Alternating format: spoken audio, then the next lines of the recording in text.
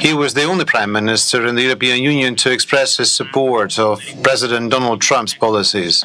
Today, he is one of the US president's closest allies and friends, thanks to which we are experiencing a golden age of American-Hungarian relations. Ladies and gentlemen, Hungary's Prime Minister, Viktor Orbán.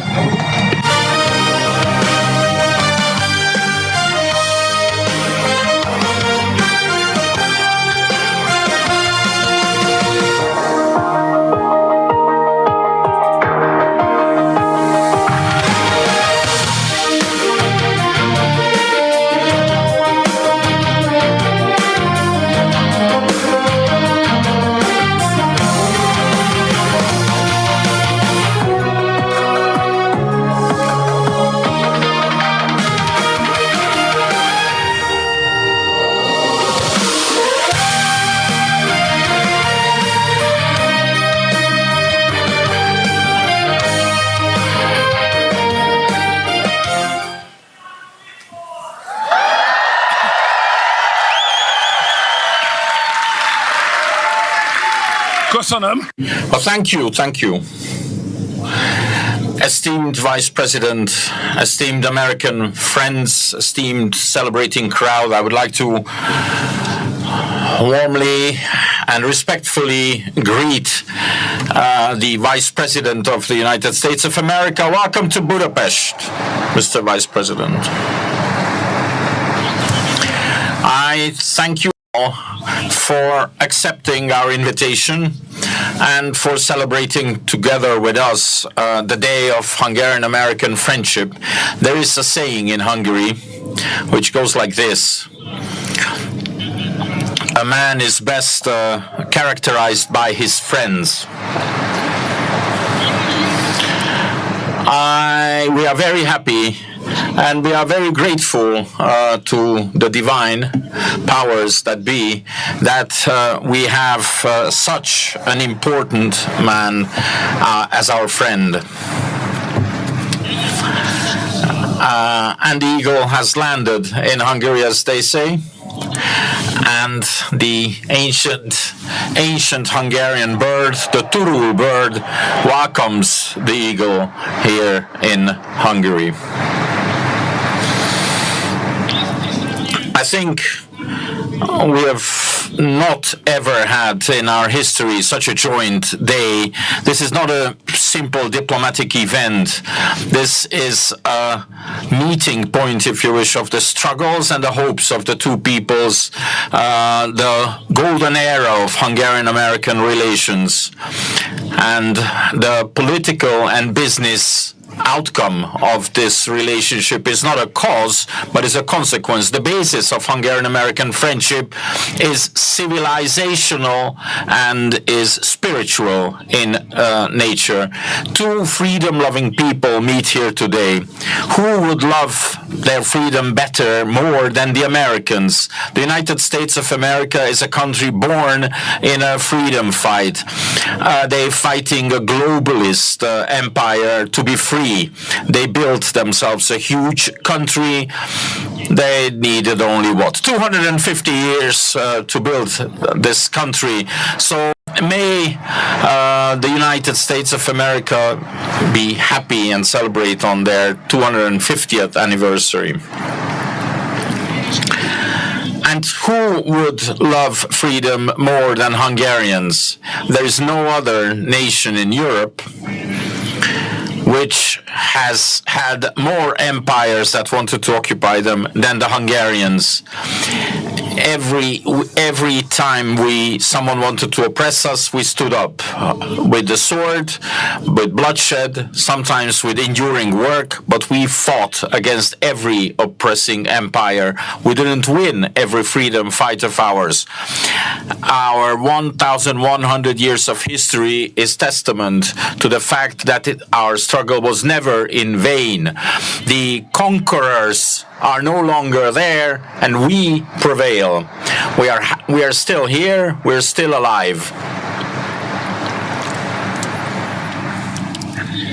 We are alive, we are prospering, and everything is given to make us the winners of the next century. And we believe that this is going to be the century of Hungarians. Distinguished ladies and gentlemen,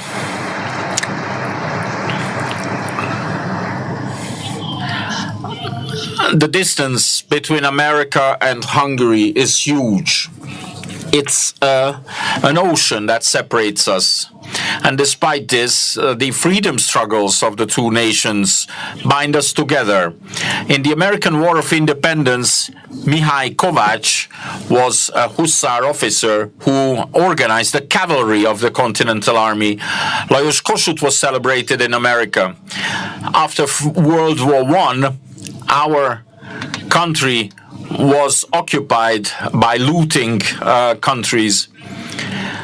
Harry Hill Benthold, American general, defended the Hungarian National Museum and thereby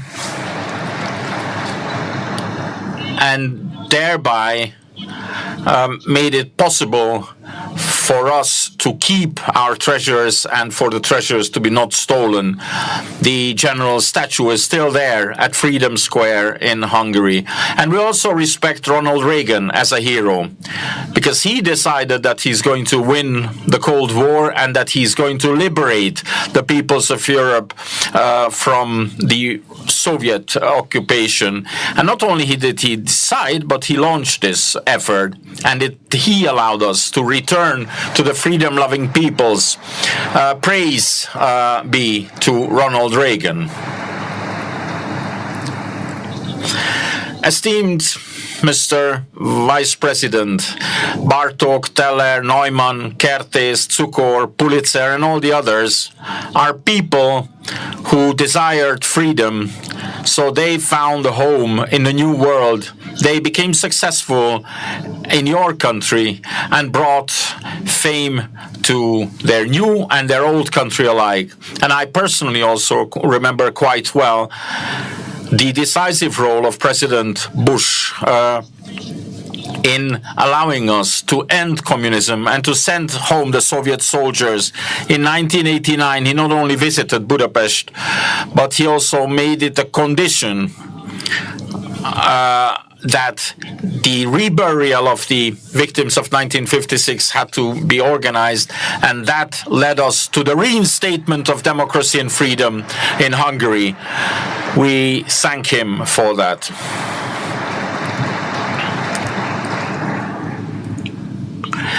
Distinguished ladies and gentlemen, Americans and Hungarians, their friendship has endured even in those difficult years when American Democrats wanted to turn the 1,000-year-old Christian Hungary into a leftist progressive country. However, one cannot fight the laws of physics.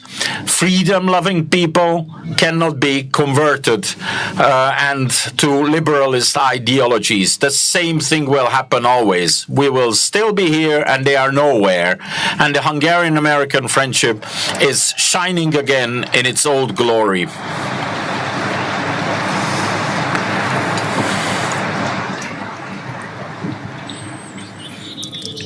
Distinguished Hungarian and American patriots,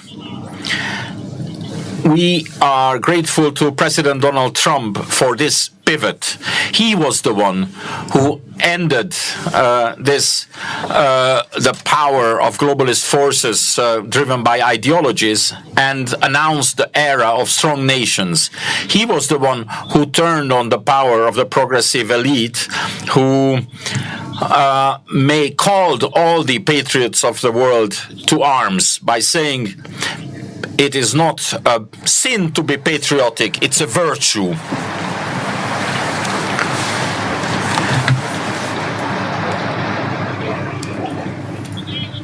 The president has shown that patriotic policy is also successful, can be successful government practice. During his presidency, America has again placed its own interest in the first place and has given back the honor of national politics. His economic patriotism has protected jobs, brought industry back home, and has proven that globalization is not an end in itself. He ended illegal migration. He dusted off the old act. Without borders, there is no country. Without sovereignty, there is no freedom. We have every right and every reason to send our best heartfelt wishes to the American president and wish him a lot of success.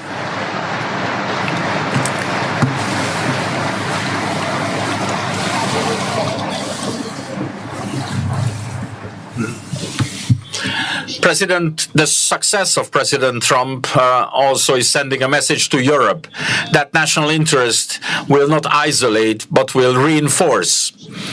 A nation has shared objectives: to be strong, to be independent, to remain free. We will not allow others to decide on our fate.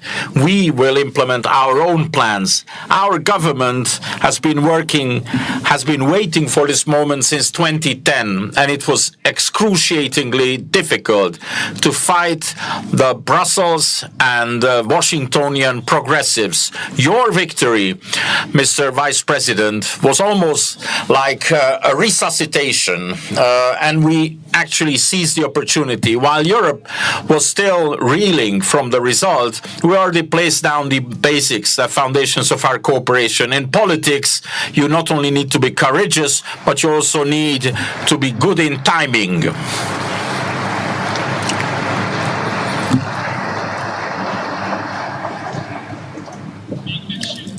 And one needs to also know how to be hurt.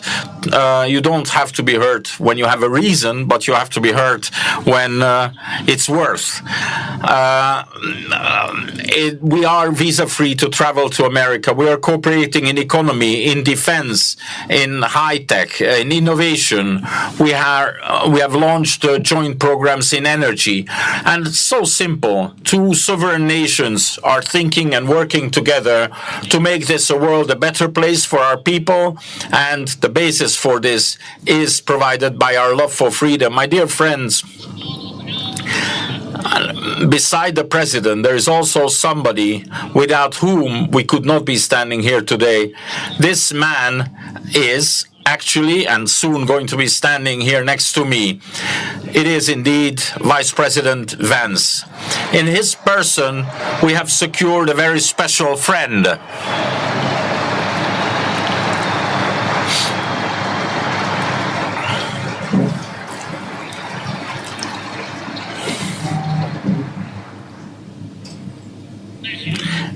It is difficult to understand us Hungarians. It is not only about knowledge, you also need patience with us Hungarians, because we are an ancient nation, and similarly to Americans, we also consider ourselves to be exceptional. There's a lot of things we know, and we have huge loads of experience. We consider it only natural that everybody should understand what is evident to us. Therefore, we don't pay too much attention to actually making others understand us. If they don't understand us, all the worse for them. Furthermore,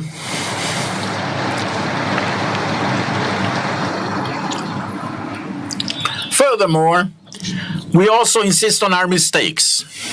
We are insistent that it is easy to make friendship with perfect people. If we are not good for somebody the way we are, well, it's their loss.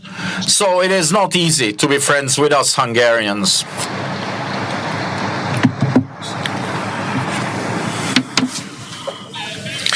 But Vice President Vance is actually doing quite well, because he understands the old Christian prayer, don't look at our sins, look at the fate of the church. And this is especially true for us Hungarians.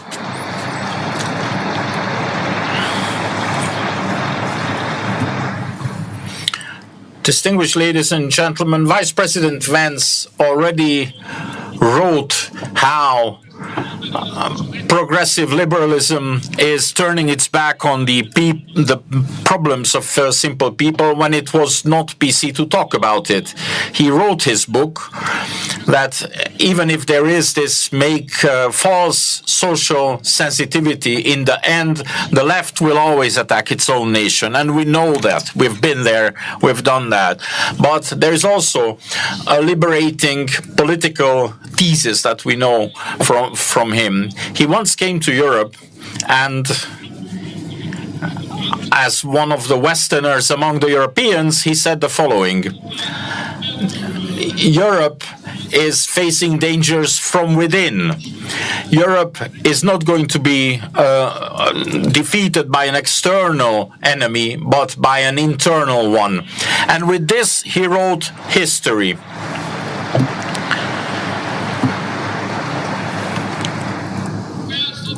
He liberated in Europe the intellectual and political forces that were wearing and suffering from the muzzle of political correctness. So, viva, viva, viva.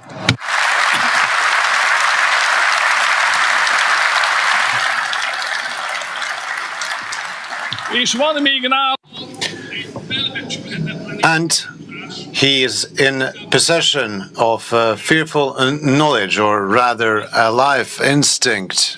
From a great distance, he notices if foreigners, aliens, want to intervene into elections, and that is why he leads the commission investigating into these interventions, because interventions are made here and elsewhere. We have seen that in the United States.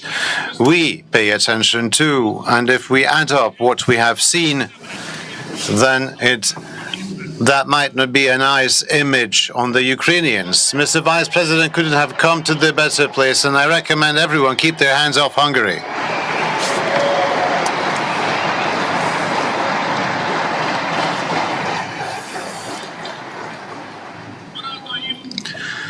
Dear friends, the other idea of Mr. Vice President is that progressive notions hogtie people. They hold back performance. They attack the values that once made our nations great. He started organizing the intellectual homeland background, which is capable to place the renewal of the United States on a stable foundation. That is how we Hungarians entered the picture. We ourselves also fought with our progressive liberals who held back the performance of Hungarians. Our solutions are also similar: God's family, homeland, and of course work, labor.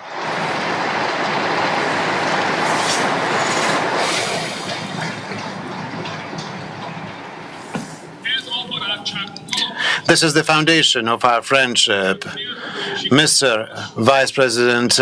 Therefore, it is dignified and justified that we can celebrate the Day of Hungarian-American Friendship in your presence.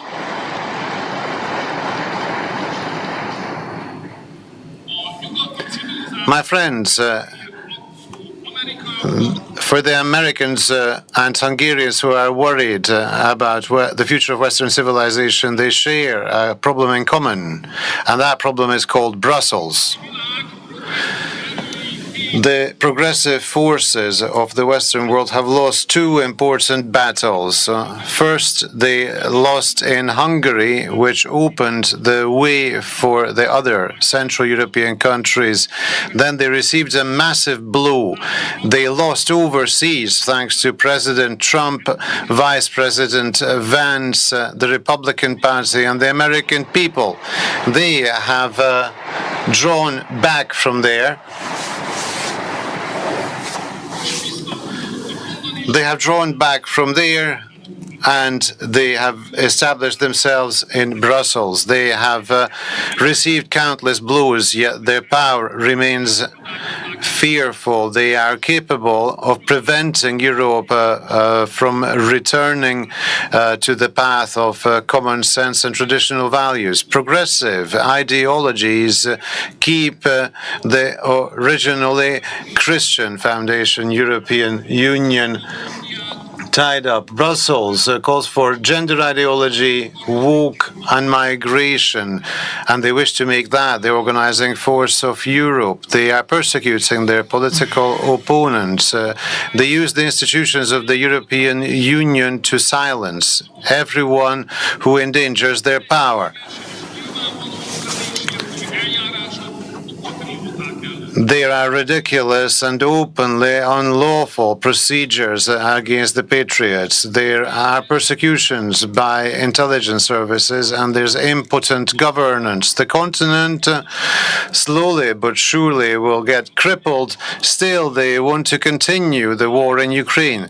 They say that they will support the Ukrainians till the very end. They don't even make a secret of it. Their dream is to send their own young to the Eastern Front under the flags of the European Union. Now, when the energy supply of the world is about to collapse, instead of peace, they introduce new and new sanctions. This is more than just being irresponsible. It is equal to suicide. If this continues, first, the energy prices will skyrocket, and after that, the European reserves will be depleted. When the Ukrainians blew up the Nordic Stream, they shut a blind eye. And now that the Ukrainians have imposed an oil blockade on Hungary, Brussels does not represent us, but is in favor of the Ukrainians. And we should have no doubt they wish to make the attempted attack against the Turkic Stream as ridiculous. We are being sanctioned because alone in Europe, we pointed out the self-destructive policies of Europe and the games played by the Ukrainians. We suffer €1 million a day in sanctions and penalties because we protect our borders. There are procedures against us for protecting our children from gender ideology. We are under daily attack because we follow the rules of common sense in economy and commerce. Distinguished ladies and gentlemen, the years ahead of us will not be easy.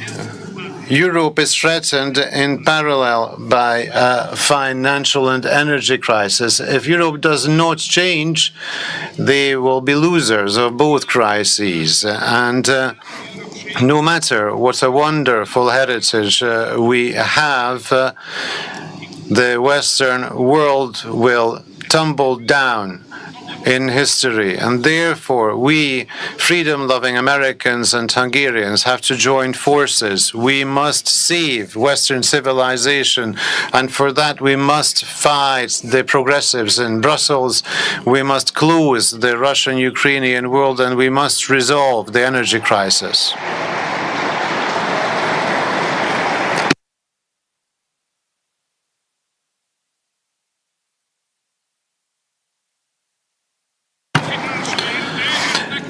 Fellow Hungarian countrymen, we Hungarians for that must perform a task that no one else can do instead of us. On Sunday there will be elections in Hungary, and these elections are not only about us. At these elections, it is a future and a fate, a destiny that we choose for ourselves. This election is about what path we wish to continue on. One path leads to a world where we lose our independence, where we are torn from our friends, and where eventually we shall become insignificant, where they would order us to take up arms, send soldiers to the war, and send money to Ukraine.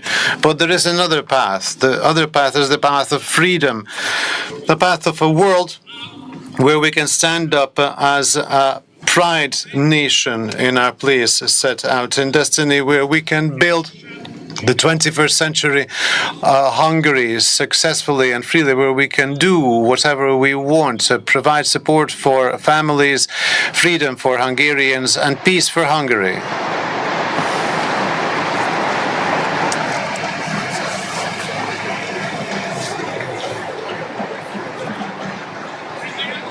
And for that reason, from here, I ask you, I implore you that we stand up for freedom, we stand up for our nation, we stand up for our future, we stand up for the peace and security of Hungary, because if we do not do so, no one will do that instead of us. But if we do it, and if we prevail, then, my friends, we shall be capable of wonderful things.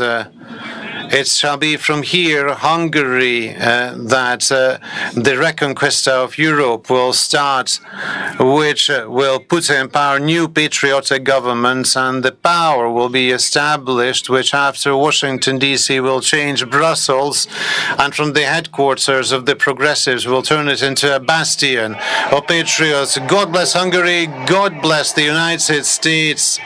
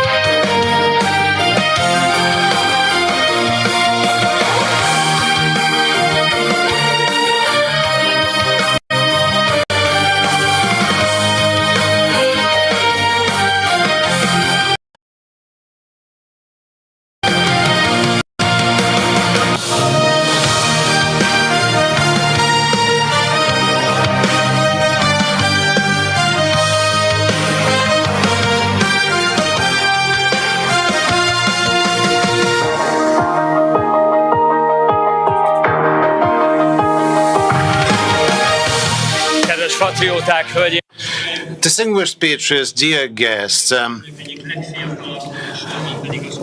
of the youngest vice presidents in the history of the United States, and the 50th, J.D. Vance, is up next.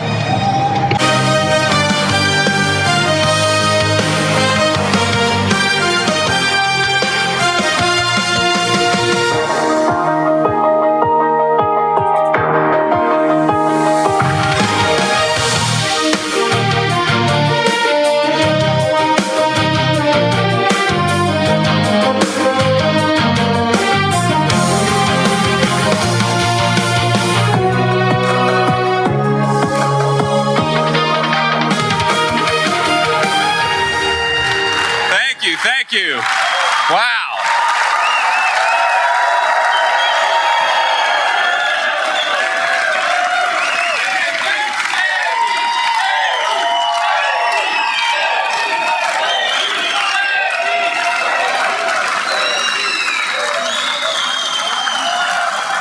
Thank you. Please. So before I started my remarks, I actually had a special guest that asked that I give him a phone call, and we'll see. Let's hope he actually answers. So this is going to be very embarrassing. All right. I'm sorry, the person you were trying to reach has a voicemail box that has not been set up yet. Okay. Try one more time. I get a good signal here.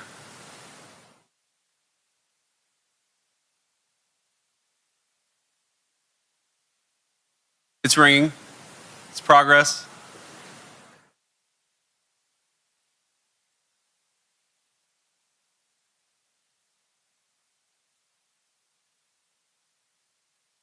Hello, Mr. President. How are you? Hi. Hey, JD, could you give me a second? I'm just... Wow, that's some... How did you have there, JD?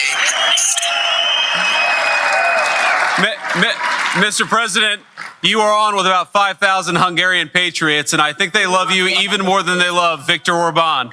Well, I can't believe that. I can't believe that because I love Hungary and I love that Viktor. I'll tell you, he's a fantastic man. We've had a tremendous relationship and he does a job. Remember this, he didn't allow people to storm your country and invade your country like other people have and ruin their countries, frankly.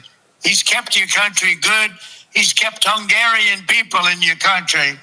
And he's done a fantastic job. And let me tell you, I like him a lot, but if I didn't think he did a good job, I wouldn't be making a call like this. But boy, that sounds like a big crowd, and that sounds like my kind of people.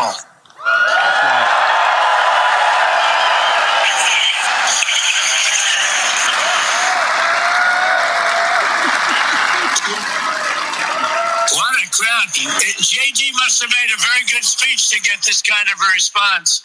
I guess. How did JD do? Did he give a good speech, everybody? It's very early, sir. It's early. Okay, well, I just want to tell you, I'm a big fan of Viktor. I'm with him all the way. The United States is with him all the way. And it's a real honor to talk to you. You're really incredible people with great enthusiasm and brilliance, because you're brilliant people. And I really love it. You have a man that kept your country strong, and he kept your country good. And you don't have problems with all of the problems that so many other countries have because they let their countries be invaded. And you don't have that problem because of Viktor Orban. That's the only reason you don't have that problem. There was a lot of pressure on him to do it, and those other countries made big mistakes. So I wish you a lot of luck, and I love you all. Thank you, Mr. President.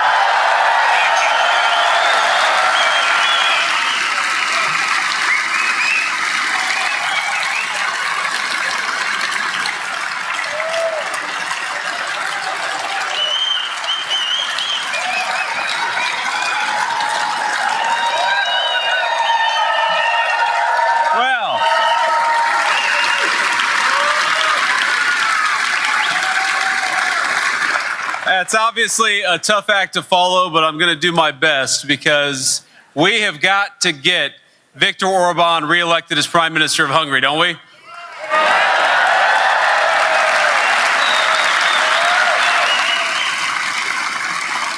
Now, this is actually my second trip to Budapest, but the first as a public official.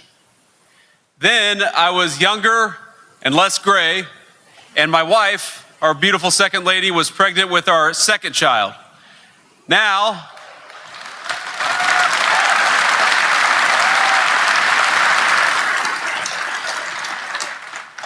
we're back in Budapest. I'm the vice president, and she's pregnant with our fourth.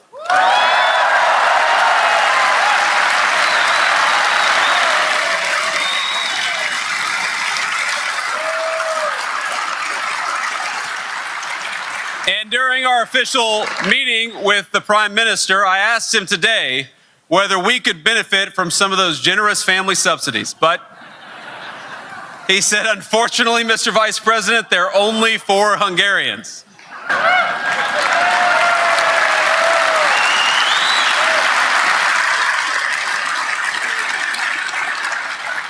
Now, we have had a whirlwind of a trip already, but I find myself thinking the same things on this visit that I did during our brief vacation here as a private citizen a few years ago. Budapest is a beautiful place. It was built by people, your ancestors, who used its beautiful architecture and landscape to lift up the human spirit. And it's an honor to visit as relations between America and Hungary have reached new heights. An exciting era of new ties on everything ranging from energy security to business and trade cooperation to closer cultural bonds. So I want to say, my friends, thank you. Thank you for hosting me, and thank you for being a great friend of the United States of America.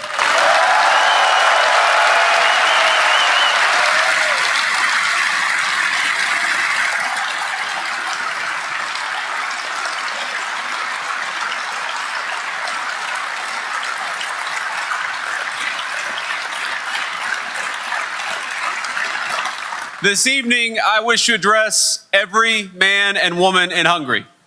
young and old, citizens of every region, of every age, and of every background.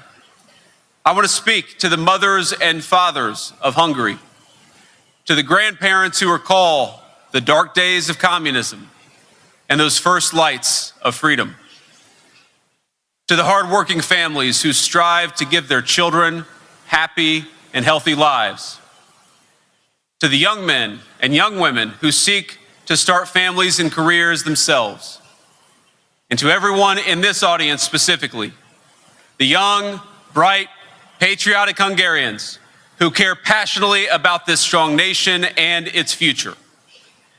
I am here for a simple reason, because I admire what you are fighting for. You're fighting for your freedom, you're fighting for your sovereignty, and I am here because President Trump and I wish for your success, and we are fighting right here with you.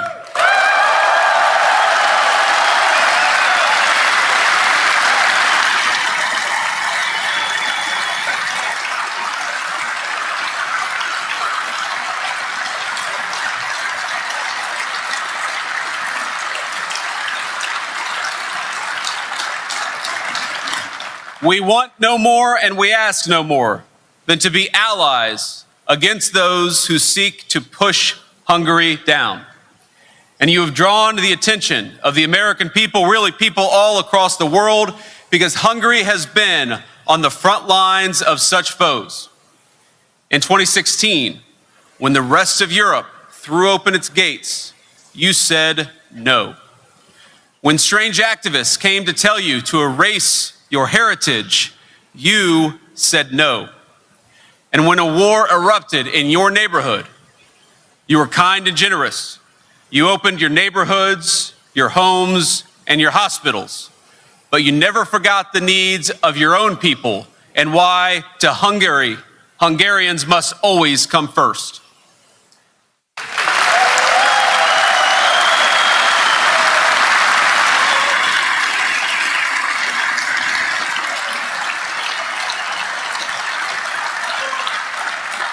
And for all these reasons, the President of the United States, the Vice President of the United States, and the American people, we admire you. And we want you to make a decision about your future with no outside forces pressuring you or telling you what to do. I'm not telling you exactly who to vote for. But what I am telling you is that the bureaucrats in Brussels, those people should not be listened to. Listen to your hearts. Listen to your souls, and listen to the sovereignty of the Hungarian people.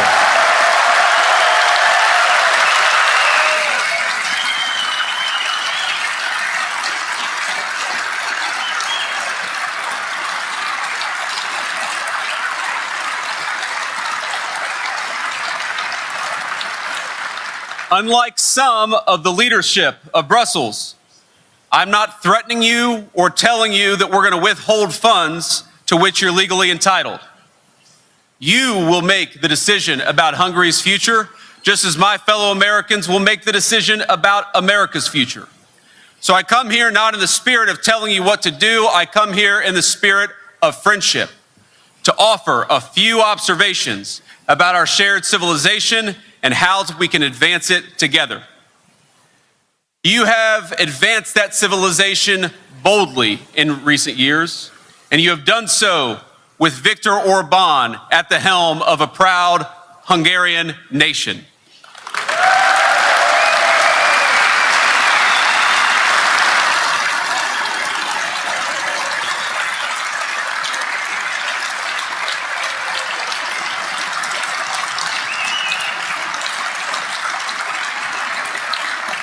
But boldness, we know this, boldness attracts naysayers.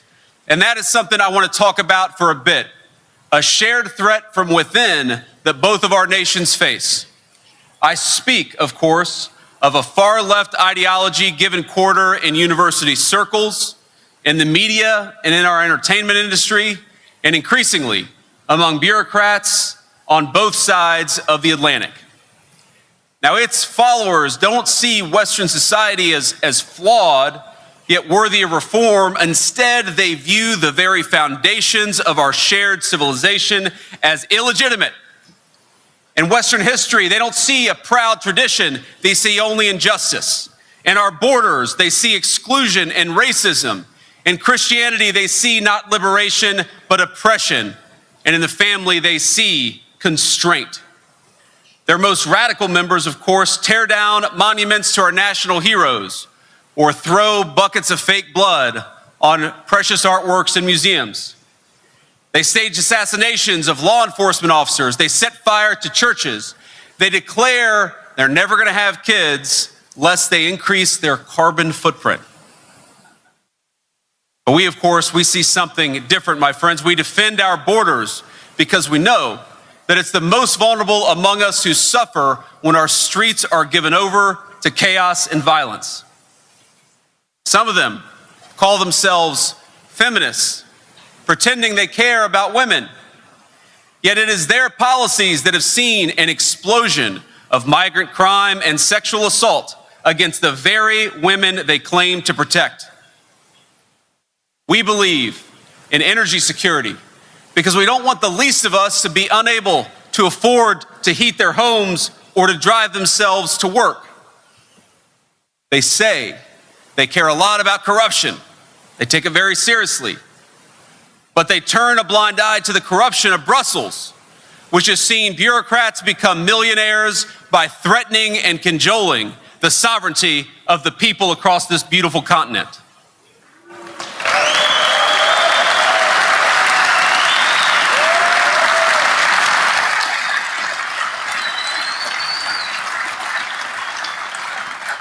Now, you all know this, much has been made about our administration. The European press asks constantly, do Trump and Vance, do they have something against Europe? Let me be clear, we love Europe. We love it.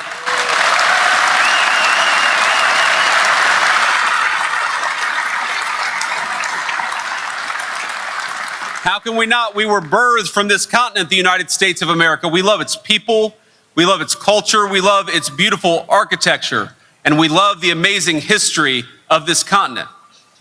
But because we love this culture and these peoples, we reject the faceless bureaucrats who would drive your energy costs through the roof and open your country to millions of unvetted foreigners in the name of progress.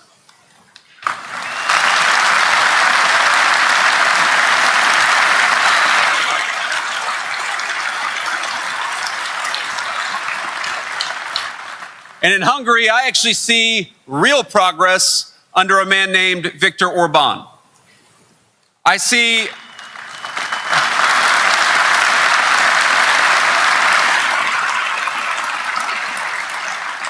a trading partner who will bring in record investment from the United States of America. We've invested more in Hungary than we ever have in our history. I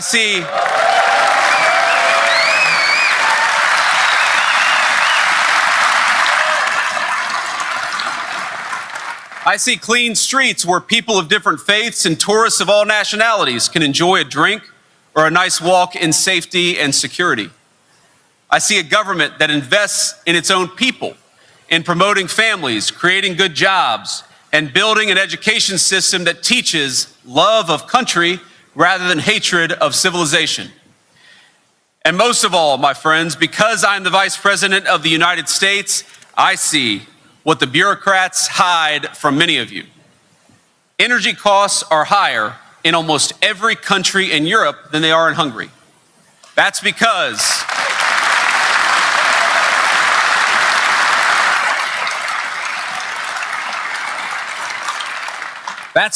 Viktor Orban has fought for energy security while most European political leaders have not. I see the way those same leaders sneer at the normal, God-fearing people of Hungary. I see how they call the people of Hungary and America backwards for wanting cheap electricity bills. I see the way they look down on peacemakers like Viktor, a man who has done more than any leader in Europe to bring about a successful resolution to the war between Russia and Ukraine.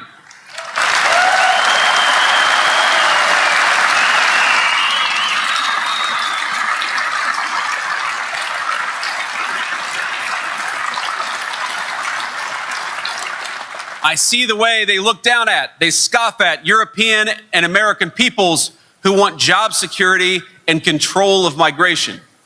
And most of all, I see that those who hate Europe the most, who hate its borders, its energy independence, the people who hate its Christian heritage, they hate one man above all others, and his name is Viktor Orban. And if they hate him, it means he's on your side.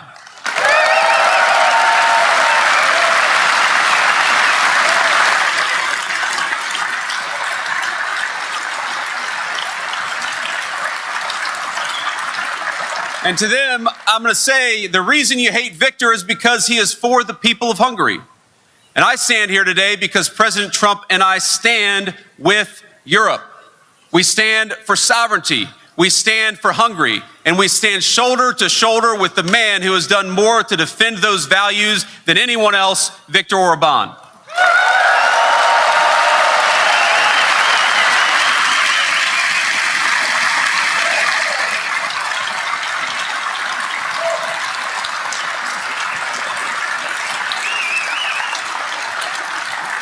You know, the leaders of this country, perhaps more so than any other across Europe, understand that Western civilization, so despised by the left, it's not something that's self-sustaining.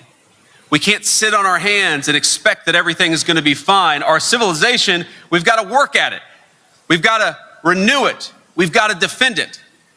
The people in this room understand that sovereignty and national identity are not problems. They are a necessary part of the solution. And when one country protects its sovereignty, even a country of 10 million people in the heart of Europe, it raises uncomfortable questions for those who insist there is no alternative. There is an alternative, and it's right here in Hungary.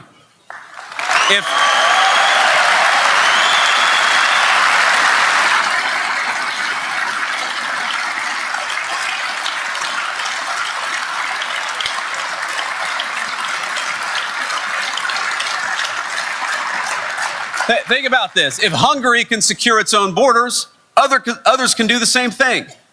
And if they do not, if they fail to control migration, that is by choice. If Hungary can place its own workers first, there's no reason that its neighbors can't do the same. And when they do not, that too is a choice. Viktor and this entire political leadership, they become a target of the bureaucrats because he shows that real sovereignty is possible. He shows you can be pro-Europe, you can be pro-America, and you can be pro your own people, and he's showing it in spades.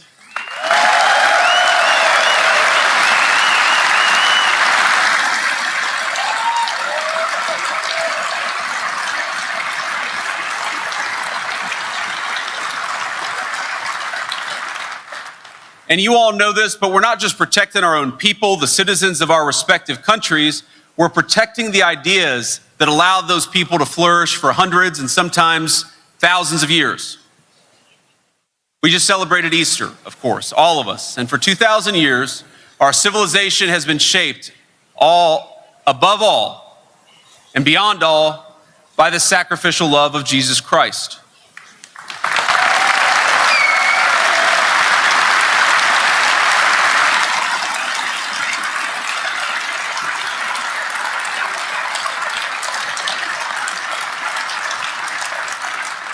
Built upon the laws of Moses and the laws of Rome, and that society has produced not oppression, but the most free, tolerant, and prosperous societies in the history of humanity. Concepts like God-given natural rights, a sense of duty to one's neighbors, an obligation to protect the weak and the vulnerable, a belief in free will and individual conscience. No set of ideas has brought mankind closer to universal human dignity and flourishing. From those principles that founded our civilization, everything else flows.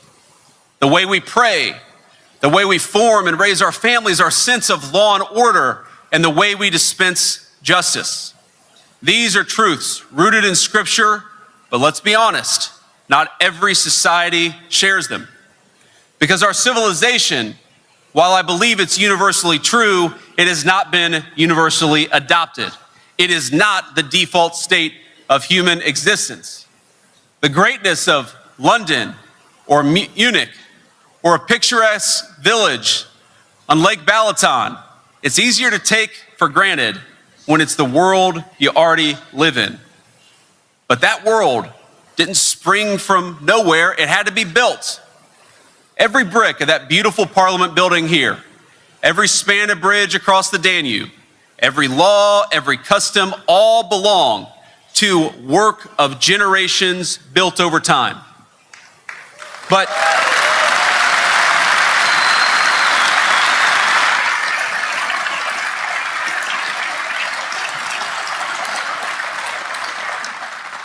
what's been built over generations can be undone in a single lifespan.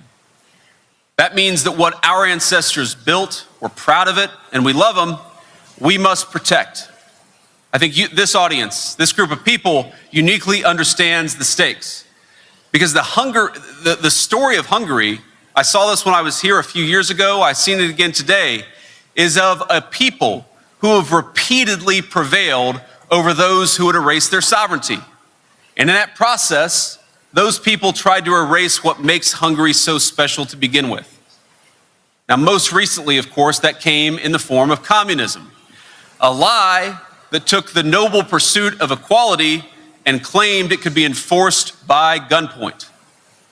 That's no coincidence, and you all know this better than I do, that once in power, the communists in Hungary set about dismantling every institution that gave this great nation its character. They shuttered churches. They rewrote history. They framed 1848 not as a national revolution, but as a mere prelude to a Marxist struggle. And they didn't do it all at once. They did it piece by piece. What they themselves called slicing the salami, removing one by one the institutions that anchored Hungarian life. But ultimately, thanks be to God, the spirit of King St. Stephen prevailed in this nation.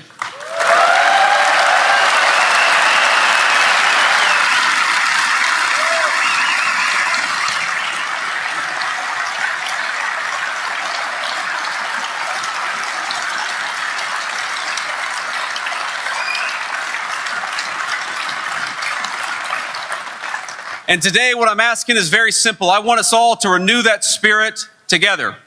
For again, we see sovereignty challenged in Hungary. Again, we see faceless bureaucrats in faraway countries telling you how to live, how to pray, how to speak, and how to govern yourselves. But you have a choice. Do you bend the knee to tyranny, or do you proudly stand with St. Stephen and choose a real leader this weekend?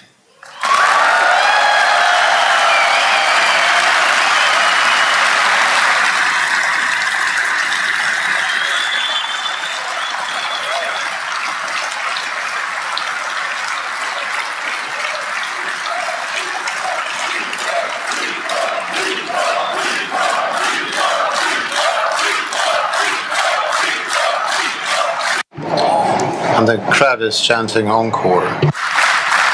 We're talking about a leader who feels real pride in this place, in its history, in its culture, and in its way of life. A leader who will fight to preserve those things while also building a better future.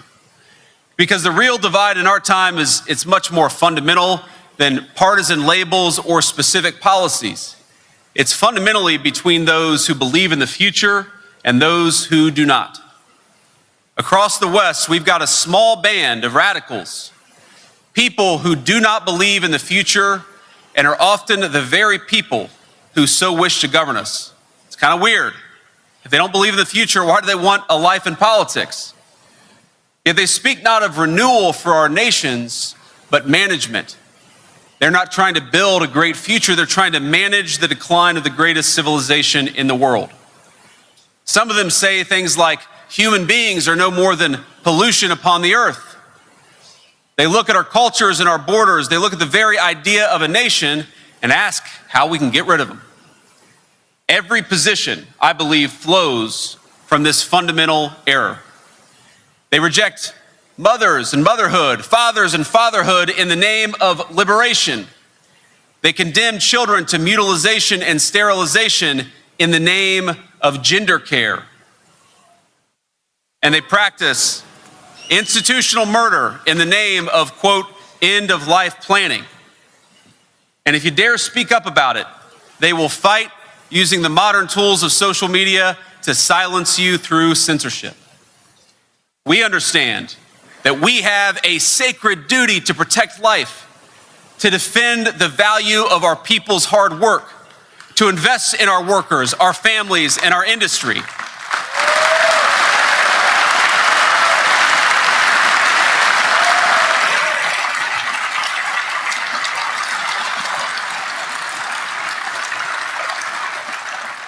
And to make it easier to build a life that is affordable for all of our citizens. We are committed to our future because we are committed to the very idea of our people.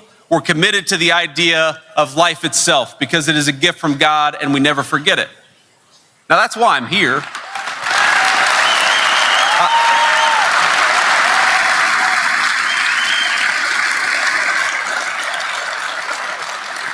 That's why I'm here, ladies and gentlemen. That's why President Trump sent me to stand here with Victor today, something I'm very proud to do.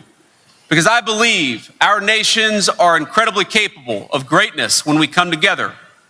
Our work is not zero sum. Indeed, it cannot be, because our goal is always to build a better life for our people. These bureaucrats, they've given us a false choice. Think about this. They tell us that the options are between isolation and globalist integration. They have framed their project as the inevitable future, even as their very institutions stagnate and crumble. But we know there's a better way. Cooperation between countries with shared values and parallel destinies. That is the story of Hungary and America, and we're going to keep fighting for it.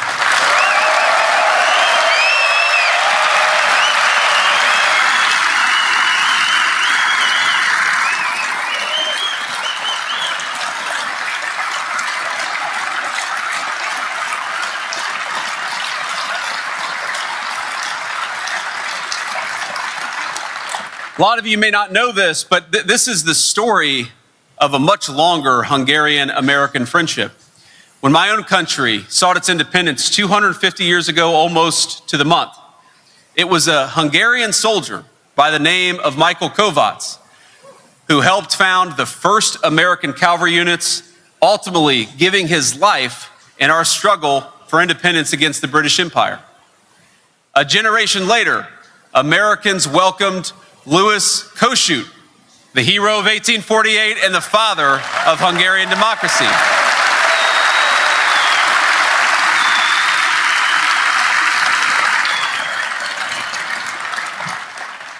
Now, Kossuth was greeted in the United States like a rock star, much better than a politician. His arrival in the more general cause of Hungarian independence, it captured the imagination of our young nation. He received the distinction, the second foreigner ever in our nation's history after Lafayette, to address a joint meeting of Congress. And his bust stands in the United States Capitol to this very day.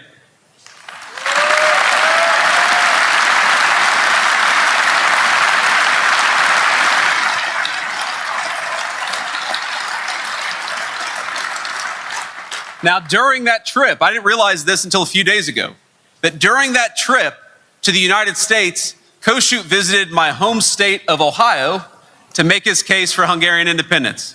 We have some Ohio fans over here, that's good.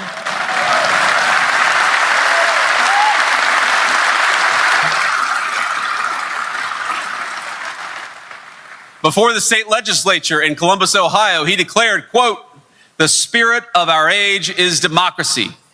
All for the people and all by the people. Nothing about the people without the people. My nation."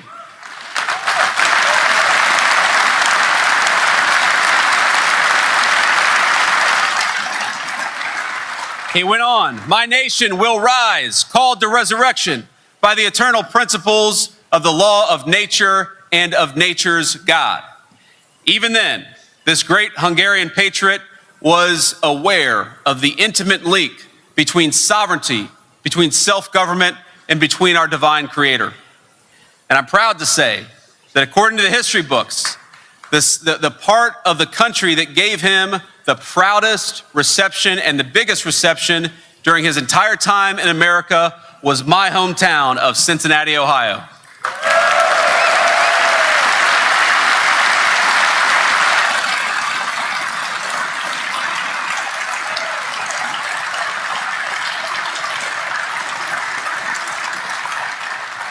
You have to imagine this, and you tell these stories and you think, how can the bureaucrats think that we're not capable of self-government and choosing our own destiny?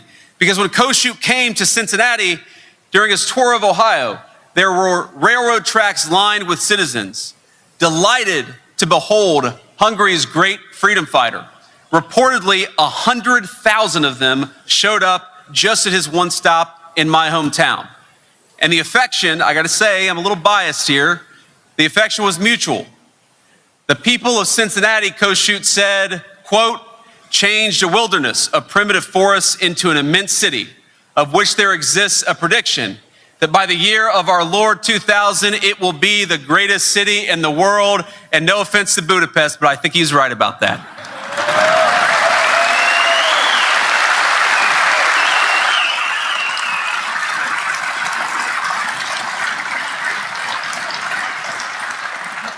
But it tells you something very real, that when Kossuth looked at the United States of America, he didn't see something radically different. He saw something familiar. In our nation, he recognized the same forces at work that were shaping Hungary. People building something of their own, out of wilderness, with purpose, conviction, and a deep belief in where they came from and what they were called to do. And standing in Cincinnati, he saw something in America that he believed was just the beginning. The West, he exclaimed. There you can see the cradle of a newborn humanity. It was true then, and it's still true today.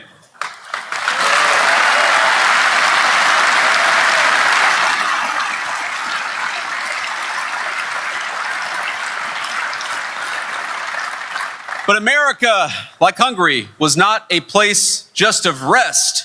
It was built around the idea of creating and renewing. And those early Americans, like the heroes of your own nation, took that inheritance and they shaped it into their own. They added to it. They fortified it. They passed it down to their children and to their grandchildren, who then did the same, with the expectation that generations later, those grandchildren would carry it forward. On his fateful trip to America, Kossuth announced that Hungary was to become, and this is perhaps my favorite quote, the cornerstone of national independence on the European continent. This guy was a prophet.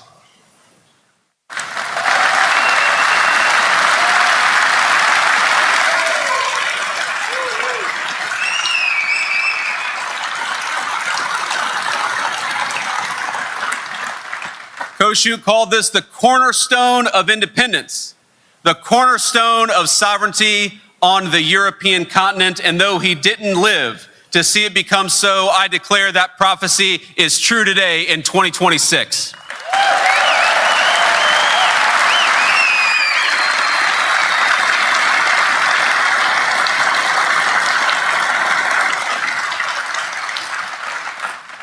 Now, under Viktor Orban's leadership, you have held on to the civilizational goods that make a country worth living in the first place.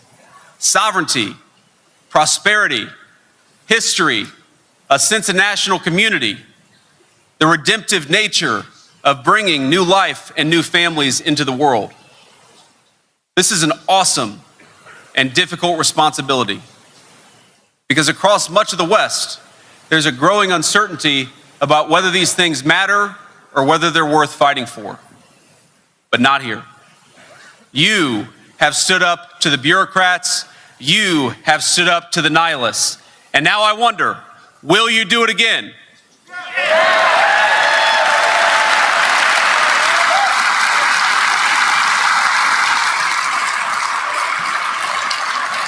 Will you stand against the bureaucrats in Brussels? Will you stand for sovereignty and democracy?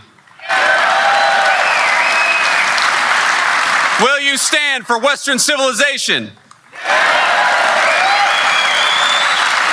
Will you stand for freedom, for truth, and for the God of our fathers?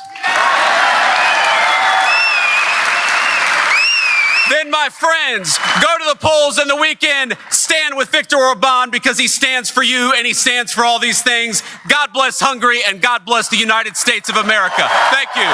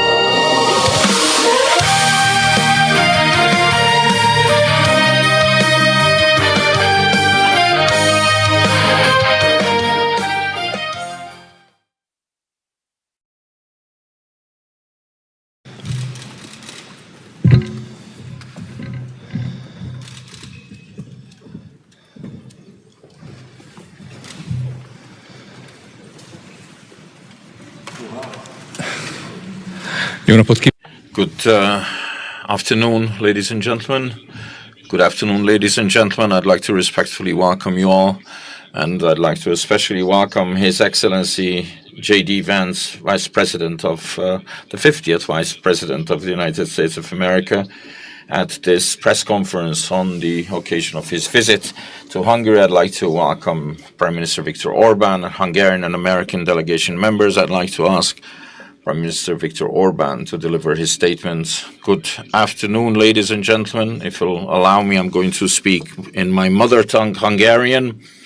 I'd like to respectfully and cordially welcome Vice President Vance in Hungary. The last time a Vice President from the US visited Hungary was 35 years ago, and we haven't had such a high ranked American dignitary in Hungary for 20 years. And 20 years, that's quite a long period of time. With the election of President Trump, I believe a golden era has been ushered in our relations. We have enumerated the year of records was 2025 in terms of economic cooperation.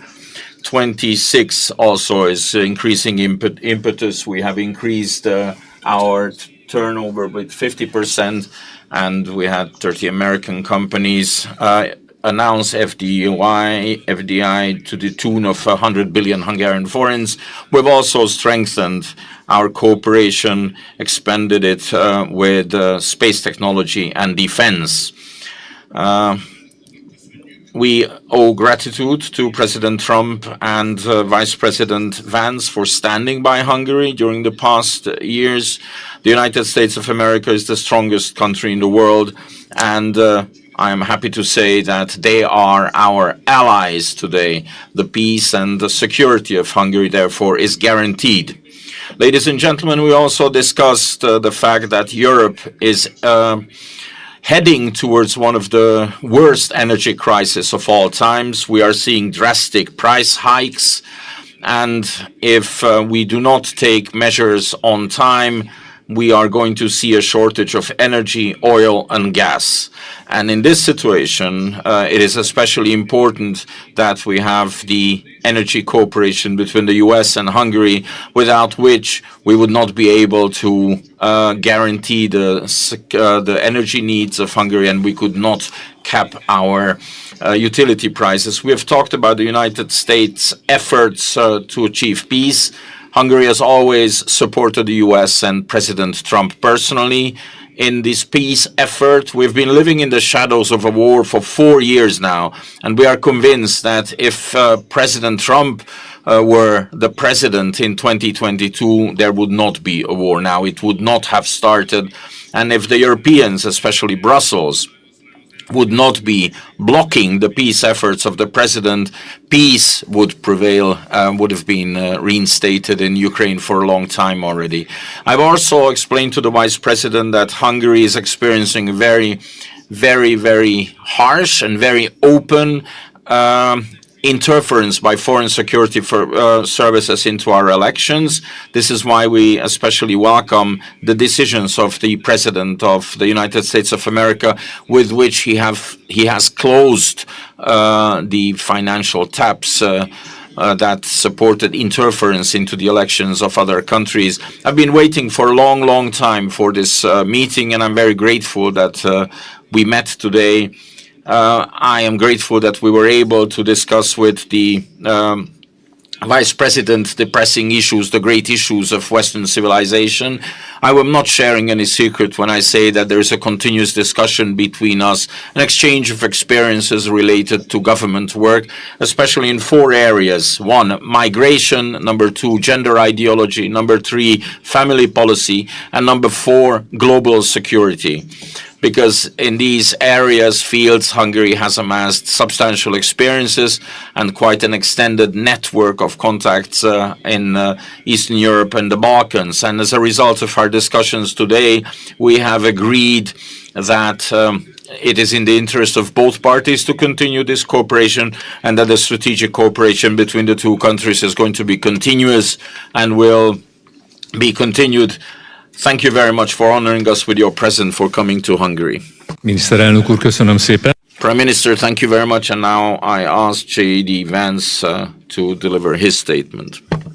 Well, thank you, Prime Minister, first of all, and thanks to the people of Hungary for welcoming me. This is a beautiful city, a city that I've been to once before on a personal trip, probably 5 or 6 years ago. And I remember the first time that I came to this beautiful country, my wife was about 20 weeks pregnant with our second child. And now we've come back to Budapest, and my wife is 20 weeks pregnant with our 4th child. So there's an interesting way in which our trips to Hungary have rhymed.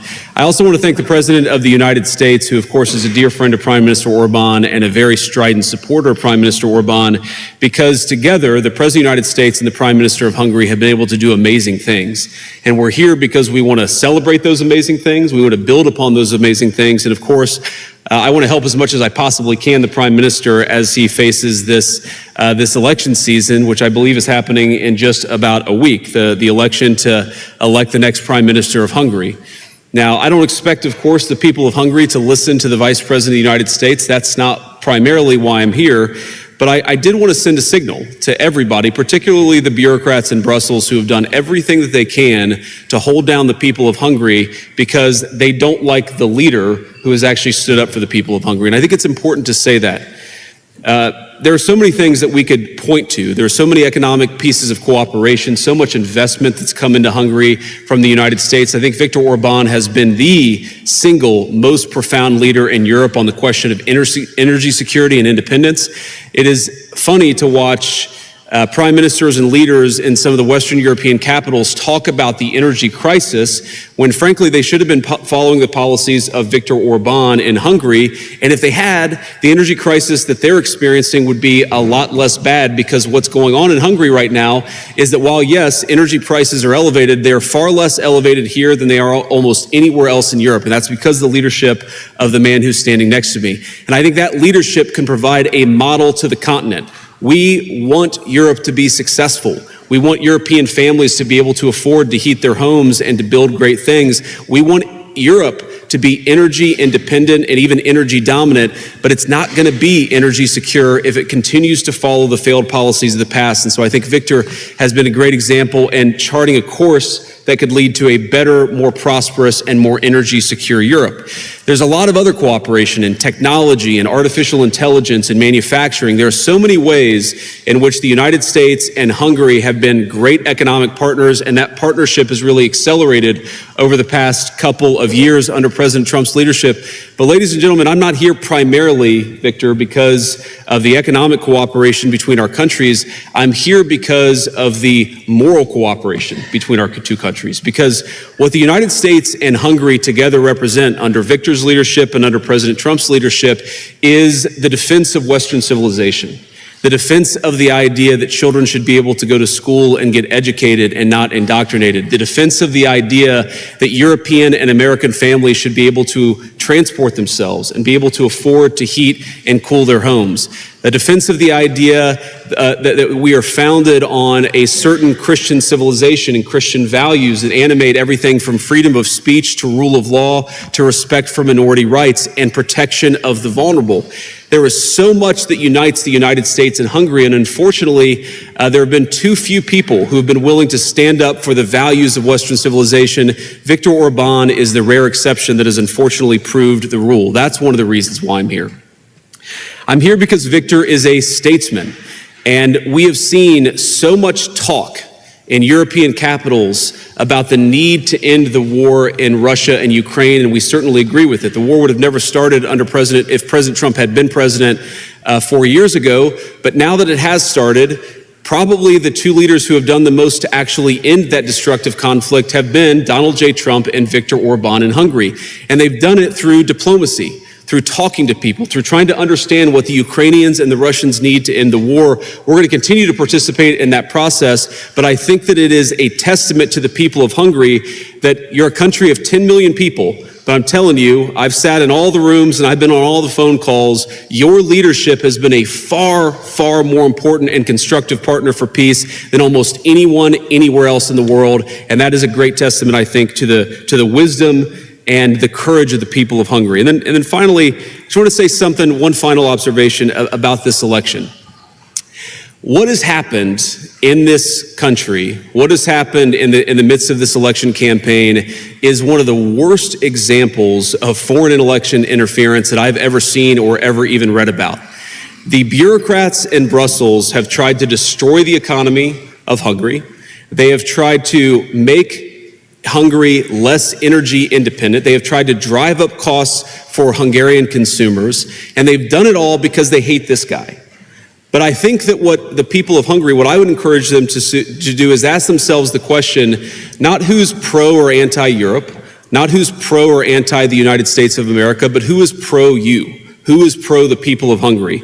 In my experience, I've seen a guy who has ferociously advocated for the interests of Hungary. I'm here to help him in this campaign cycle, and yet when I sat down with Viktor, we didn't talk about politics. We talked about Here are 5 things that we need, that the Hungarian people need from the United States in order to further our partnership and in order to achieve prosperity. That's the kind of leadership that is needed. And on everything from digital censorship, why are bureaucrats in Brussels telling social media companies what information they're giving to Hungarian voters? I think the voters of Hungary are adults. They are sovereign in their own country, and they should be able to look at whatever information they would like to about the election without somebody in a faraway capital treating them like children. Sovereignty, democracy are fundamentally about the people choosing. And part of the reason why we're here, and part of the reason why the President of the United States sent me here, is because that we think the amount of interference that's come from the bureaucracy in Brussels has been truly disgraceful. I won't tell the people of Hungary how to vote. I would encourage the bureaucrats in Brussels to do the exact same thing. So, Viktor, thank you, and it's good to see you. Thank you very much. We'll take a couple of questions. Do you want to? Thank you, Mr. Vice President. We have time for a couple of questions. The first two goes to the Hungarian side, and then the floor is yours, Mr. Vice President. Az első kérdést a... So the first question goes to Hungarian television. Csaba.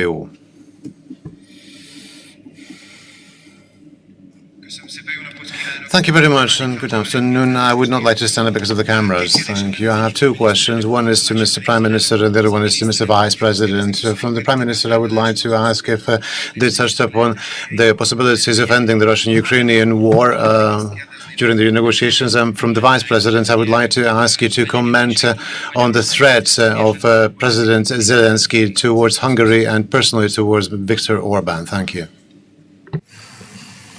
Okay. We did touch upon the Russian-Ukrainian war, which is a painful subject. We're talking about a war waged between 2 Christian countries. Moreover, in the territory of Europe. So these two sentences actually set out how serious this war is. And I have always really looked up on the President of the United States. I'm talking about the current president, obviously, that from the first moment onward, he regarded these two dimensions as most important. In Europe, two Orthodox, deeply Christian countries are waging a war where tens and hundreds of thousands of people die and become injured for life. This is so terrible that you have to stop it at all costs. And since the United States, prior to President Trump, was in favor of this war, for us, the current position of the United States is indeed very valuable because it is fundamentally pro-peace. So if a Hungarian and a US politician meet, they cannot avoid talking about the Russian-Ukrainian war. Moreover, this war is being waged in the neighborhood of Hungary. Hungarians also die in this war, since in the current territory of Ukraine, multiple Hungarians live who are drafted, occasionally with brutal coercive measures. They are taken to the front where they die. So you cannot avoid talking about the Russian-Ukrainian war during such a meeting, especially so because previously the President of the United States had initiated a peace summit between the US and Russia, and he recommended as a venue for these talks Budapest, the capital of Hungary, which is the perhaps only possible venue in Europe. And Hungary agreed to that. In fact, I must say that up to the level of the technical preparation of this meeting, we negotiated on those with both the President of the United States and the President of Russia, and Hungary remains ready. So that if the US and Russia believe that a peace summit is required between the two of them, then Budapest will be happy to provide itself as a venue for that meeting. And we are available. And that's all I can say to you. Thank you for your willingness to host. And just to answer your question, so I'm not aware of President Zelensky threatening Viktor Orban. I know that there have been a lot of people who have threatened Viktor and have frankly not just threatened the people of Hungary, but have actually tried to exact costs on the people of Hungary because their leadership has been one of the few that's been wise and smart about the conflict between Russia and Ukraine. Now, look, you don't have to defend the morality of the war. I think Viktor has. I certainly have. The President of the United States has condemned the invasion. We don't like the war. We want it to stop. That's not the question. The question is, how do you make it stop? And the answer is not by politicians who stand at microphones and beat their chests and act tough when somebody else's children are going off to fight in a conflict. You do it through sustained diplomacy. And so I'd ask the people of Hungary, and not just Hungary, but the people all across Europe, what is the alternative to peace? Is it to continue feeding young men into this terrible, terrible war, to continue this completely ridiculous cycle of violence, or is it to get serious about diplomacy? Is it to continue to have skyrocketing energy prices to the point where European economies are on the verge of collapse, or is it to sit down and get serious about a peaceful resolution? The reason the President of the United States has been so dedicated about this is not because it affects us as personally as it does the people of Hungary or Europe. In fact, we're much more insulated, as all of you know, from what's going on in Russia and Ukraine than most countries anywhere else in the world. The President has asked us to work so diligently on it because he knows that it's bad. It's bad for commerce, it's bad for morality, it's bad for human life. We need to actually engage in some real diplomacy. Viktor has been better at anybody at helping us understand what is it the Ukrainians need and what is it that the Russians need in order to achieve peace. We're going to keep on working on that process. As you've all heard the President say, this war has been the hardest of all the wars that he's worked on to solve, but we're going to keep on working at it. The President has ordered us to keep on working at it, but we need people. We need people in Europe who understand the stakes and understand how to get this negotiation done. Viktor's been a great part of it, which is why the President asked him about the Budapest summit, because I think we're ever going to get these leaders together, this is the perfect place to do it, a place of real statesmanship, a place that has shown itself very willing to be a positive force for peace. Köszönöm szépen a Thank you very much. The second question goes to Patriota Noemi Német. Thank you very much. Good afternoon to you. I have one question to each of the participants. Mr. Orban, you have mentioned the serious energy crisis that we are facing. The ships that have been able to pass the Strait of Hormuz are just reaching Europe now. Now that there is no oil coming from Russia or from Middle East, what do you think will happen with Europe, with Hungary? And what can the Hungarian-American Energy Cooperation mean for Hungary? And what do you think, will Brussels also lift the sanctions on the Russian energy? If I may. Please.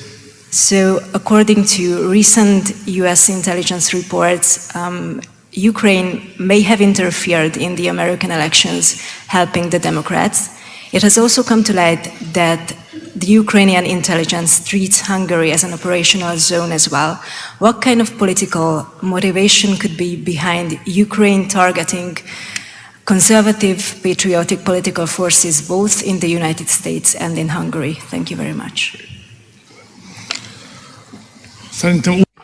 I think there is definitely a new situation in Europe, but the Hungarian elections are perhaps tightening our horizon, restricting our horizon. Therefore, we are not paying as much attention because of the elections to the developments. Of course, because we Hungarians are mainly preoccupied with the outcome of the elections next Sunday. However, there is something that is going to change everything that's happening.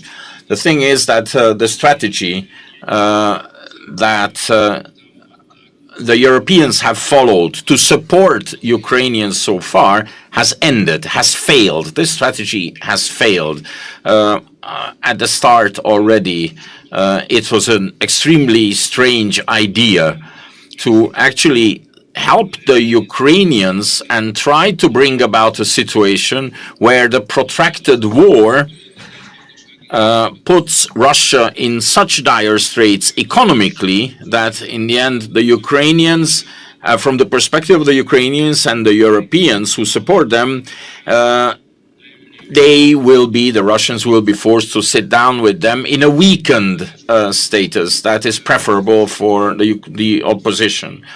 However, to wage an economic war against a country that has unlimited energy resources and has unlimited raw materials, while those waging the economic war do not have energy and do not have raw materials, was a very strange idea. And for some time, they might have believed that the sanctions levied on Russia in the end will be enough to actually win this economic war. But what is happening now is all of a sudden, everything has gained importance what the Russians dispose of. And suddenly they are in a much more favorable position than they used to be before, ever. So the the support of Ukrainians' strategy has basically failed. But now we are concentrating on the elections. That's why perhaps less attention was paid to this. But we will be faced with an absolutely new situation after the Hungarian elections. The Hungarian situation is difficult. I do not want to make a secret of it, because it was first at the end of 2022 that the Ukrainians blockaded the gas pipeline that was bringing gas from Russia to Hungary. We managed to fend that off with the Turk Stream, but just now, not much before the elections, and I think because of the upcoming elections, and in the hope of having a pro-Ukrainian government elected into office, they actually blockaded our oil pipeline as well. The oil pipeline that is the umbilical cord of the Hungarian economy, coming from Russia, the main supply route coming from Russia. Consequently, Hungary has had to tap into her reserves. There's two things we are doing. On the one hand, they have closed us off from oil. We have to supply the Hungarian economy, Hungarian consumers with fuel and with energy, and we have to force the Ukrainians to reopen the pipeline. And we have a plan to do that. We are actually executing that step by step. And at the end of this, I am convinced after the national forces win the election here in Hungary, there will be no option left for the Ukrainians than to lift this blockade, to reopen the pipeline, and Hungary can just go back to normal operation. These are my, well, I wouldn't say hope, these are my plans. This is how it's going to happen. So to answer your question, yes, we're certainly aware that there are elements within the Ukrainian intelligence services that tried to put their thumb on the scale of American elections, on Hungarian elections.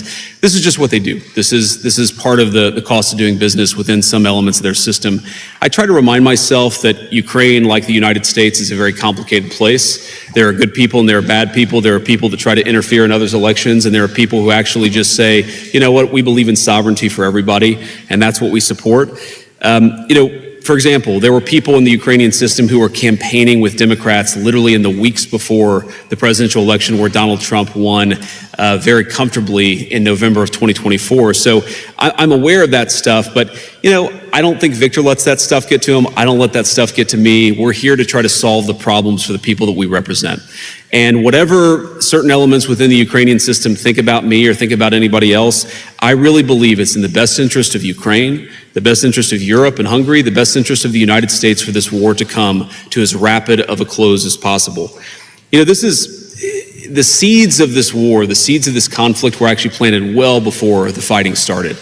And they were planted when European leaders decided that they were going to go so deep into a particular energy economy that they were going to cut themselves off from oil and natural gas that came from the East. That was a huge mistake then, and it's obvious that it's a huge mistake now. And it's funny when I hear people accuse, my president, for example, of being pro-Russia.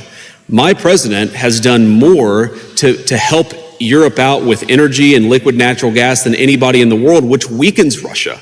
Because we would love our allies and our friends to pursue smart energy policies so their consumers can pay less money, but also when, God forbid, there's a conflict, they can rely on us rather than another country for the energy that they need. So it's so funny to me that very often the very people who accuse this or that leader of being pro-Russia are the very people who created an energy-weak economy in Europe to begin with, and that has done more than anything to make Ukraine weak and Russia strong. We just want the killing to stop. We want to get back to commerce. We recognize there's a lot of difficult issues, but the way to solve those issues is to talk to one another and to actually engage in the hard work of diplomacy.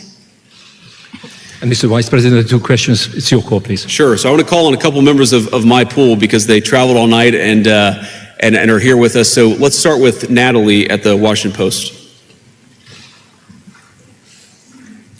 Thank you, Mr. Vice President. The clock is ticking to tonight when the deadline looms for avoiding bombing infrastructure in Iran to the Stone Ages, as the President has said. Do you have any new information to believe that a deal can be reached by then? And secondly, there's been some rhetoric from this administration, your administration, about this war, God supporting the United States in this war and the strikes against Iran being part of God's will. Do you agree with that? And what do you make of the idea that God is on the side of the U.S. in these strikes? Well, so you asked if there's new information, and I don't, unless I have a text message from Steve. Well, I do have a text message from Steve Witkoff. Wouldn't you like to know the subject of this message? But no, I need to read it first before I talk about it. But here's what time is it in the United States right now? Okay, that makes sense. All right. Okay, so Natalie, on this question of the deal, I really think there are 2 pathways. The president's been very clear about this. There are 2 pathways that this thing is ultimately going to end. First of all, the United States has largely accomplished its military objectives. There are still some things that we'd like to do, for example, on Iranian ability to manufacture weapons that we'd like to do a little bit more work on militarily. But fundamentally, the military objectives of the United States have been completed. So that means, as the president has said, very shortly, this war is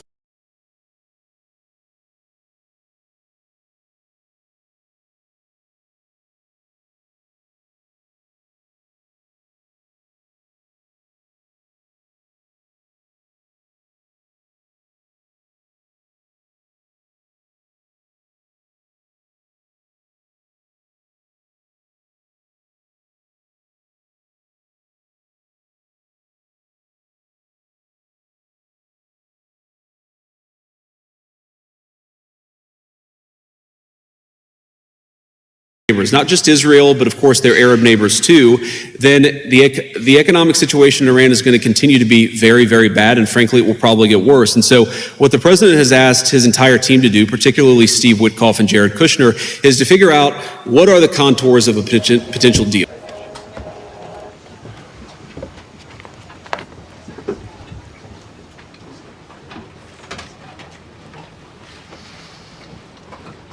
It's a great honor to be with you, and happy Easter. We had a great Easter. This is one of our better Easters, I think, in a lot of different ways. I can say militarily, it's been one of the best.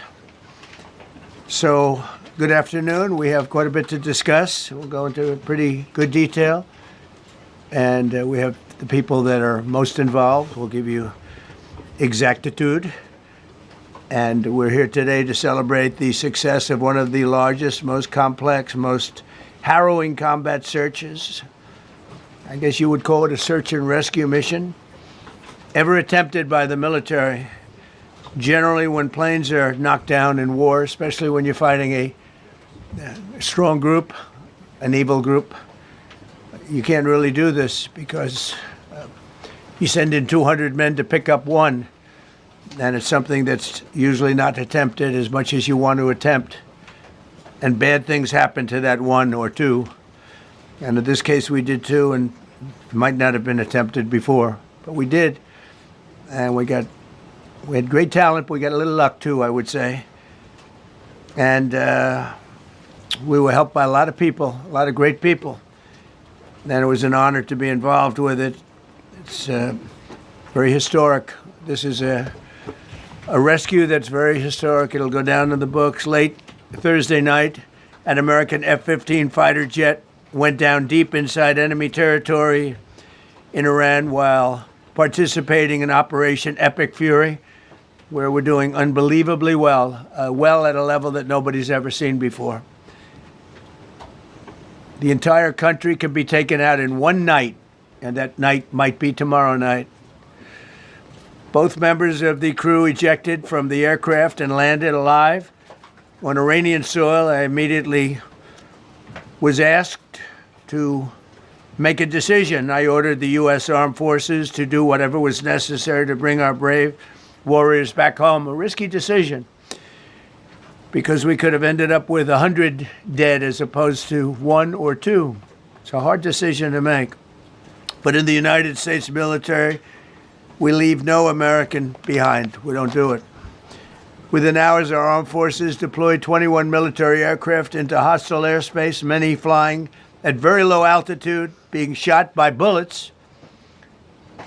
You bring rifles into play when you're going that low, but there are also certain advantages.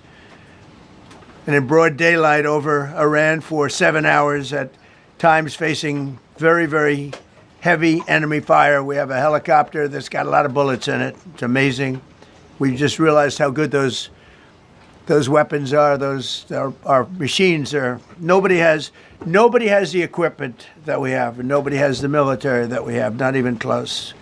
We're the most powerful military anywhere in the world by far. The flight crews and warfighters aboard those aircraft took extraordinary risks to rescue their fellow service members. This first wave of search and rescue forces successfully located the pilot of the F-15, and he was extracted from enemy territory by an HH-60 Jolly Green II helicopter. Fabulous machine as our warriors faced gunfire at very close range. It's amazing that when you look at the machinery, what happened, that nobody was even injured. Meanwhile, the second crew member, a weapons system officer, highly respected colonel, had landed a significant distance away from the pilot. When you're going at those speeds, even if you go out 2 or 3 seconds later, it's miles and miles away, because you're going fast. He was injured quite badly and stranded in an area teeming with terrorists from the Islamic Revolutionary Guard Corps rough group, as well as besieged militia and local authorities. Many, on top of everything else, they told the communities actually within inside of Iran, the people of Iran, they were given a tremendous incentive to find this pilot. Despite the peril, the officer followed his training and climbed into the treacherous mountain terrain and started climbing toward a higher altitude, something they were trained to do in order to evade capture.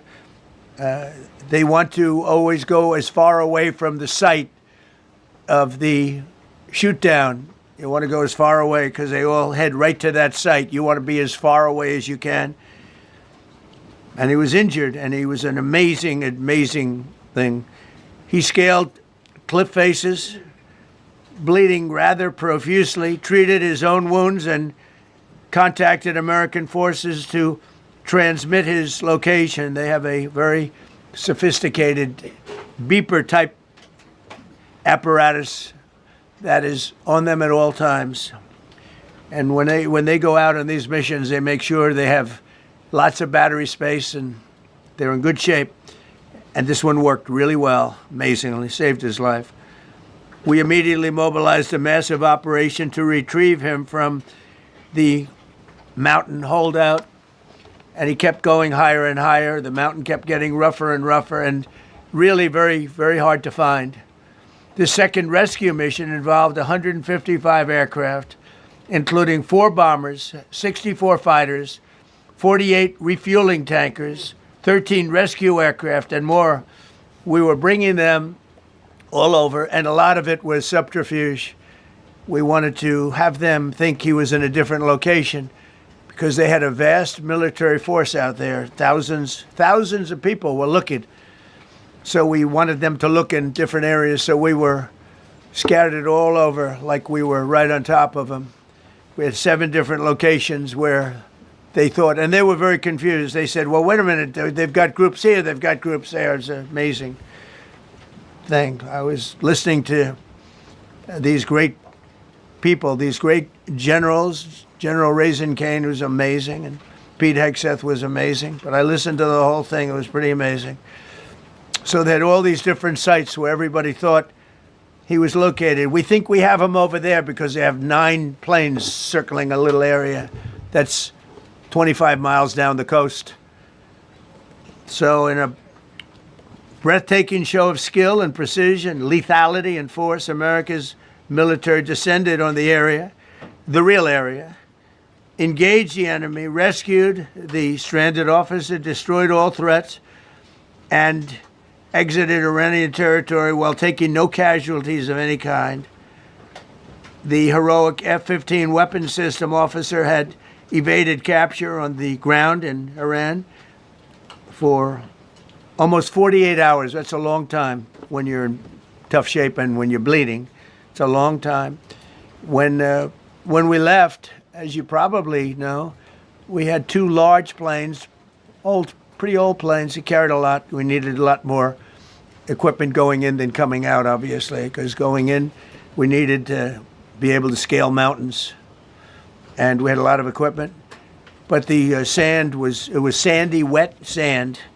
So we thought there may be a problem taking off because of the weight of the plane. And then we also had all the men jumping back onto the planes. And they got pretty well bogged down. And we had a contingency plan, which was unbelievable, where lighter, faster aircraft came in and they took them out. We blew up the old planes. We blew them up to smithereens because we had equipment on the planes that, frankly, we'd like to take, but I don't think it was worthwhile spending another 4 hours there taking it off. So we didn't want anybody to have, we have the best equipment anywhere in the world. We didn't want anybody examining our anti-aircraft and other equipment. So these were large planes that were old and pretty old, and we blew them up. And we had faster, lighter planes come in, and they were able to land on the sand. We needed the bigger planes because we had so much equipment that we needed. We took 3 helicopters over there, which were very strongly used and couldn't have lived without them. They performed unbelievably well. And if you'd see it, you wouldn't believe it. They came off the plane, and these guys had them. The rotors were off. They rebuilt these helicopters in less than 10 minutes. And that was one of the more amazing things. These are helicopters, small, unbelievably powerful, but small, very small, so it can get into certain areas. And they got them off the plane, and they rebuilt all three of them in a matter of less than 10 minutes. It's pretty amazing what the genius of these people. Who would think that? You'd think it would take 5 days to build them. And in some companies, it would take 5 days, and they wouldn't do it well. But they served us well. As Commander-in-Chief, I never forget the extraordinary risk taken by the warriors that we send into battle and the genius. I mean, think of it, having a contingency of 3 planes waiting because we think the sand is so bad that we probably won't be able to take off. And the planes really got bogged. This was not much of a runway. This was a farm, not a runway. It's a farm, but it did the trick. But to have a contingency as opposed to having to wait 2 days, can you imagine right in the middle? This was central. This was right, you would call it central casting if you were doing a movie for location. And probably the toughest area of Iran where we'd be sitting there. So these planes came in, those pilots came in so fast and so quick and got out of there. Everybody got aboard and just got 15-minute intervals. One load out, one load out, one load out. It happened. And we were watching and we said, that's amazing. In many ways, I was almost more impressed by the contingency that we had than the fact that, if we would have had a runway or decent soil, but it was an amazing thing. But we thank God for every single one of them. And the talent, the genius is not even talent, it's genius. It's the whole ball game, every one of them. If you look at what we did with Maduro, we went into a military compound, a massive, with thousands and thousands of soldiers, and within a matter of minutes, and he lived behind iron doors. There were steel doors, broke them down so quickly, and within almost minutes, he was in the back of these planes. It was a similar group. Incredible. We have incredibly talented people. And if the time comes, we move heaven and earth to bring them home safely. We're going to bring our people home safely. I want to thank every member of the U.S. Armed Forces involved in these historic operations. They really were historic. It's just not something that's done. And you'd understand it. Not that they don't want to do it, but when you're going into areas, when you look at these helicopters, when you look at the amount of bullets and everything else that they took, when you go into these areas, you don't come out like we came out. God was watching us. I tell you, well, it was the Easter, we were in Easter territory, I guess, but God was watching us. Amazing. Because when you look at the machinery, they took damage. It tells you, first thing I said is, these are unbelievable machines, how they flew back and not even much of a problem. But these 2 extraordinary rescues, because it was 2, and as you probably know, we didn't talk about the first one for an hour, and then somebody leaked something, which we'll hopefully find that leaker. We're looking very hard to find that leaker, and talked about there's somebody missing. They basically said that we have one and there's somebody missing. Well, they didn't know there was somebody missing until this leaker gave the information. So whoever it was, we think we'll be able to find it out because we're going to go to the media company that released it, and we're going to say, national security, give it up or go to jail.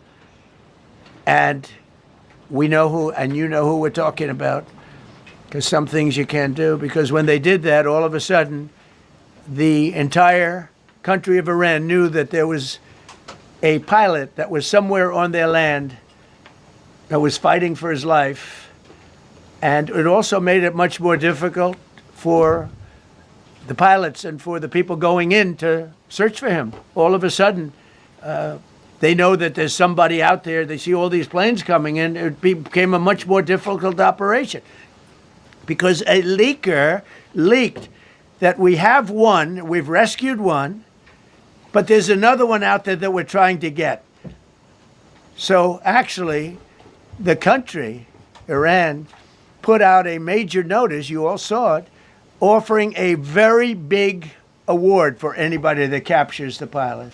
So in addition to a hostile, very talented, very good, very evil military, we had millions of people trying to get an award. So when you add that to it, but we have to find that leaker because that's a sick person. Probably didn't realize the extent of how bad it was. I can't imagine that the person did, but we're going to find out. It's national security, and the person that did the story will go to jail if he doesn't say, and that doesn't last long, and I think everybody would understand it. They put this mission at great risk. They put that man at great risk, and they put the hundreds of people that went in looking for him, because everyone now knows that we're going in. Over the past 37 days, America's armed forces have carried out more than 10,000 combat flights over Iran, unheard of, striking more than 13,000 targets. The F-15 we lost last week was the first manned aircraft downed by the enemy in this entire operation, with thousands and thousands of flights. They got lucky. It was a lucky hit. You know, eventually you get lucky. But we got lucky too because we got both of them back. But it's a record that is unparalleled in the history of military air operations. Nobody's ever seen anything like it. It's such an honor to be involved with it. We were up late at night, and then we were waiting for those contingent planes to come in, and we said, come on, let's go, get in, because they're waiting out on this farm without a runway, with wet, crummy soil, sand, mostly sand, wet sand, and it eats planes alive. And we're waiting, and we're saying, I hope that one can land and take off. And they came in like magic, boom, boom, boom, one after another. It was like genius. I'm so impressed by that. Because we were a little concerned. We said, boy, if they don't get in and get up fast, we're sitting in them. And that's called Iran Prime, right, General? That's where the whole bet is. And here we are sitting there waiting for a plane. But they came in so fast and so hard, and these guys knew exactly what to do. Let's go, come on, get in, let's go, pwah. They came one right after another, not at the same time. They don't want to come at the same time. They had to come right after each other. They didn't have any room. There was barely any room to land. Tiny little patch of very wet earth and sand. So I'm so proud of the people that I have standing up here with me, and many others that worked. I mean, so many. Steve Witkoff's over here. He's doing fantastically. Jared Kushner. But the people that are here, the job they did is amazing. And I think I'm going to introduce the head of the CIA, and he is a man he's central casting, okay? If we cast a movie, he's going to play the head of the CIA. He's one of the few.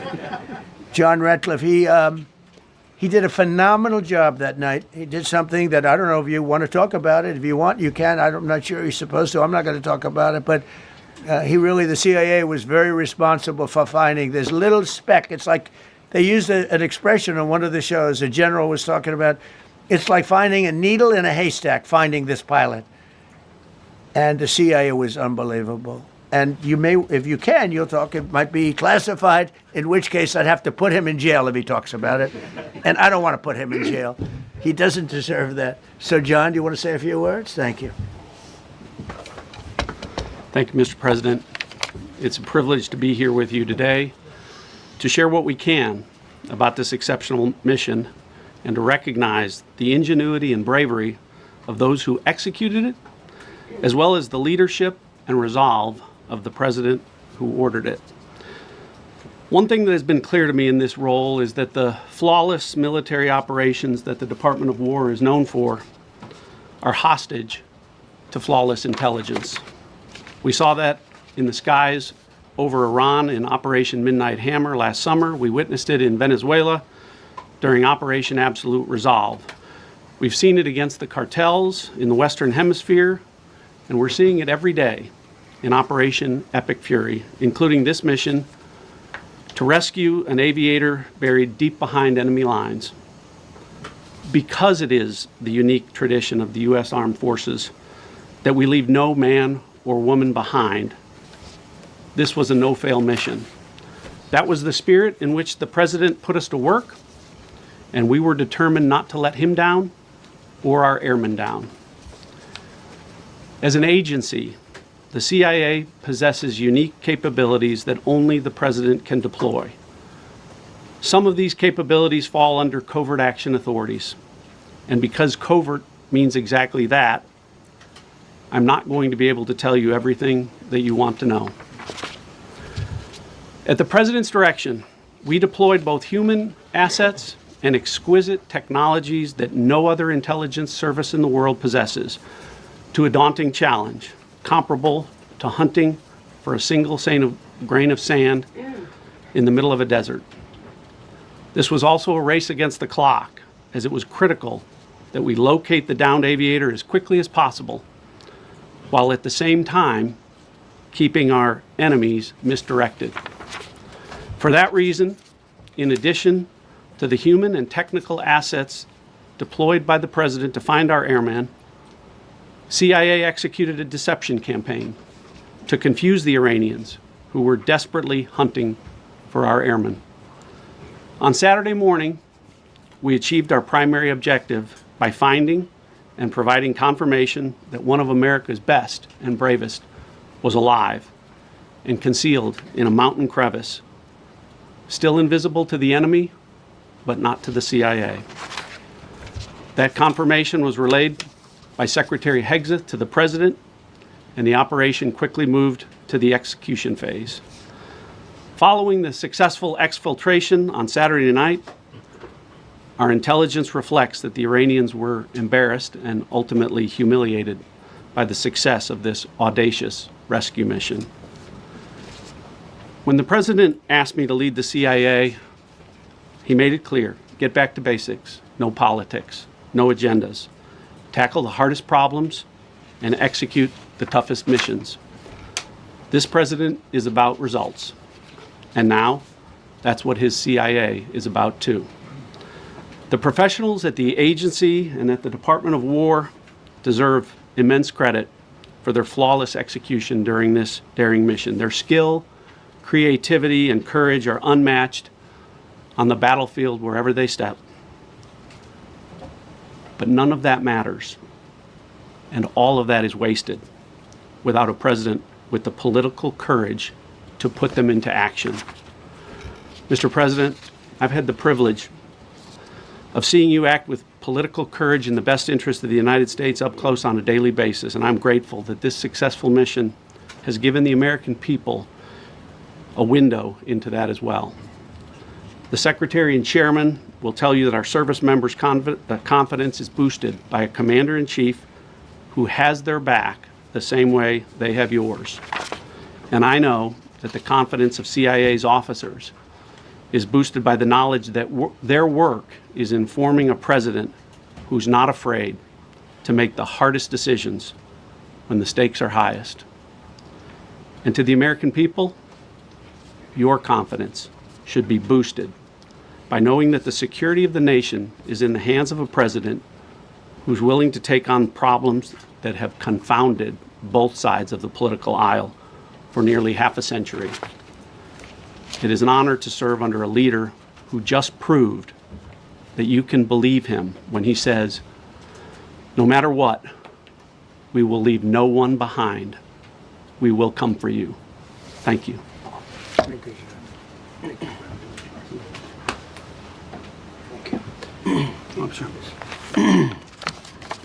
Well, John, thank you for the collaboration of the CIA as well. Incredible and ongoing partnership.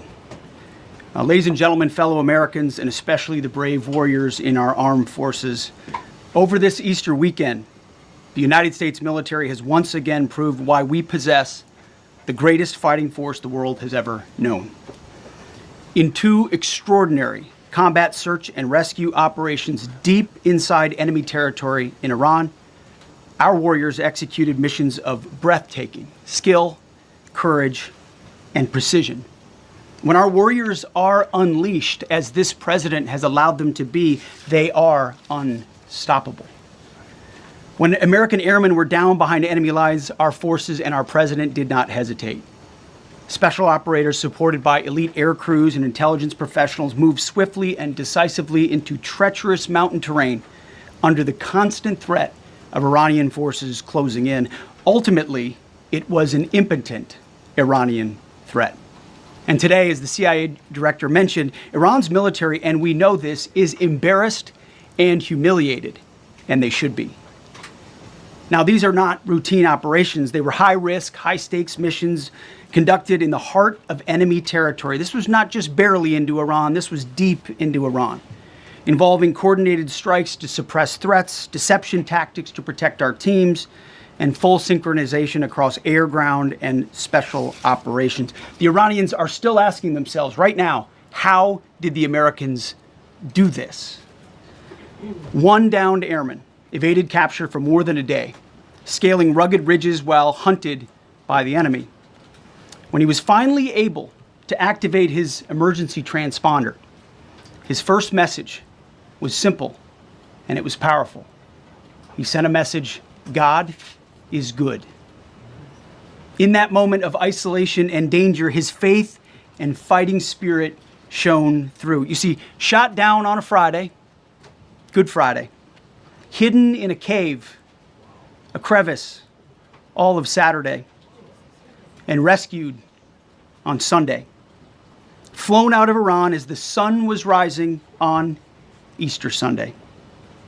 A pilot reborn, all home and accounted for, a nation rejoicing. God is good. Despite incoming fire and unforgiving conditions, our troops brought every American home. No American lives were lost. We leave no man behind, and that is not luck. It's the result of unmatched training, superior technology, an unbreakable warrior ethos, and sheer American grit. Our special operators, pilots, and support crews performed with near perfection under fire, and they were lethal. Just ask any Iranian soldier who dared attempt to get anywhere near that pilot before or during that mission. Death from above. Our troops turned a potential tragedy into a resounding demonstration of American resolve and capability. That's what excellence in uniform looks like. But make no mistake about it, none of this would have been possible without the courageous leadership and ironclad determination of President Donald J. Trump. From the moment our airmen went down, President Trump made it clear we will leave no one behind. The first mission, the first of two, was an audacious daylight thunder run right up the middle. It was authorized in less than 2 hours from that pilot going down when we knew where he was. And it was authorized in the middle of the night, because anybody that's worked for this man knows he's up in the middle of the night. Authorized immediately, without hesitation, audaciously. The second mission, as soon as we knew where that pilot was, and John was certainly helpful in that, also executed immediately. You know, I looked up at my screen when the final mission was complete inside our SCIF, our secure facility. And we have a running VTC, a running coordination cell. And the top of it read 45 minutes and 45 hours and 56 minutes. For 45 hours and 56 minutes, we held that call open for coordination. From the moment our pilots went down, our mission was unblinking. The call never dropped, the meeting never stopped, the planning never ceased. The president demanded rapid, decisive action. He backed our military with the full weight of his resolve, refusing to let enemy propaganda or tactical setbacks deter us. His leadership ensured that every lethal and non-lethal resource was brought to bear, that our forces had the authorities and the support they needed to succeed. When the president says he has the backs of our warfighters, he means it. And it means a great deal, and it's a big difference on the battlefield. President Trump understands that peace through strength is not a slogan. It is a doctrine that saves American lives. His unwavering commitment to rebuilding our military and restoring the warrior spirit has paid dividends in missions just like this one. Under his command, America projects power with confidence and brings our people home with victory. And that continues today, by the way. Per the president's direction, today will be the largest volume of strikes since day one of this operation. Tomorrow, even more than today. And then Iran has a choice.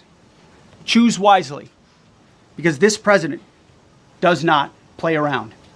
You can ask Soleimani, you can ask Maduro, you can ask Khomeini. To those heroes who planned and executed these rescues, your nation stands in awe. I stand in awe. The chairman stands in awe. We all stand in awe of your professionalism and bravery. We serve for you. You embody the very best of America. To the rescued airmen and their families, welcome home. Your courage and endurance, the quiet declaration of faith amid the storm, inspires us all. God is good every day. And to our adversaries watching from Tehran, let this be a clear message. The United States military will go anywhere, at any time, to protect our own and complete the mission. We execute with precision. We control the skies. You see, we flew for 7 hours in daylight over Iran to get the first pilot. And we flew 7 hours in the middle of the night to get the second. And Iran did nothing about it. We fight with honor, and under President Trump's leadership, we win. So God bless our troops, God bless President Trump, and God bless the United States of America. Thank you. Well, good afternoon, everyone. Thank you, Mr. President. Thank you, Mr. Secretary. A note before I start, I know many of you want specific details in these briefings. We will share what we can, but I will retain what I must in the event that we have to go do this again sometime. And I cannot stress the importance, as the President said, around operational security. The Secretary and I will do a more detailed briefing tomorrow morning, and we look forward to sharing the details that we can. On Thursday, 2 April at 10:10 p.m. Eastern Time, 4:40 in the morning, local Iran time, the Joint Personnel Recovery Center, which handles the Central Command area of responsibility, declared an isolated personnel recovery event for a U.S. Air Force F-15E Strike Eagle, call sign Dude 44, which was down in hostile Iranian territory.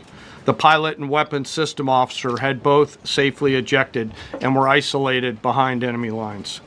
Following confirmation of active rescue beacons and on the direction of the Secretary and by order of the President, a rescue operation was launched with the stated purpose of bringing both Americans home safely.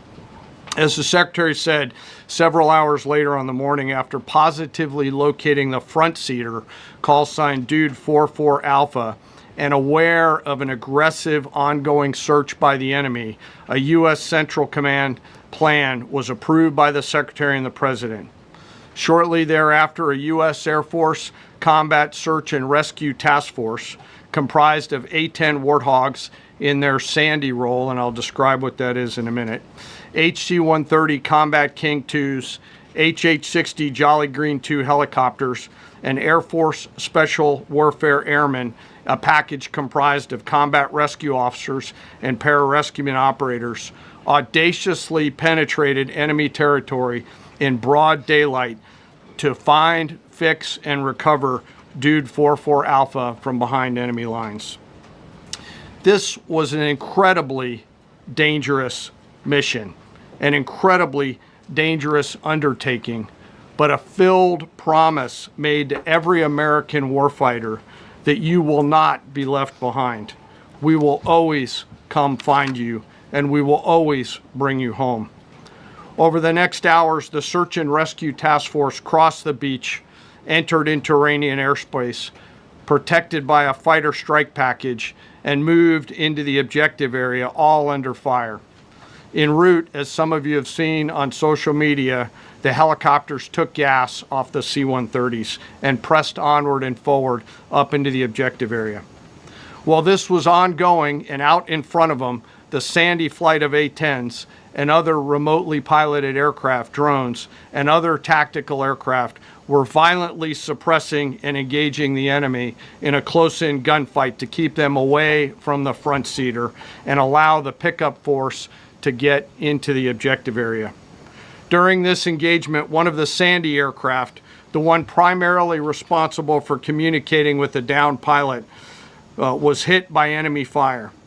This pilot continued to fight, continued the mission, and then upon exit, flew his aircraft into another country and determined that the airplane was not landable. This was one of our A-10 Sandy aircraft.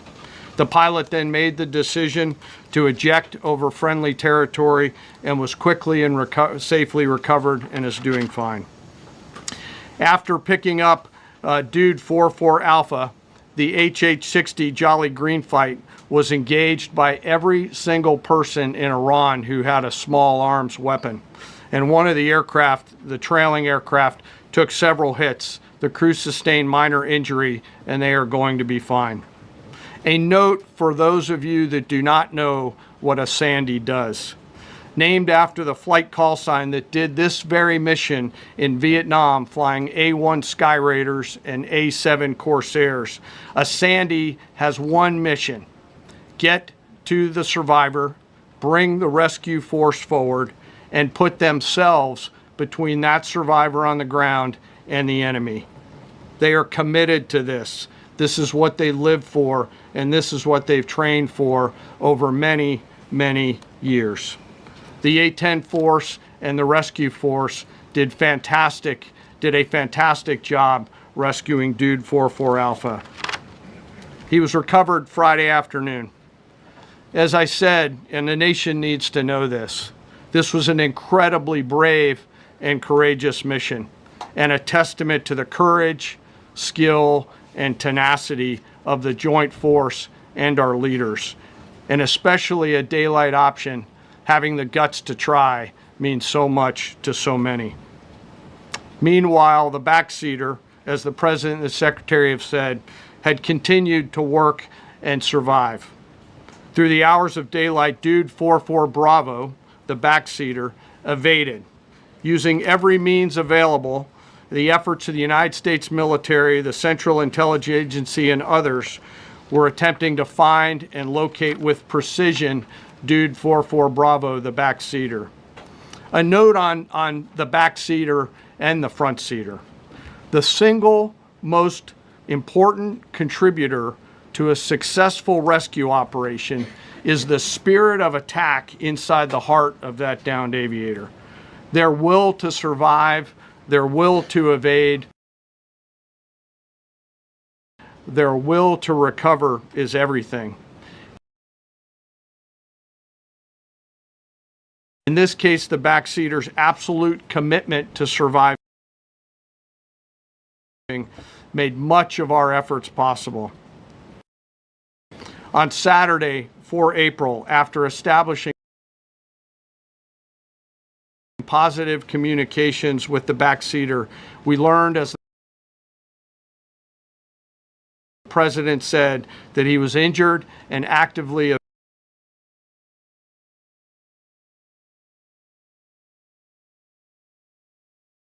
evading enemy forces. And thanks to our interagency partners, we were able to get eyes on his location and positively ID him.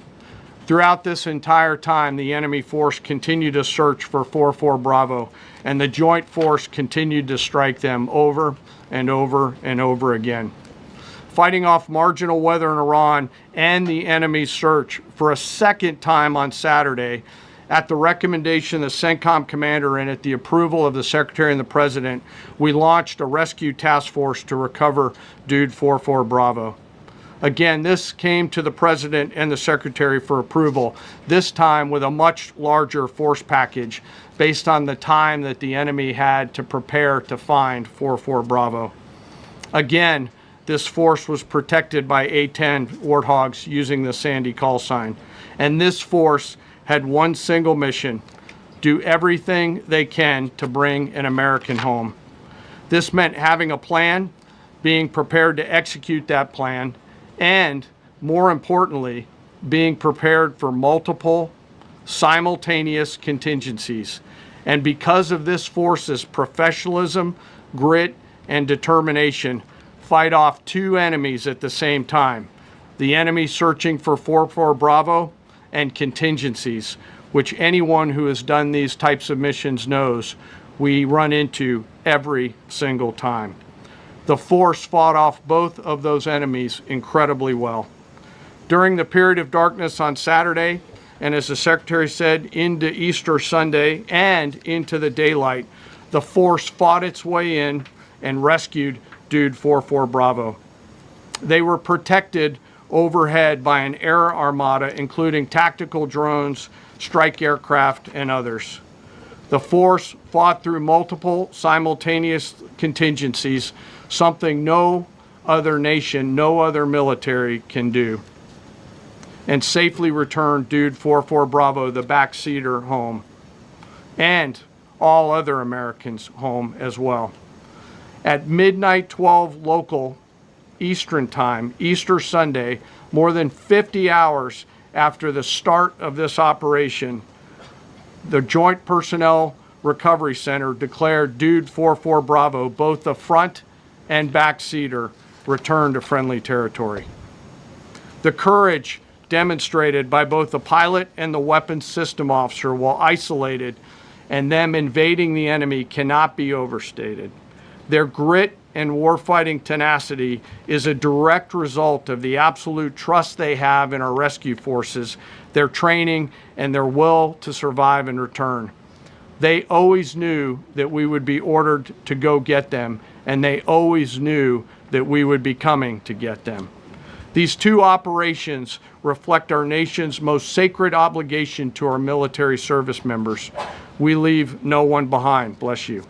It also perfectly captures the first truth of our special operations forces, that people are more important than hardware.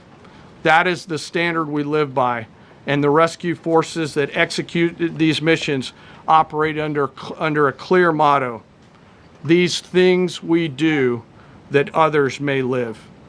Their actions were a direct embodiment of that commitment to others, and I could not be more proud of each and every one of them today. As the Secretary said to our enemies, this operation serves as a clear reminder of the capability and will of America's joint force. The United States of America will recover our warfighters anywhere in the world, under any conditions, when we want to. We will always bring overwhelming skill and firepower. To every member of the Joint Force, our interagency partners, the leadership at CENTCOM, and our leaders at the department and above, thank you. I'm proud of each and every one of you, and thankful to our deployed forces and their families. And lastly, and most importantly, to Dude 44, welcome home. Job well done. Thank you.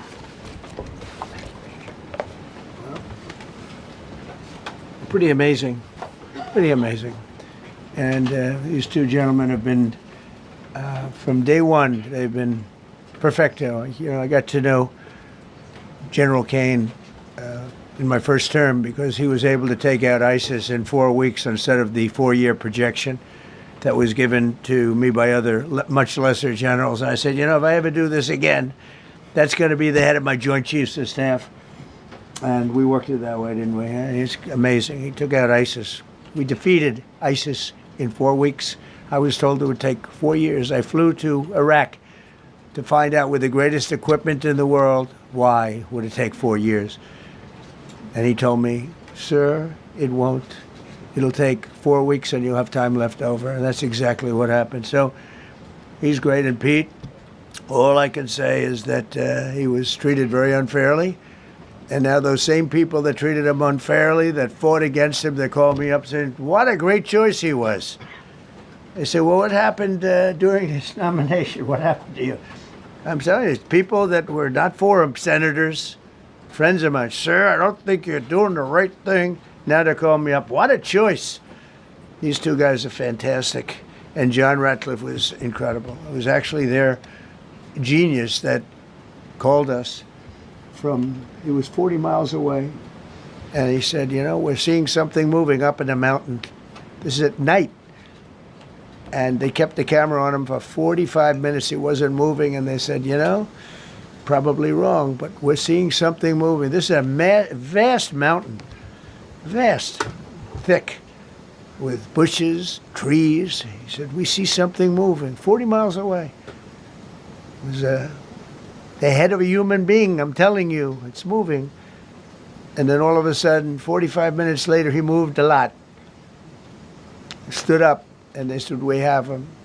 And that was really the beginning of something incredible. We had an idea where he was, but not specifically. That's a big mountain.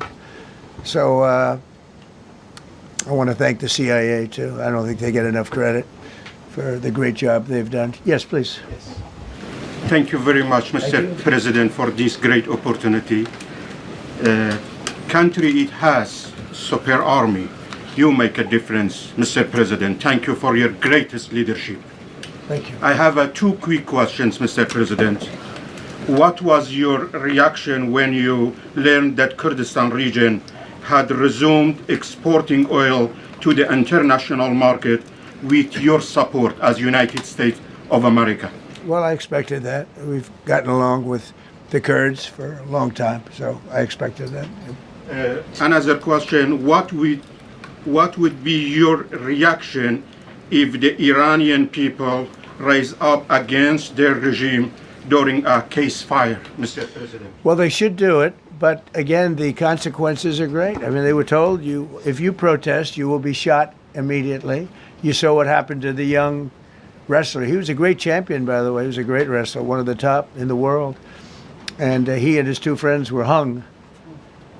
And all they did was say a little bit about liberty. They wanted liberty, and they were violently executed. But the number is up to probably 45,000 people were killed. So, when somebody stays in a house, when they know if they walk out of the house to protest, they'll be immediately shot and killed. And they issued that, that was publicly issued. It's not a secret. That's why so many people say, oh, well, why are you doing this way? We can't let Iran have a nuclear weapon. We got regime change. We do. We're dealing with a much different regime than before. We're dealing with different people. They're smarter. I think they're sharper and far less radical. We have regime change, but we didn't do this for regime change. We did it for the fact, and my view was very simple. I saw somebody said, oh, he doesn't have a plan. I have the best plan of all, but I'm not going to tell you what my plan is. They want me to say, here's my plan. We're going to attack at 9:47 in the morning, and then we're going to do this, and then we're going to... And if you don't do that, they say, I have a plan. These people know what the plan is. Everybody here knows what the plan is. But it's very unfair to say, because I don't mind being insulted. I've been insulted for many years by the fake news, but you can't. It's so bad for people that are so you just saw two great, and John Ratcliffe, three unbelievable people. They have a plan. Every single thing has been thought out by all of us. But I can't reveal the plan to the media. So, but we're just thrilled by the success of this operation. Yes, please. Thank you, Mr. President. You've said Iranians would be mad if you stopped these attacks, but why would they want you to blow up their infrastructure, to cut off their power? Wouldn't that be punishing Iranians for the actions of the regime? They would be willing and it's suffering. They would be willing to suffer that in order to have freedom. The Iranians and we've had numerous intercepts. Please keep bombing. Bombs that are dropping near their homes. Please keep bombing. Do it. And these are people that are living where the bombs are exploding. And when we leave and we're not hitting those areas, they're saying, please come back, come back, come back. These are the people. I don't know what they do. All I can tell you is they want freedom. They have lived in a world that you know nothing about. It's a violent, horrible world where if you protest, you are shot. Remember the great woman protests where they had 400,000, 500,000 women, and they were all enthused and they were going to protest, and everybody said, oh, the regime's going to come to an end. And then all of a sudden, boom, boom, 5, 6 different areas. A woman would go down right between the eyes. They had snipers. They had 5 snipers. That's all it took. And those 400,000 or 500,000 women said, oh my God, what's that? Oh, look over there, what's that? A woman shot right between the eyes. And after 5 or 6 of them go down, then you start hearing the purr through the vast number of people. And then they said, oh my God, who would do that? And they're incredible people, but they've lived so horribly. They've lived so horribly. Iran was a great country if you go back 25 years ago or so. The Persian people, they're incredible, smart, brilliant actually. And I know so many. I know coming from New York, originally, I know so many people from around. They're incredible people, incredible energy, and very, very brilliant people. But when you're standing in a group and protesting, and you have a woman, in the case of a woman, remember the Great Woman March. Everybody was saying, "Oh, this is the end of the country," and then snipers selectively picked. Every single one was shot right between the eyes from a long distance. They were on top of buildings. Nobody even knew where they were. Where they coming from? This wasn't like a machine gun, which is also very bad. They've done that too. They did that recently. This was snipers sitting on the top of buildings, aiming and hitting women. And when they see people go down, and all of a sudden there's a riot in the reverse direction, and they never came out again. And a lot of the news doesn't talk about that. They talk about, oh, women's rights. You want to see women's rights? You're not going to see it there. It's amazing when I see some of the stupid people like, AOC +3, all that group. They talk about, oh, freedom for Iran. They don't tell you the real facts. Women, men, gays. How about gays for Iran? They kill the gays. They throw them off buildings. So I wonder what's going on. I can only say this. They want us to keep bombing, even if it jeopardizes, because their life is in much greater danger. They want freedom for Iran, but it's very hard for them to protest. I actually tell them, I said, don't go out. I fully understand. Nobody in this room would go out. I don't think there's any, because frankly, it's not a question of bravery. We're all brave, right? You're brave, I'm brave, we're all brave. But we're also intelligent. If you have people shooting at you, expert shots with the best rifles you can get, and hitting you right between the eyes every single time, and you're looking here and you're seeing and you're looking here, you're out of there. I don't care who it is. Please. Mark Meredith, Fox News. I know that. Oh, thank you. How would I know that? Go ahead. America's watching. No. Good job. Can we go back to the weekend? First off, was everyone on board with the operation, or were there people that were trying to talk you out of going through with the operation this weekend? Not everybody was on board. Somebody else within No, you? there was military people, very professional, that preferred not doing it. These two were totally on board, which was very important. They weren't, it would have had a little difficulty. But no, there were military people that said, you just don't do this. You don't go into the heart of a very powerful military. This is, hey, you have countries and countries. You have some countries where military is not their strong suit. This whole thing is militarized like nobody's ever seen before. Half the people are wearing uniforms. And we had people within the military. Usually it's not done. That's one of the reasons. I was surprised. Somebody said it's the only time it's ever been done. I said, that's not possible. But it is possible, because you're going into hundreds of thousands of soldiers along the path. I mean, look at some of the helicopters, how they got hit. So, yeah, there were people within the military that said it's a wise. And don't forget, how many men did you send altogether, approximately, for the operation? I'd love to keep that a secret. Okay, well, we are. But I will tell you, the number, I'll keep it a secret, but it was hundreds. And hundreds of these people, it's pretty good. Is he central casting? But hundreds of people went into this journey. Hundreds of people could have been killed. Forget about the equipment, a lot of equipment, nobody cares. Hundreds of people could have been killed. So we had people that were within the military that said this is not a wise, and I understood that, but I decided to do it. Was there a point that that you were thinking there's too much on the line, and somebody was saying maybe we abort this now and wait? I mean, given the resource, like the general said, it seemed like there was so much on the line here. You must have been thinking, this could have completely changed. So the first one, which was in many ways as dangerous as the second, I guess it gets, because we're flying over daylight. We're the best at the world at night. We have goggles that nobody. We have goggles. I've tried them. They're unbelievable. I see better with the goggles at night than I see without them during daylight. I mean, daylight today, we have a beautiful day. You see just as well with goggles. In many ways, it's enhanced. So we have the best in the world. So it's much safer for us to do it at night, whereas other people, no other country has that capability. They don't have that particular piece of equipment like we do. But when I was told, flying and in daylight, I think we flew 7 hours over Iran, and that's a long time, over unbelievably hostile territory where they have nothing but weapons. We took out their anti-aircraft, which is great. We took out their radar, which is great. We took out a lot, but they still have, what hit this one was a handheld shoulder missile, heat-seeking missile. So it's not like, they're totally whatever. But and they had probably a little luck, because you got to get lucky. But they shot it, and it got sucked in right by the engine. But these guys were out of there. They were great. Their timing was great. But no, I was told that this is a very dangerous mission. I understand. They didn't say it's a foolish mission. They said, we're going to be sacrificing hundreds of people do this. This is, you have tankers that are flying over this area so that because the flight was so long, they had to refuel. It's a very dangerous mission.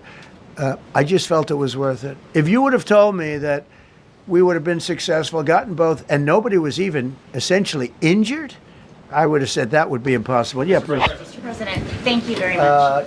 Thank you, sir. We'll come back to you. Okay, thank you. Given that you are now dealing, you say, with a more reasonable, less extreme leadership in Iran, what does that mean for the protesters, for the human rights movement in that country after this conflict? Well, What's your positive. expectation? Yeah, if they assume control, if we do something and they assume control, I think it's very positive, a big step.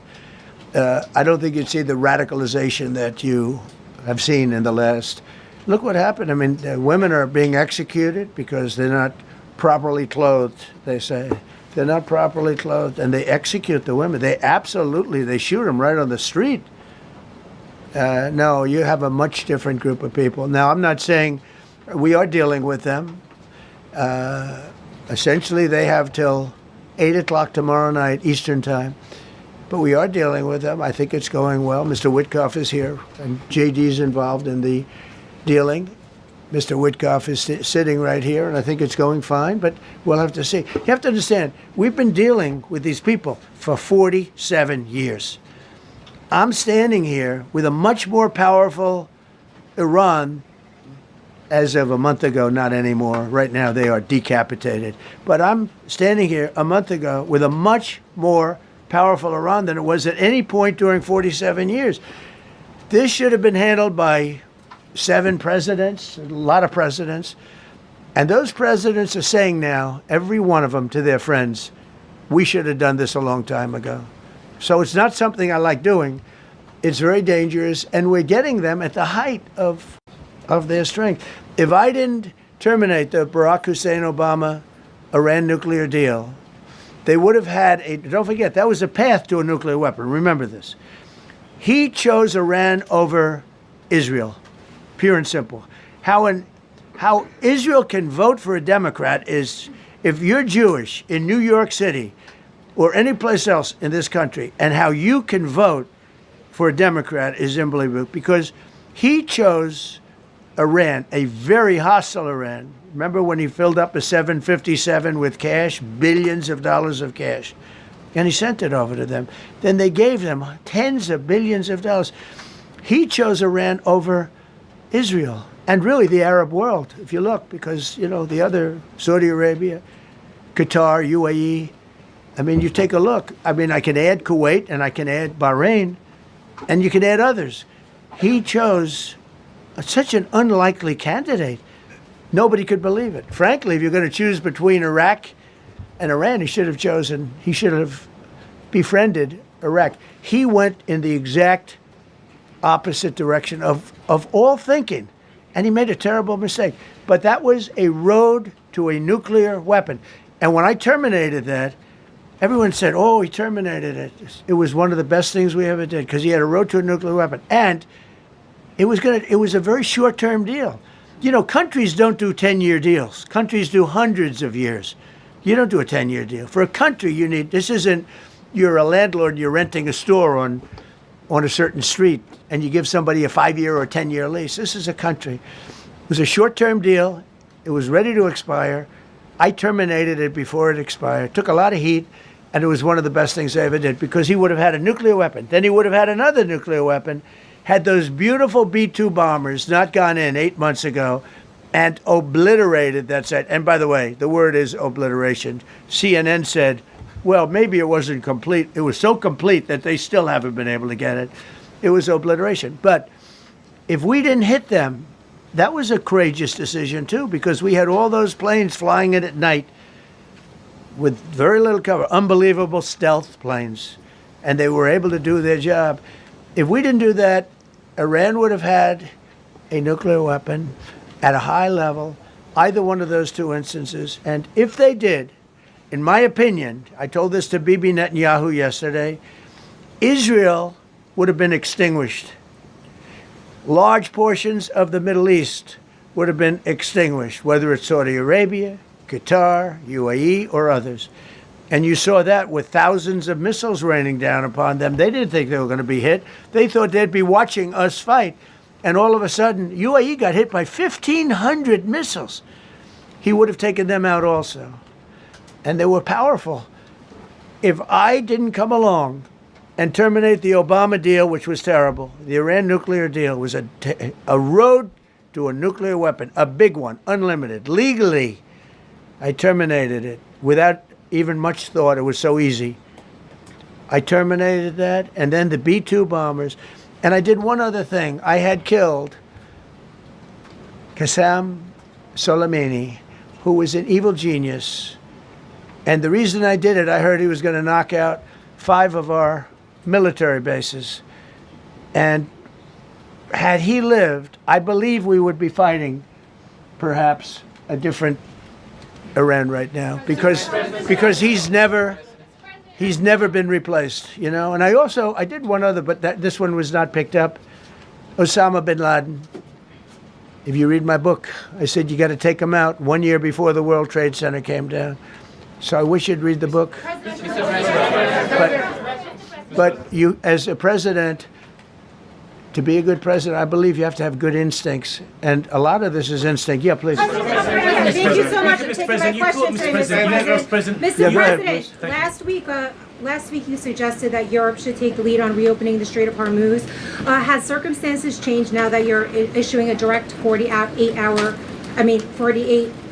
ultimatum? And secondly, would a new ceasefire include Israel, or would it just be between Iran and the US? I can't talk about ceasefire, but I can tell you that we have a active, willing participant on the other side. They would like to be able to make a deal. I can't say any more than that, but they'd like to do it. You've listed the goals. Excuse me. Please, go ahead. You've listed the goals. Who are you with? Who are you with? My name is Dia Kurda. I'm with the largest Kurdish media outlet, Ruda Media Network. It's based in Iran. Go ahead. Mr. President, you said before that you don't want the Kurdish forces to enter Iran and deharm it. Do you still want them to stay away? Or what role do you expect them to play now? I'd rather have them stay away. And then, I'd rather have them stay away because I think they bring with them some problems and some difficulties. And I don't think they bring death, I mean, you know, to themselves. But I'd rather have them stay away. Go ahead. Thank you, Mr. President, for the question. Deliberate attacks on civilian infrastructure violate the Geneva Conventions and international law. Who are you with? I'm with the New York Times. Zolan from the New York Times. Are you failing? Are you concerned? Circulation way down at the New York Times. Are you concerned that your threat to bomb power plants and bridges amount to war crimes? No, not at all. No, I'm not. I hope I don't have to do it.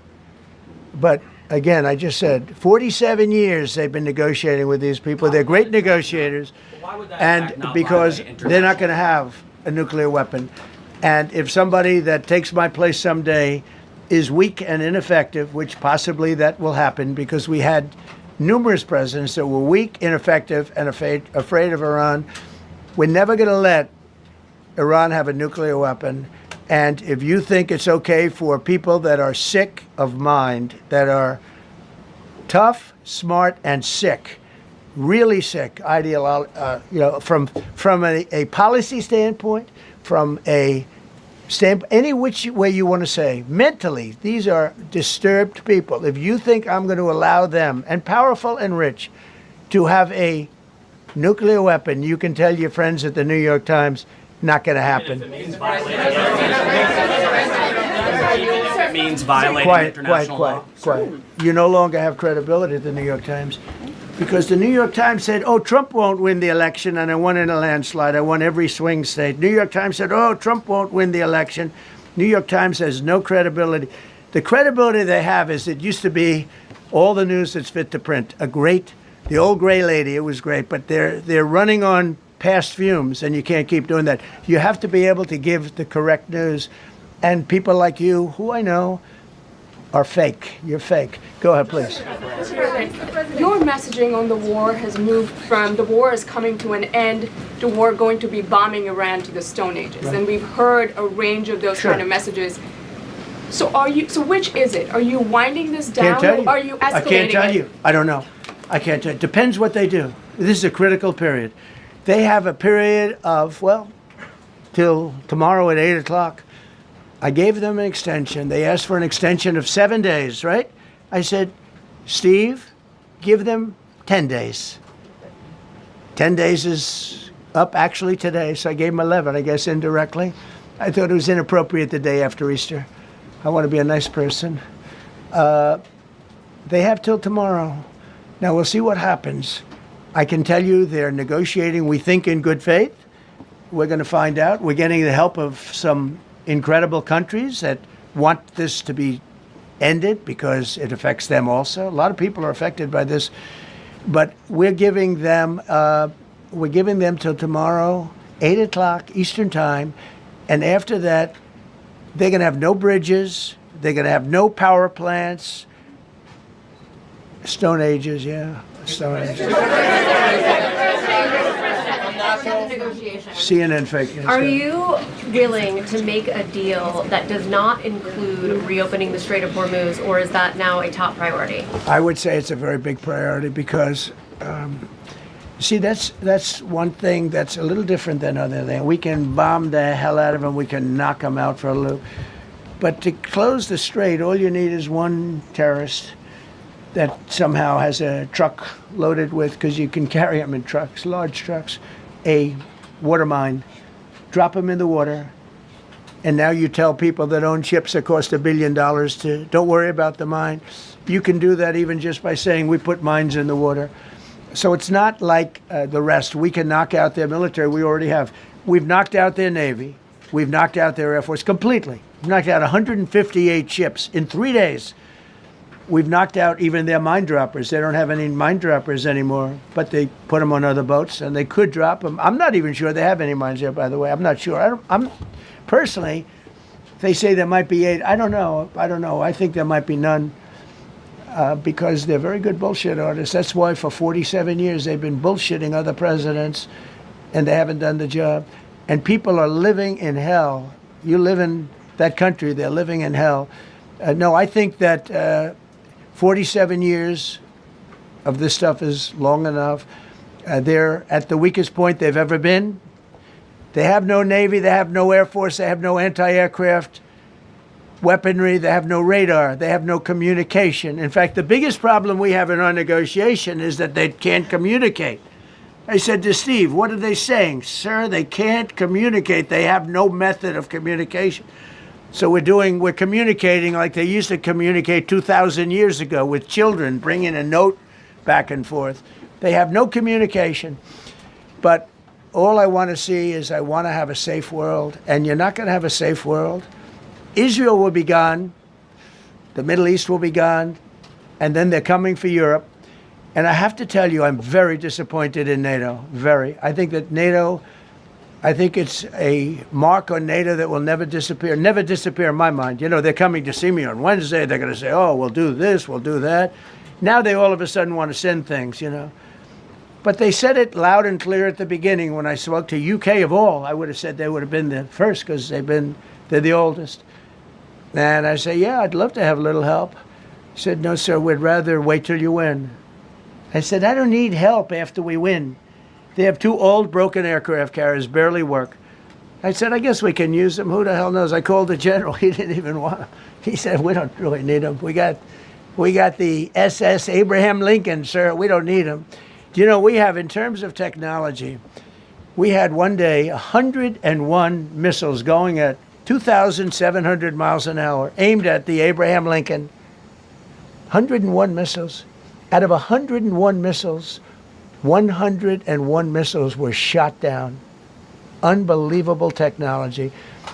10 years ago, 5 years ago, I don't know if that would have been possible, but 10 years ago, that wouldn't have been possible. 101 missiles heading to a ship that's not that far off the coast. And out of the 101 missiles, we shot down all 101. We have weaponry. The Patriots are unbelievable. We have weaponry that's unbelievable. Yeah. Go ahead, please. Yes. Thank you, Mr. President. You said earlier today during the egg roll that you would like to take Iran's oil, but Americans want U.S. forces home. Correct. What's that trade-off? If I had my choice, yeah, because I'm a businessman first. With Venezuela, as you know, the war was over in about 45 minutes. And we have great people running Venezuela, very good people. I mean, the relationship is good. And we are a partner with Venezuela. And we've taken hundreds of millions of barrels, hundreds of millions. Over 100 million barrels already is in Houston, refined and out. And paid for that war many, many times over, many times over. You know, the old days, to the victim.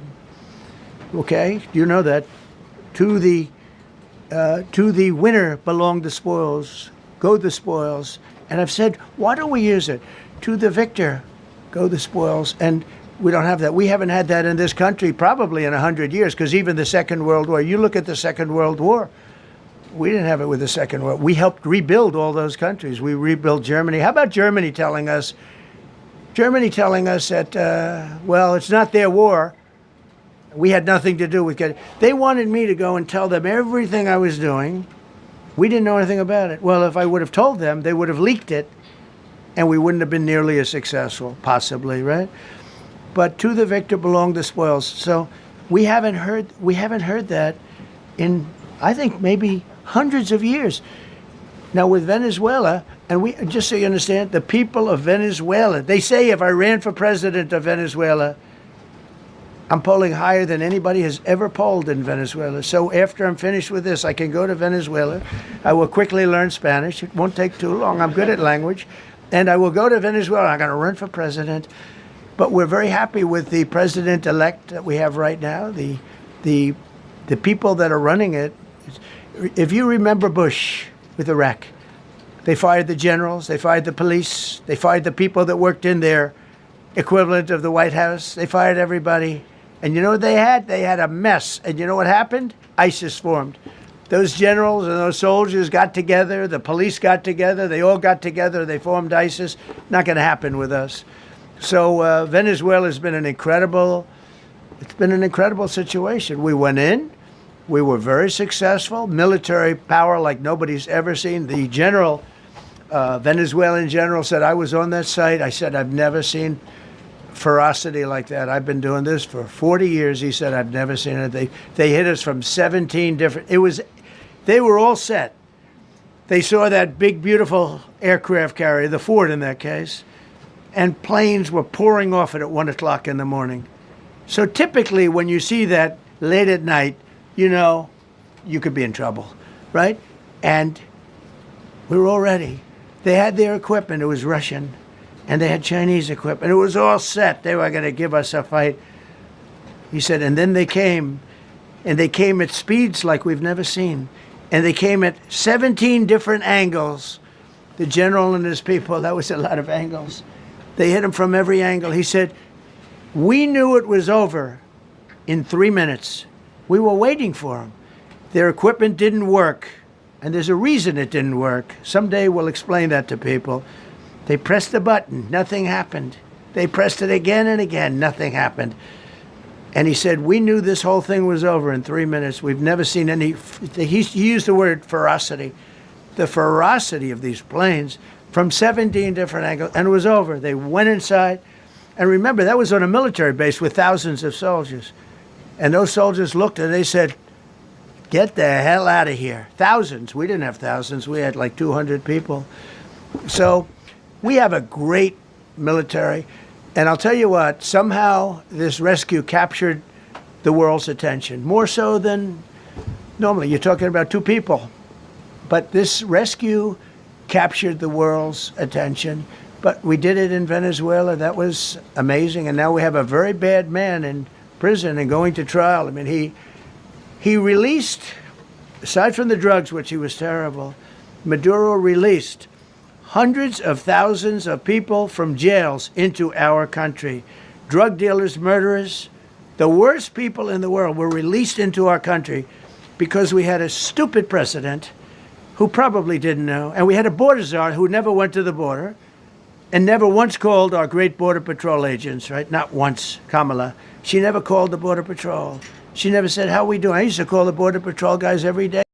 You can ask them, Paul, ask any one of them. Brandon, ask them all the time. How are we doing? How are we doing? And we now, I'm proud to say, have a totally sealed border. For 9 months, nobody is coming through our border. And nobody even tries because they know they're not going to get through. So we don't have caravans anymore. So maybe one or two more and we'll be done. Mr. President, are you allowed to, or are you willing to end this conflict with Iran charging tolls for passage through the strait? Us charging tolls? Iran. What about us charging tolls? Is that something you're considering? I'd rather do that than let them have them, right? Why shouldn't we? We're the winner. We won, okay? They are militarily defeated. The only thing they have is the psychology of, oh, we're going to drop a couple of mines in the water, all right?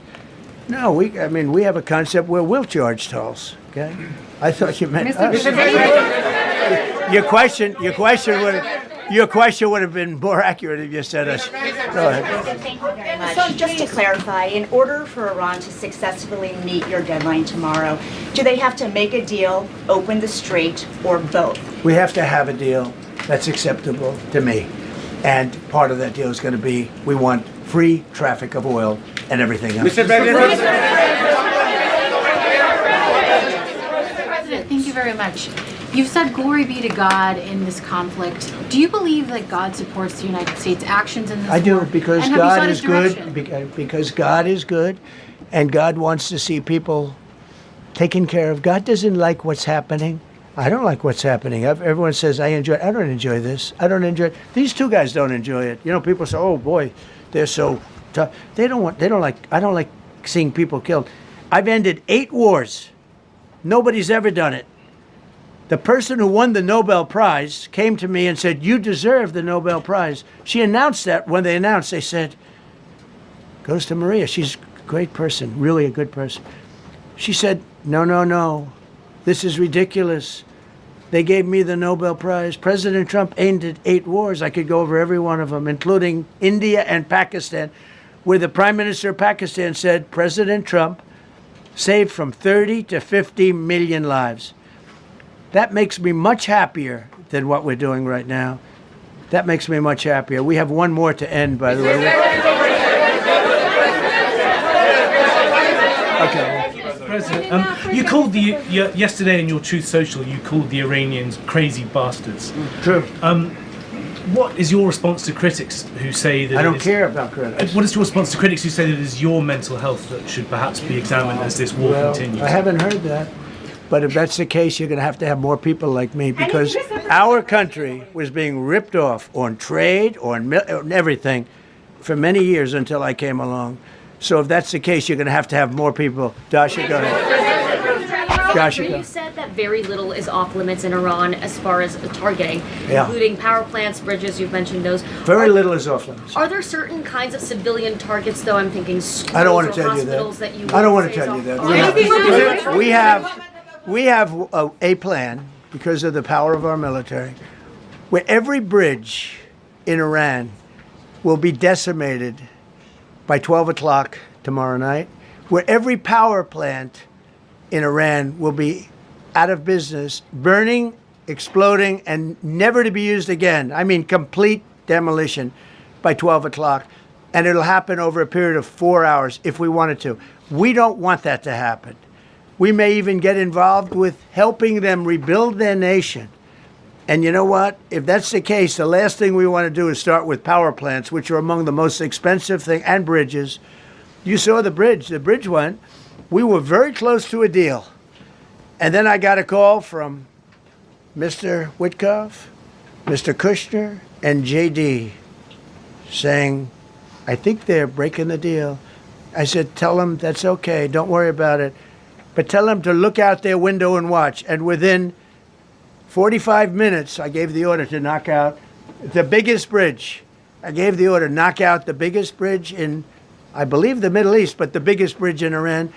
And within 10 minutes after I gave that order, that bridge was over. So do I want to do that? No. Do I want to destroy their infrastructure? No. It will take them 100 years to rebuild. Right now, if we left today, it would take them 20 years to rebuild their country, and it would never be as good as it was. And the only way they're going to be able to rebuild their country is to utilize the genius of the United States of America. Mr. President, on NATO, you voiced your displeasure with NATO in the past. Is there a danger to the U.S. not being the de facto of the leader of the alliance, and then other powers within the alliance then getting the decision making when it comes to wars and nuclear weapons? No, it's not a danger. Look, we went to NATO. I didn't ask very strongly. I just said, hey, if you want to help, great. No, we will not help.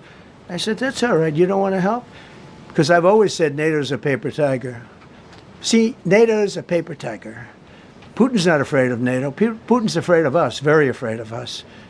And he's explained it to me a lot of times. I got to know him very well. I know him very well. NATO's a paper tiger. NATO is us. And when we needed them, we didn't need them, by the way. We didn't need them, obviously, because they haven't helped at all. Just the opposite. They've actually gone out of their way not to help. They didn't even want to give us landing strips. Think of it. And it's not just NATO. You know who else didn't help us? South Korea didn't help us. You know who else didn't help us? Australia didn't help us. You know who else didn't help us? Japan. We've got 50,000 soldiers in Japan to protect them from North Korea. We have 45,000 soldiers in South Korea to protect us from Kim Jong-un, who I get along with very well, as you know. Do you notice he said very nice things about me? He used to call Joe Biden a mentally retarded person, okay? So don't tell me about your stuff. Joe Biden, he said he's a mentally retarded person. He was so nasty to Joe Biden. It was terrible. But to me, he likes Trump. And do you notice how nice things are with North Korea? It's very nice. But we have 45,000 people, soldiers, in harm's way, right next to Kim Jong-un with a lot of nuclear weapons. 45, which should have never happened if a certain president, I'm not going to mention this president because I happen to like him, believe it or not, but if a certain president did his job, Kim Jong-un would not have nuclear weapons right now. But they were all afraid to do their job properly. But just to conclude and just to finish, Japan didn't help us, Australia didn't help us, South Korea didn't help us, and then you get to NATO, NATO didn't help us. There were some countries that did. Now, countries that have been good, now you could also say they're got to be a little bit more involved because they're in the territory, but Saudi Arabia has been excellent, Qatar has been excellent, UAE has been excellent, Bahrain, Kuwait. I mean, Kuwait did shoot down 3 of our planes. The only planes, really, that we lost with friendly fire, they call it. I call it unfriendly fire. They unfortunately didn't know how to use our great Patriots. The pilot said, what kind of a missile's coming at us? Patriot. Boom, they got out. Because they know a Patriot never misses. So they had beautiful Patriots. There were planes heading in their direction. Unfortunately, they decided to shoot those planes. They were our planes. So, no, NATO is a paper tiger. Now, he's coming to see me on Wednesday, as you know. He's a wonderful guy. Secretary General is great. And Mark Rutte, he's a great person, but he's got... And you know, it all began with, if you want to know the truth, Greenland. We want Greenland. They don't want to give it to us. And I said, bye-bye. Okay, thank you very much, everybody. Thank you. What about rising gas prices for Americans who are concerned? General King, how is again?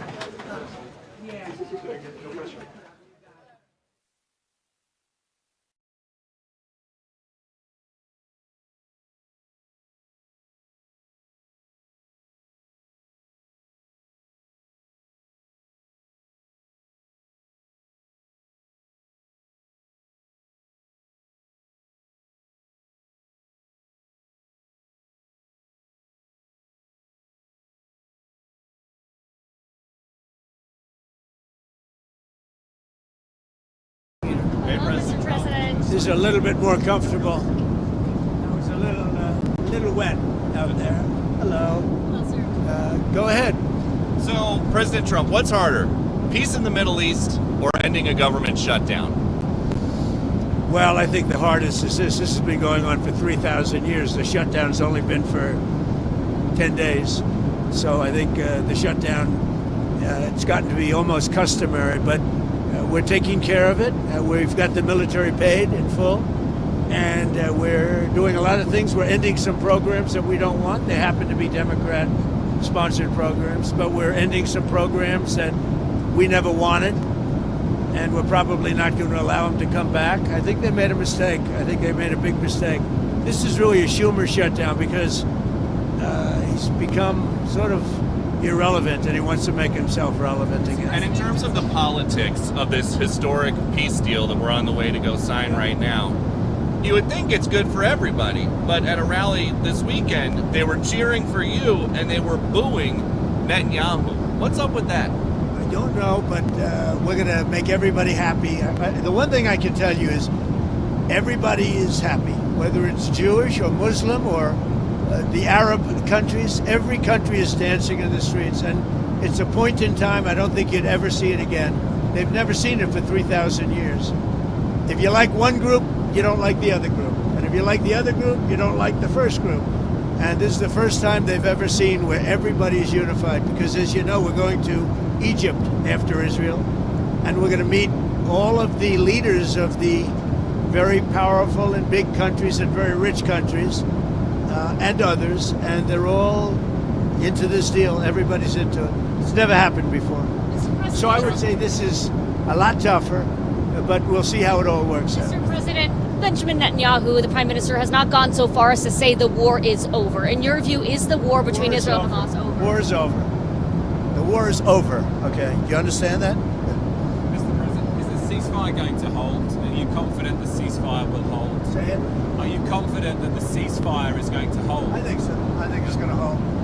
I think people are a lot of reasons why it's going to hold, but I think people are tired of it. It's been centuries. Okay, not just recent. It's been centuries. I think people are tired of it. Yeah, the ceasefire is going to hold, and it holds. Mr. President, what will Gaza look like a year from now?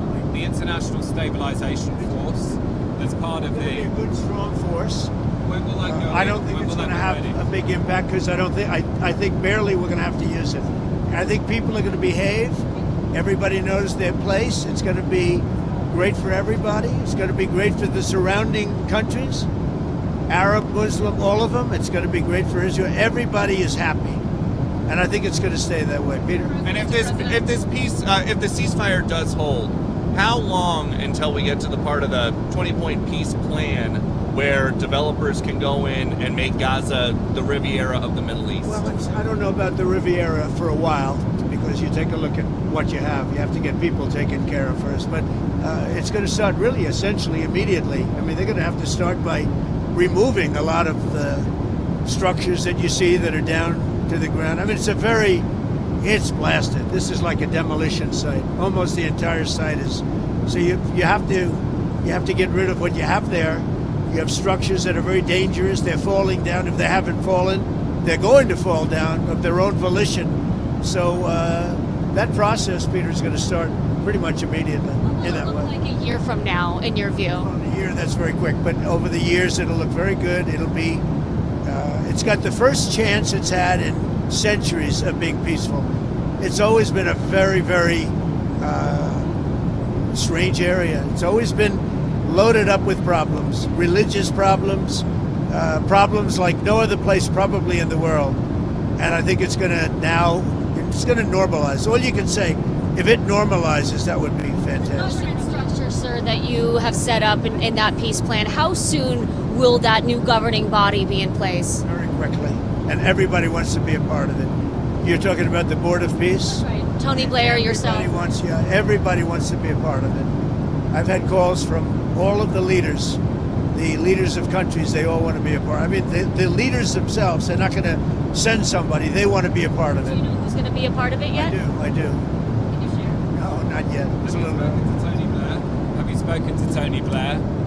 about it since the... I'm going to take your ear things out. Have you spoken to Tony Blair about it? You know, first I want to find out that Tony would be popular with all, because I just don't know that. And I like Tony. I've always liked Tony, but I want to find out that he's an acceptable choice to everybody. What guarantees have you been able to give to both the Israelis and the Arab countries? A lot of guarantees. The Israelis are very concerned. We have a lot of verbal guarantees too, and I don't think they're going to want to disappoint me. I have a lot of verbal guarantees that aren't down in writing, but they were given to me, and I believe they're going to be held very strongly. That's why I think it's going to be successful. Mr. President, you had to... Look who we have. Hi, Katie. Let me shake you. Good to see you, Mr. President. I'm sure you've seen reports of Hamas rearming, instituting themselves as a Palestinian police force, shooting rivals. What is your message to Hamas? They are standing because they do want to stop the problems, and they've been open about it, and we gave them approval for a period of time. You have to understand, they've lost probably 60,000 people. That's a lot of retribution. They've lost 60,000 people, and the ones that are living right now were, in many cases, very young when this all started. And we are having them watch that there's not going to be big crime or some of the problems that you have when you have areas like this that have been literally demolished. You know, you have 2 million people, and probably it'll be less than that, but you have close to 2 million people going back to buildings that have been demolished. And a lot of bad things can happen. So we want it to be safe. I think it's going to be fine. Mr. President, you had... Who knows for sure, Katie? But I think it's going to be fine. Mr. President. Yes. Hi. What is the latest that you've heard about hostages, when they will be released? Do you expect to meet with Well, I any hear of the them? hostages might be even a little early, but I don't want to say that. So they have the hostages. I understand all 20, and we may get them out a little bit early. Getting them was amazing, actually, because we were involved, and they were in places that you don't want to know about. Deep. Some of the top Biden administration folks who were there, like Antony Blinken, seem to want some credit for the peace deal. Blinken says it's good that President Trump adopted and built on the plan that the Biden administration developed. What do you think about that? Everybody knows that's a joke. Look, they did such a bad job. This should have never happened. This wouldn't have even happened. That was weak leadership, terrible. And the same thing with Russia, Ukraine. If just a decent president, not a great president like me, not a great president. If a decent president was in, you wouldn't have had the Russia-Ukraine. And this is, I would say, even more so. This was bad policy by Biden and by Obama. Remember when Bibi came and he begged that you not do what they were doing with Iran? You remember that, right? Begged them. And they wouldn't even listen to him. Everything they did was the opposite of what you should have done. And it's nice that they try and take a little credit. That was years ago, and the mistakes were made years ago, and it was both by Biden and Obama. And so what did you do so differently? Because I know a lot of it was behind the scenes. So what did you do so much differently than Joe Biden and to end the war? I resonated with the Arab leaders, the Muslim leaders, and the Jewish leaders. For whatever reason, you tell me why.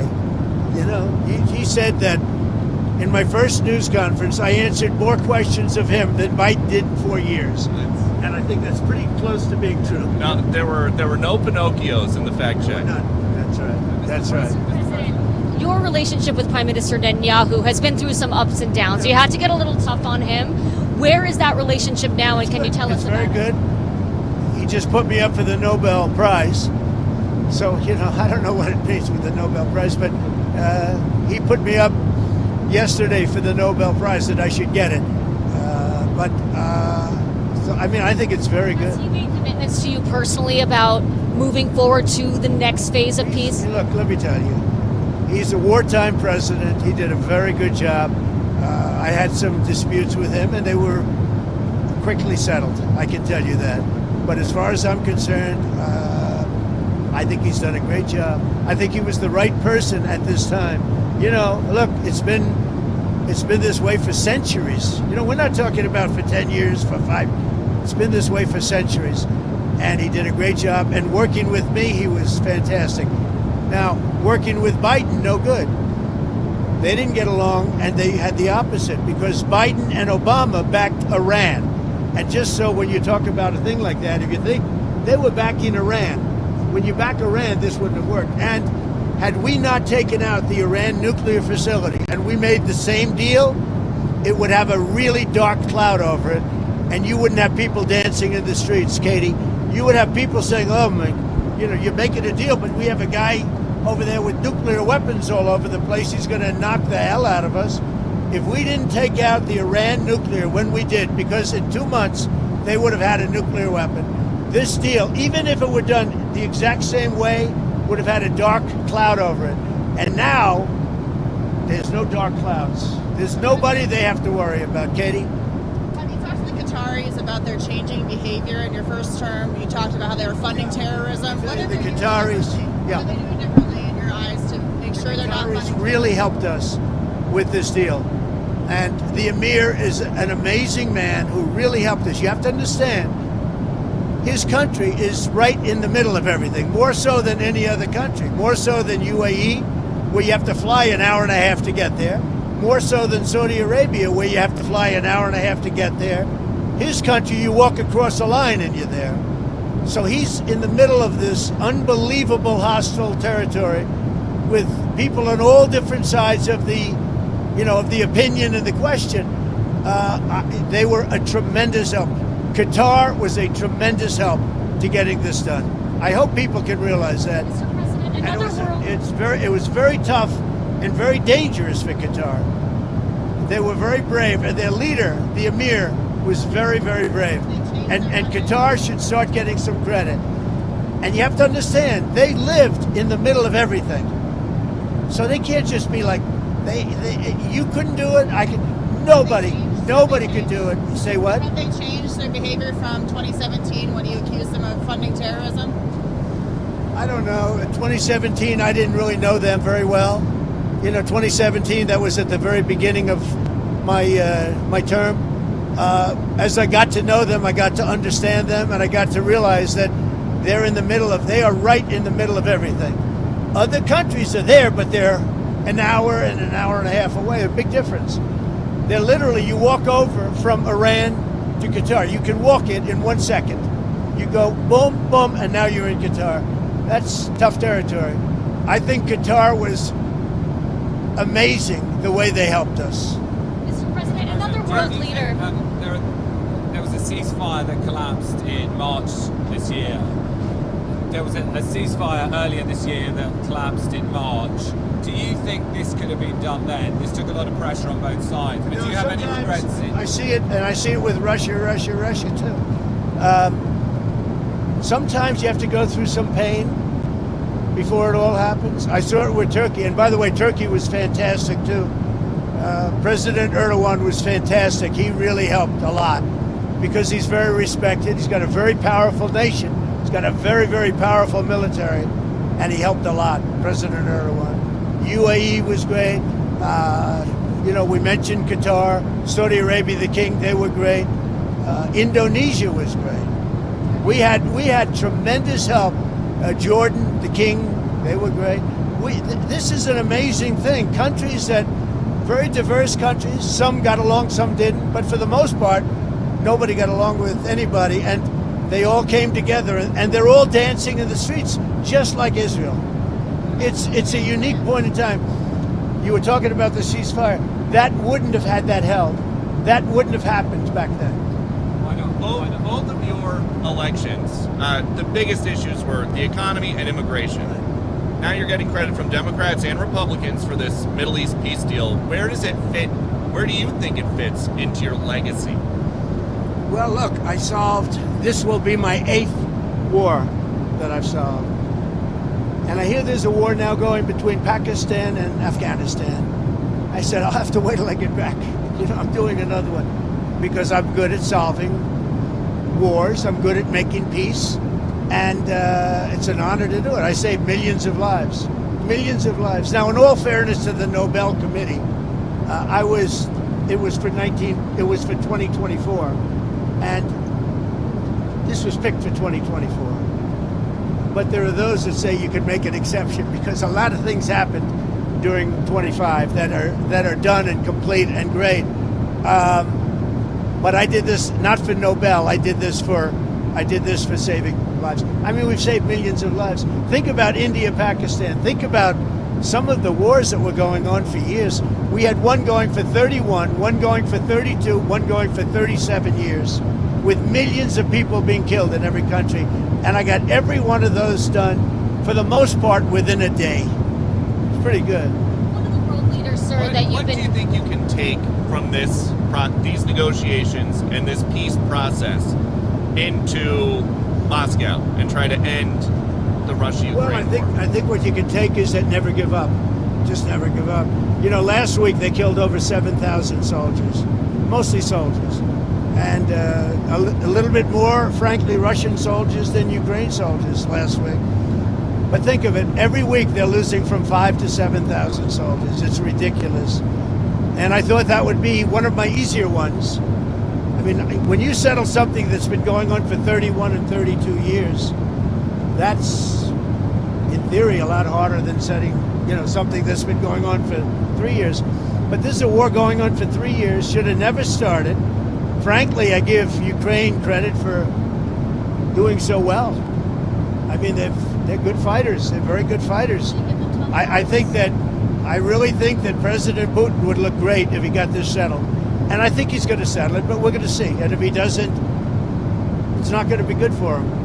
Xi of China, you've been truthing about another world leader. You said not to worry about China, but he's been putting out some tough statements in regards to your tariffs, sir. Are you planning to speak with him? When's the last time you spoke? Putting out tough statements because we are taking in hundreds of billions of dollars, not only from China, from other countries. We've become a wealthy country again, and the tariffs have given us diplomatic strength. They've given us negotiating strength. I settled a few of the wars just based on tariffs. I said, as an example, with India and with Pakistan, I said, if you guys want to fight a war and you have nuclear weapons, I'm going to put big tariffs on you both, like 100%, 150, and 200%. No, don't do that. I said, I'm putting tariffs. I had that thing settled in 24 hours. If I didn't have tariffs, you could have never settled that war. You do that better than anybody, McGee. First more tariffs on China. Are you considering walking that back? Who are you with?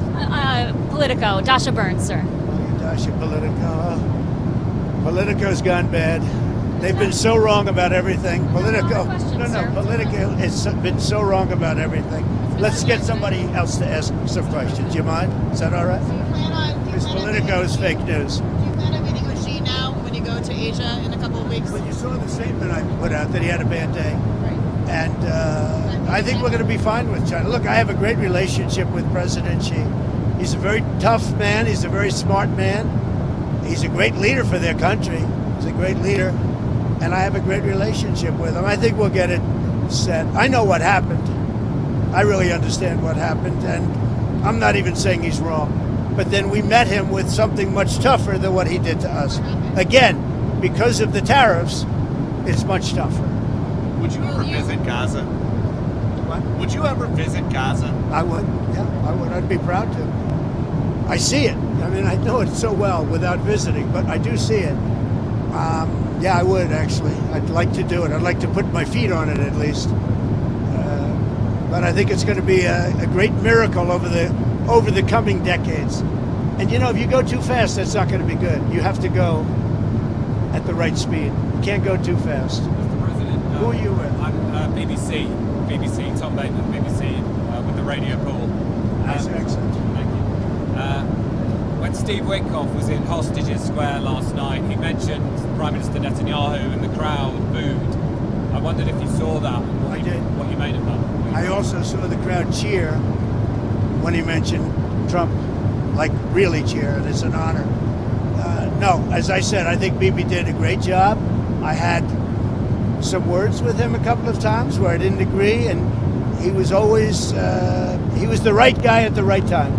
But are you confident, because many Palestinians will be concerned that after the hostages are handed over, that Israel might restart the war for some reason? I'm not worried about anything. I think we have a great deal. and it's a great deal for everybody. You know, a great deal is a deal where everybody's happy. In every country, they're dancing in the streets. That's a great deal. It's a unique period in time. So President, November 1st, 100% tariffs on China is what you said. Is that still the plan? Yeah, right now it is. Yeah, let's see what happens. You know, for me, you know what November 1st is? An eternity. November 1st is an eternity for me. So there's For somebody else, it's right around the corner. For me, when I hear November 1st, it's an eternity. Go ahead. You had talked a couple weeks ago, you were doing an interview, and you talked about how you hope to end the war in Ukraine because it might help you get into heaven. How does this help? Does this help? I mean, you know, I'm being a little cute. I don't think there's anything going to get me in heaven. Okay, I really don't. I think I'm not maybe heaven bound. I may be in heaven right now as we fly in Air Force One. I'm not sure I'm going to be able to make heaven, but I've made life a lot better for a lot of people. And you know, as an example, had the election of 2020 not been rigged, you would have millions of people living just in Russia, Ukraine alone. That would have never happened, and it didn't happen for 4 years. And I knew Putin very well. It was the apple of his eye. All the things I've said would have never happened. We had an incompetent administration. We had an incompetent president. And because of a crooked election, millions of people are dead. And by the way, the Israeli thing was much harder to get settled because of the past administration. Okay? Rest, enjoy yourselves, say hello to your boss, and I'll see you guys, right? Good. So before you go, can you tell us about your conversations with President Zelensky? Did you talk about We had a very good long-range conversation missiles? this morning and yesterday. And he basically would like to, as you know, we are not sending any weapons. We're sending them to NATO, and NATO is paying, which is a big difference between Biden and Trump. Because Biden gave them $350 billion, and we didn't. We gave them nothing, but we gave them respect and some other things, frankly. So we talked about weapons, and the weapons are sent to NATO, and NATO then sends us a check. They pay for them in full, and they would need more weapons, and we're looking into doing that. We hope we're going to be able to provide them. You know, our country needs weapons too. We can't give so many weapons that we don't have weapons. You never know what's going to happen. Who knows what's going to happen? But NATO pays us 100% for the weapons, and then they send them into Ukraine. And we talked about the weapons they need, what kind of weapons. They need Patriots very badly. They'd like to have Tomahawks. That's a step up.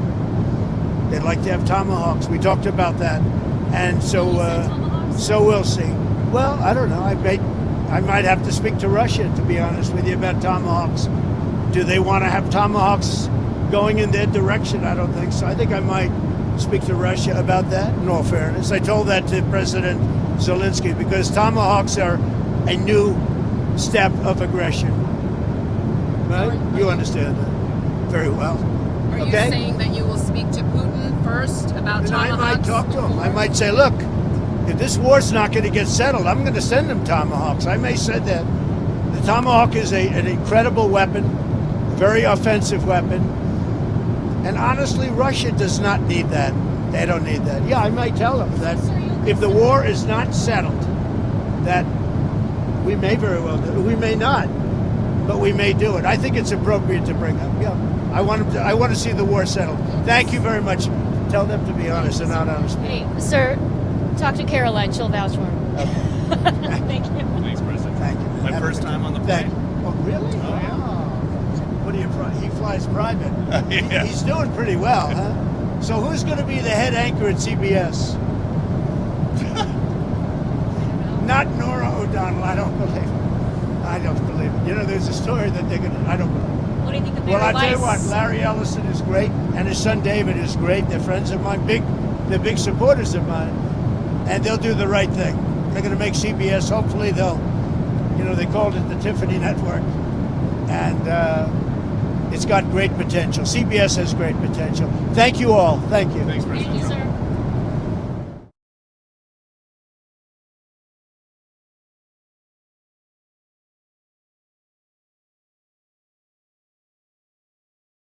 Wow, we have a very packed room here today. Thank you all so much for showing up and for joining. I apologize for the delay. The president and I were watching the press conference about the search for Savannah Guthrie's mother, which is just a heartbreaking situation.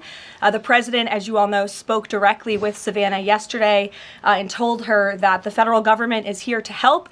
Any requests that are made by state and local officials in the search of Miss Guthrie will absolutely be accommodated. I spoke with the FBI directly about that today as well. And our hearts and our prayers are with Savannah and her entire family as they search for her dear mother. I also have a quick scheduling announcement for all of you. Tonight at 7 p.m. during prime time, President Trump, Dr. Oz, and National Design Studio Director Joe Gebbia will officially unveil Trump RX, a state-of-the-art website for American consumers to purchase low-cost prescription drugs. This historic announcement will save millions of Americans their hard-earned money, so make sure to tune in tonight, and we will see all of you in the news media there. President Trump promised to restore law and order to the United States of America, and newly released data proves he is delivering overwhelmingly on this promise. A study from the Council on Criminal Justice shows that the murder rate across America's largest cities plummeted in 2025 to its lowest level since at least 1900. Again, let me repeat, to put this in perspective, this marks the largest single-year drop in murders in recorded history. This dramatic decline is what happens when a president secures the border, fully mobilizes federal law enforcement to arrest violent criminals, and aggressively deports the worst of the worst illegal aliens from our country. The numbers don't lie. Under President Trump in 2025, the FBI increased violent crime arrests by 100% compared to the prior year.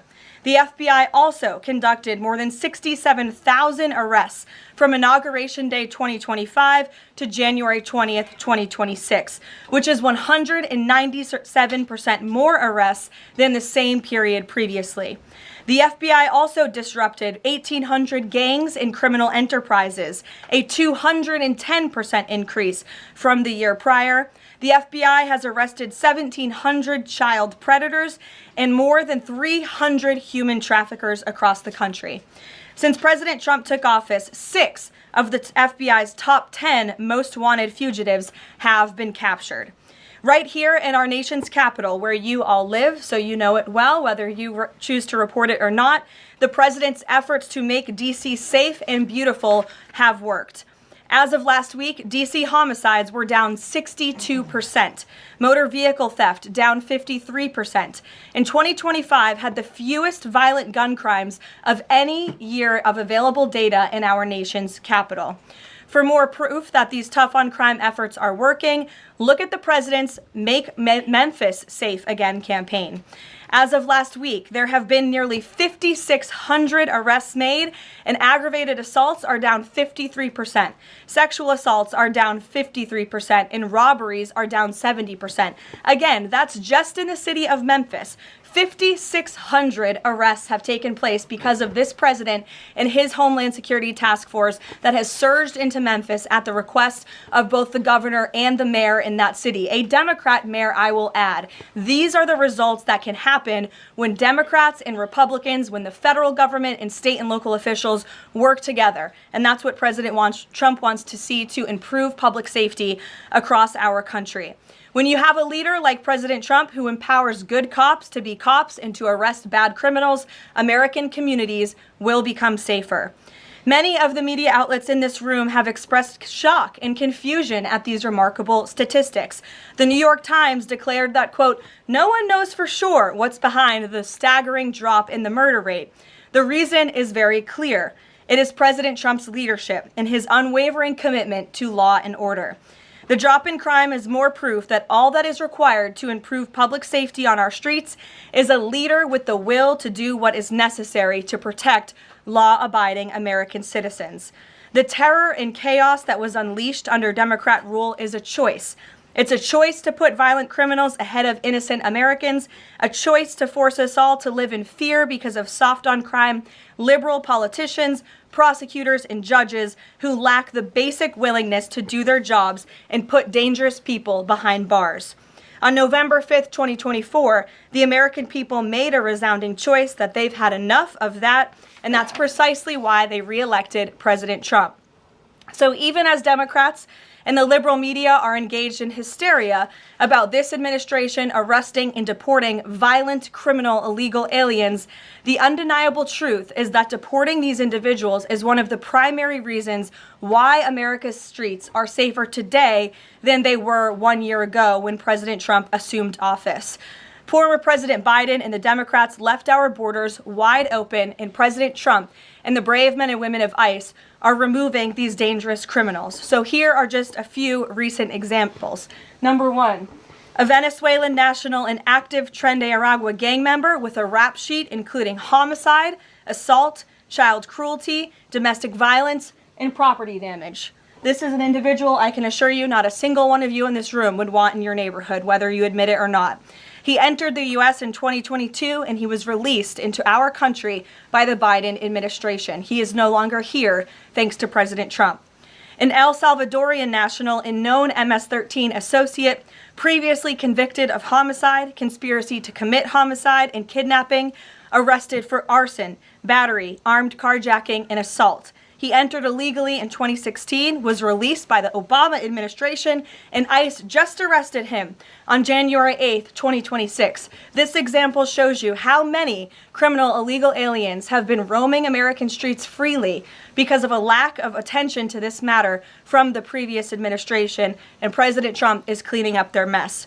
A Cuban national and blood gangs member convicted of multiple homicides and robbery.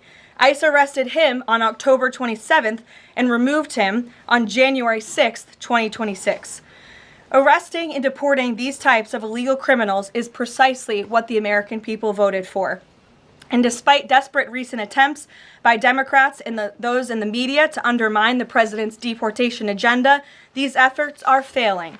Brand new Harvard-Harris polling shows overwhelming support for President Trump's efforts to protect law-abiding citizens from criminal illegal aliens. Nearly 8 in 10 Americans say criminal illegal aliens should be deported. A solid majority also support deporting all illegal aliens, regardless of additional crimes. And more than 2 in 3 Americans back the Trump administration's common sense requirement that state and local officials cooperate with federal authorities and work to hand over criminal illegal aliens in local jails for swift deportation. Finally, to prevent another invasion of millions of illegal aliens from happening again, President Trump and Secretary Noem delivered the most secure border in American history. 0 illegal aliens were released into our homeland over the past 9 months. This is a truly remarkable achievement. Again, 0 illegal aliens released into the country in 9 months. This is staggering, and it deserves more attention from all of you. Overall, Customs and Border Protection recorded the lowest total encounters in agency history. Daily encounters have fallen by 95%, averaging just 250 apprehensions at the southern border a day. This is compared to over 5,100 daily apprehensions during the Biden years. It's a night and day difference because we finally have a president who enforces the law and lets our law enforcement do their noble jobs of protecting our homeland. When President Trump campaigned on making America safe again, this is exactly what he meant, and the numbers and the results speak for themselves. With that, I will open it up to questions today. We're going to start with Daniel Baldwin from One America News, who is here religiously covering the White House beat every day, so it's good to see you in a chair instead of standing up today. Daniel, thanks for being here, and why don't you kick us off? Thank you, Caroline. It's an honor and a privilege to represent One America News in the new media seat. First question on that DHS funding bill. Funding runs out in the better part of 8 days or so. Democrats, at least verbally, are very dug in. What does the White House believe their end goal is when it comes to this funding fight, when it comes to immigration policy at large? What is their end goal when they're dug in a position like this at this point in time? Well, the president has 2 end goals. One is to obviously keep the government funded and open, and that includes the Department of Homeland Security, which does not just touch upon ICE and Border Patrol, but also FEMA, the United States Coast Guard, the United States Secret Service. These are brave public servants who work to protect our homeland. The president wants these individuals to get paid. Secondly, when it comes to any discussions about immigration policy, the president is never going to waver in his commitment to allow immigration enforcement efforts in this country and to support ICE and Border Patrol and the deportation of illegal alien criminals. I know Senator Schumer and Leader Jeffries sent over a very long list of demands, some of which the administration is willing to discuss. Others don't seem like they are grounded in any common sense, and they are non-starters for this administration, but we're not going to negotiate policy from the podium. I'm going to allow the president to do that, and any final decisions that are made will be made ultimately by him. But rest assured, he is never going to allow law enforcement in the jobs that they do, the important jobs that they do, to be undermined. And secondly, Caroline, the Department of Homeland Security put out a tweet a better part of an hour ago alleging that an illegal alien was involved in a major car wreck in Indiana, killing 4 people, and they allege that the suspect in question came in under the CBP-1 app under the Biden administration and received a commercial driver's license from the state of Pennsylvania. What is the White House's reaction to a situation like this? And what is the White House doing to crack down on cases like this where illegal aliens are obtaining commercial driver's licenses? Yes, this is another abhorrent example of the border crisis over the past 4 years, and it again exemplifies why the administration must continue and will always continue to fully back and support ICE and Border Patrol and law enforcement in their removal of illegal alien criminals from our country. For those who don't know, and all of you should report on it, 4 Americans were tragically killed and lost their lives this week yet again from an illegal alien, an individual who was paroled into the country by the Biden administration using the CBP-1 app, which they created like it was a magic pass for Disneyland. That's not how immigration in this country should work. And this illegal alien from Kyrgyzstan was traveling on an Indiana highway, and he failed to brake for a slowed semi-truck in front of him. He swerved into the lane and he crashed into a van carrying 15 passengers, and 4 people were killed in that crash. This is another tragedy that could have been prevented if not for the wide open borders from the previous administration. That's why we now have a secure border. That's why this administration will continue to deport illegal aliens from our country. Thank you for being here. Garrett. John, thank you for your comments and your prayers for the Guthrie family. I have 2 questions related to the president's interview with NBC yesterday. Sure. At one point in the interview, the president said that he believes states are accumulating the votes for who wins the election. He says if they, meaning the states, can't do it honestly and can't be done properly and timely, then something else has to happen. What did he mean by that? Is he suggesting that the federal government count votes in elections? What the president is suggesting, and I just spoke to him about this, is that Republicans and Democrats in Congress should pass the Save America Act. This piece of legislation is going to ensure that states are abiding by federal election law by removing non-citizens from their voter rolls. In addition, the Save America Act will require voter ID to vote, and it will require proof of citizenship to register to vote. These are very common sense policies and proposals that 89% of our country agree with. So that's what the president is talking about. Again, I just spoke with him about this, and he's calling on both Republicans and Democrats to send the Save America Act, to pass it into law and to send it to his desk as quickly as possible. To be clear, the SAVE Act doesn't say anything about who counts votes, which has always been a state, a local, a county function.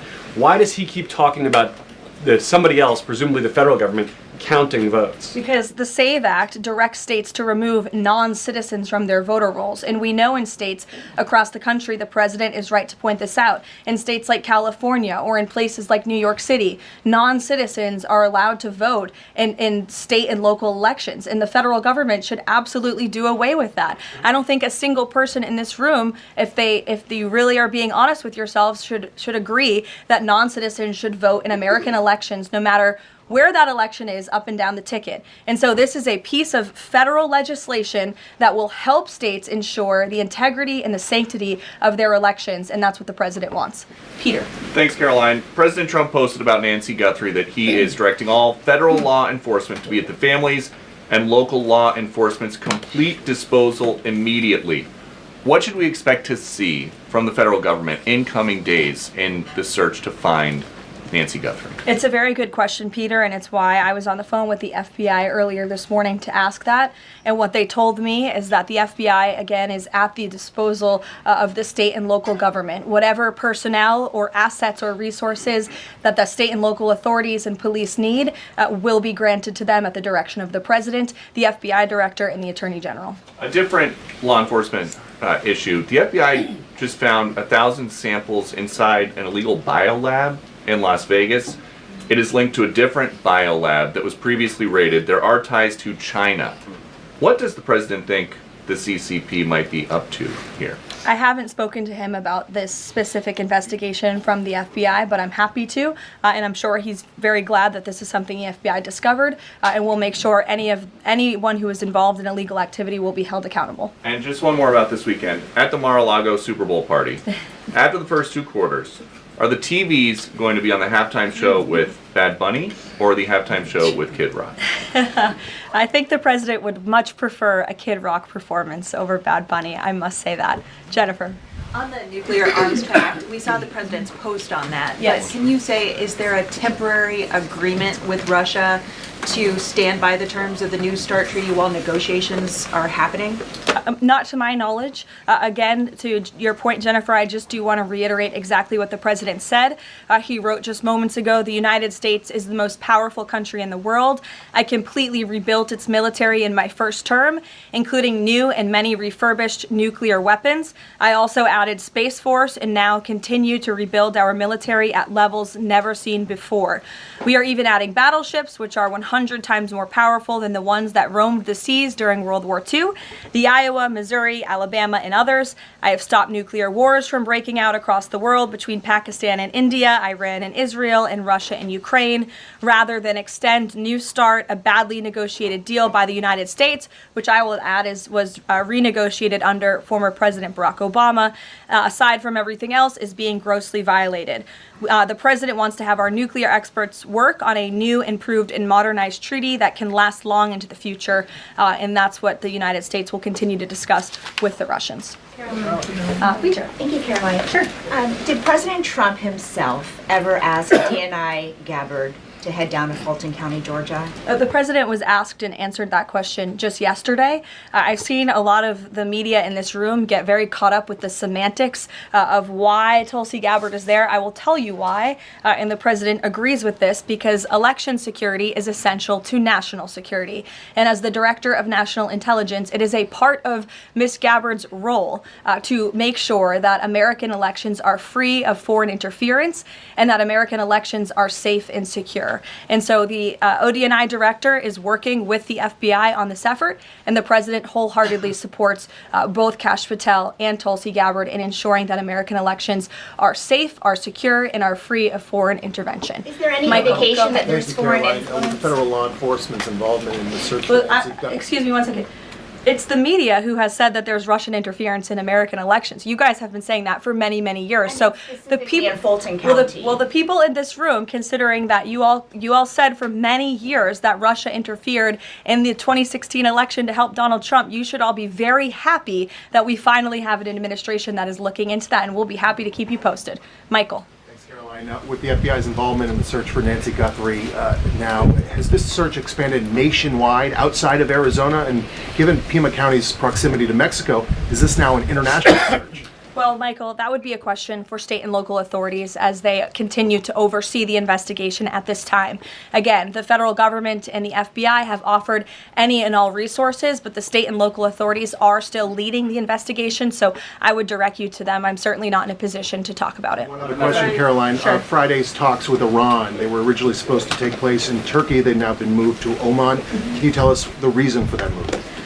Look, the president, diplomacy is always his first option when it comes to dealing with countries all around the world, whether it's our allies or our adversaries. And so Special Envoy Witkoff and Jared Kushner will be traveling to Oman for those talks tomorrow, and we will see what comes of those. The president is standing by for an update from them. Sure, in the pink. Thank you, Caroline. Cuban leader Miguel Díaz-Canel said today that Cuba would be willing to engage in dialogue with the United States only without pressure, without preconditions, on equal footing and with respect for sovereignty. but his government is denying what President Trump said, that they're already holding talks. How would you respond to that? I think the fact that the Cuban government is on its last leg and its country is about to collapse, they should be wise in their statements directed towards the president of the United States. But as I just reiterated, the president is always willing to engage in diplomacy, and I believe that's something that is taking place, in fact, with the Cuban government. Yeah, thank you, Caroline. So the Office of Personnel Management released a final rule today that makes it easier to fire government employees who are not doing their job, basically. Does the president believe that there are people in his government still that are not following his agenda? That's a good question. I have not asked him about that. I mean, look, it's a very big government, right? There are thousands of people who work for the federal government here in Washington, D.C. This administration has been very much focused on ensuring that we have an efficient and productive workforce for the American taxpayer.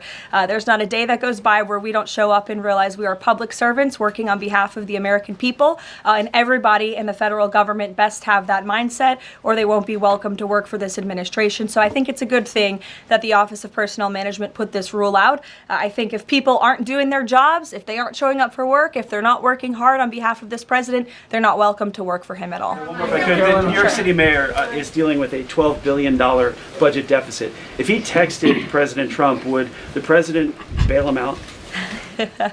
I'll leave that answer to the president himself, Ed. Kristen, go ahead. One more follow-up on Dina Gabbard. You've said that the president supports the fact that she was there, but last night when he was asked about it, he said he didn't know why she was there. He didn't say that he directed her. Can you clarify on that? Did she go by herself and he learned later and supports it? Well, did you look at the full entirety of his response? I was in the room for that NBC interview, Kristen, and he just said exactly what I told you, which is that election security is essential to national security. We need to ensure that our elections are free and are fair and are free of foreign interference. And he spoke about how Ms. Tulsi Gabbard is involved in that effort. So you're taking like the first three words that he said to one question and not looking at his entire response. Follow up on what you said about foreign interference. You talked about 2016 and Russian interference, but what we've learned from these Georgia officials is what was seized by the FBI were ballots from 2020 in this Fulton County election center. Do you have any evidence that there was international interference in the 2020 election in this election center? What I do have evidence of, and what the media seems to be undermining, is why Tulsi Gabbard is there in the first place. And I would point you again to federal law that clearly assigns the DNI and the office with the statutory responsibility to lead counter intel matters related to election security. This includes assessing risks to election voting systems, software, voter registration databases, and more, and analyzing foreign interference. And the ODNI is responsible for supporting the White House interagency action to secure our elections through intel analysis and vulnerability assessments. And they should be routinely collaborating with agencies like the DHS and the FBI. So as for that question, it would be better suited to ask the Director of National Intelligence herself in her office. But what I'm telling you is that it is more than appropriate. In fact, it is Tulsi Gabbard's job to ensure that our elections are safe and secure. And that's exactly what she's been doing on the ground in Georgia. And I don't understand why anyone in this room, considering you're all American citizens, I believe, and like to vote in our nation's elections, should have any problem with that whatsoever. Now, Thank you, Caroline. The president said that the administration should take a softer approach on immigration enforcement. He's also suggested for months that some migrant workers should be spared from these raids based on what they're doing. Is the administration going to continue to conduct large worksite raids as it seeks to target violent criminals? And can you clarify, is the federal government going to continue doing these deportation operations in blue cities where authorities say they don't want them? Well, first, again, to the president's answer yesterday, the full context of his answer was that he'd like to see a softer touch, but we are always going to remain tough. That softer touch the president is referring to is that cooperation that is necessary between state and local authorities and federal government authorities to ensure that we can continue deporting illegal aliens from our communities without tons of agents having to go after one illegal alien. If the states and the local governments just turn over their illegal aliens to ICE at jails, as they should be doing, it requires one agent to deport that one illegal alien who can then go on their way to their home country in a peaceful manner. The escalation that we've seen take place in Minnesota is a direct result of the refusal of state and local officials to cooperate with the federal government and with ICE, which has led to these hostile and dangerous environments. And so we don't want that. Again, the president wants direct cooperation, and that's what he was referring to. As for worksite raids, I don't broadcast any future action that may or may not happen from the Department of Homeland Security. But again, the president's focus and the administration's focus is on targeting illegal alien criminals, especially those who have committed heinous crimes in our country, as evidenced by the few illegal aliens that I just shared with you here today. Will ICE and Border Patrol avoid going to other blue cities where the local officials are saying, we won't work with you, we don't want you here? Well, first of all, those local officials should be wanting to work with ICE. Why would any official, whether you're a Democrat or a Republican, want murderers and predators in your city? It makes zero sense. It's an untenable position. The only reason Democrats are taking that position now is because their entire party platform is just anti-Trump. It makes no sense for the American people. They should be calling this White House, they should be calling Secretary Noem, they should be calling Tom Homan, and they should be saying, we want to work with you to remove the worst of the worst criminals from our city. Please come here. So yes, ICE is going to continue to do their job in cities and communities across the country, but it certainly makes it much easier when we have that level of cooperation and corroboration at the state and local level. In places like Florida, where there has been the arrest of thousands, tens of thousands of illegal alien criminals. None of you talk about that, or none of you hear about that, because these operations are going seamlessly and peacefully. Why? Because there is an intimate cooperation between the state government and the federal government, and that's what the president wants to see in all 50 states. And the whites, yes. Hi, thank you, Caroline. Over the weekend, President Trump said that he was giving a serious look at endorsing in the Texas Republican Senate primary. We know that Minnesota and Georgia also have competitive, crowded primaries. Is he giving those races a serious look as well? Well, I'm not allowed to speak from the podium on any future political endorsements the president may or may not make, but I know that he is watching all of these races across the country quite carefully. I won't get ahead of him on any potential endorsements. John. Thanks a lot, Caroline. Two questions for you about the continuing resolution that the president signed for the Department of Homeland Security. What would be the repercussions for all of the agencies under DHS if no agreement is reached on funding when that deadline approaches next Friday? Well, there will be grave repercussions for all of those agencies, but more importantly, frankly, for the American people who those agencies serve. And that's exactly what the president and the White House want to avoid. Again, we want to keep the government funded. We want the Department of Homeland Security, of course, to be up and operationalized and continuing as necessary to protect our homeland, to secure our border, to ensure the brave men and women of the United States Coast Guard are getting paid, the brave men and women of the United States Secret Service who protect the president, the vice president, and frankly, all of you in this building every day continue to receive the paychecks that they so well deserve. And so that's why the White House will engage in these talks with Democrats, but again, is never going to cave on this administration's core promise to deport illegal aliens from our country. You said, Caroline, in your statement that there are certain proposals that Democrats are putting up that are non-starters. What are some of those non-starters? There are a few, and it's a very good question, but I won't negotiate from the podium. I know the White House will be engaged in direct, serious talks with Democrats on this important matter. Natalie. Thank you. In addition to launching Trump RX tonight, Trump has said that he wants to meet with insurance companies to lower healthcare costs. Do you have any update on when those meetings? Yes, he does want to meet with insurance companies. That meeting will take place. I don't have an update on when it will be on the schedule, but the purpose of that meeting will be to continue to negotiate with these companies to ensure that more money is going back to the American consumer. And you're all going to see that on full display tonight at 7 o'clock with the formal launch of Trump RX. I'm telling you, this is going to be a very cool and unique event, so everybody really should tune in. Can you clarify what the president said on the Diego Garcia deal? He said he didn't like it, now again he says he's for it.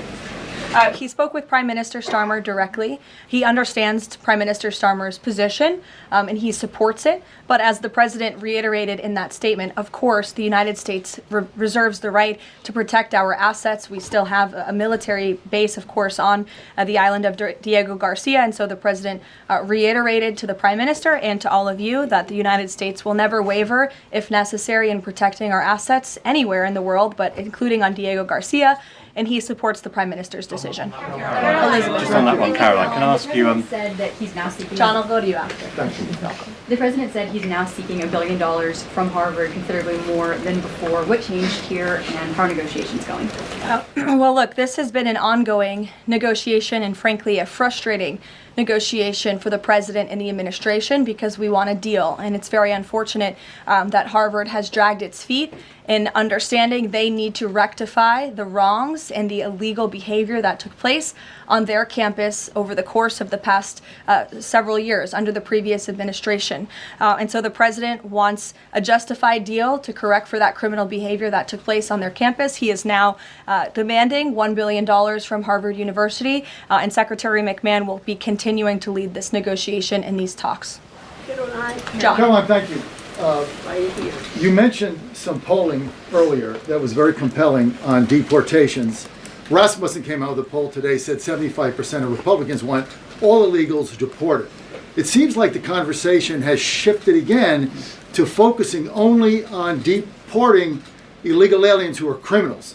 Is the president still committed to deportations of the 20 million illegals that came here under Joe Biden, or are you starting to see that back? Yes, and the president has always been committed to that, John. But we must prioritize, and the prioritization is on those tens of thousands of convicted criminals whom we know are still roaming our streets. ICE and Border Patrol and DHS have done a phenomenal job of removing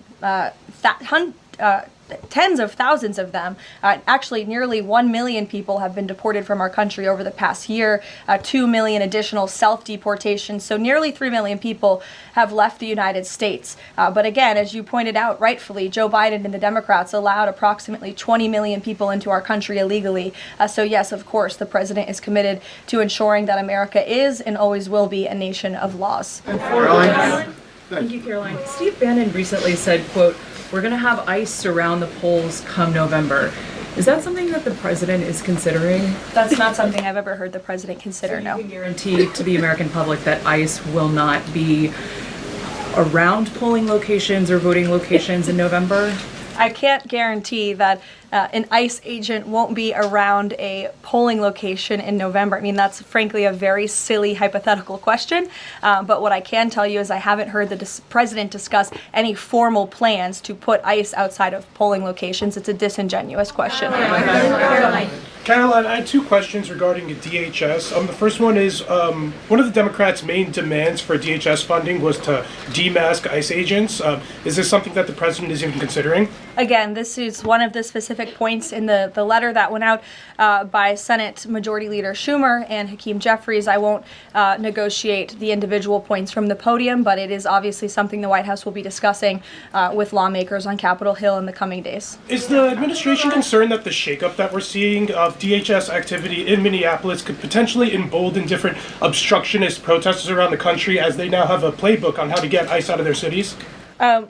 No, because what you saw yesterday with the drawdown of 700 agents only occurred because the condition that the President of the United States set for local states, local counties to turn over illegal aliens to ICE has been met. The vast majority of counties, nearly every single county now in Minnesota, has made an agreement to notify ICE when they are releasing an illegal criminal from their jail. This is a huge win for the administration. Again, it's a condition the president set out and has been met thanks to the tireless efforts of Mr. Homan. And as for the left-wing agitators who have been illegally obstructing ICE's immigration efforts, we are not letting that behavior go unnoticed or unpunished. In fact, just today, the Department of Homeland Security arrested this individual.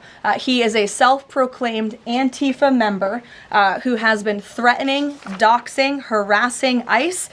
He called for the murder of federal law enforcement officers. He encouraged bloodshed in the streets of Minnesota. He proudly acclaimed affiliation with the domestic terrorist organization Antifa. And the Department of Justice, thanks to the great work of HSI and the FBI, was able to locate and arrest this individual today.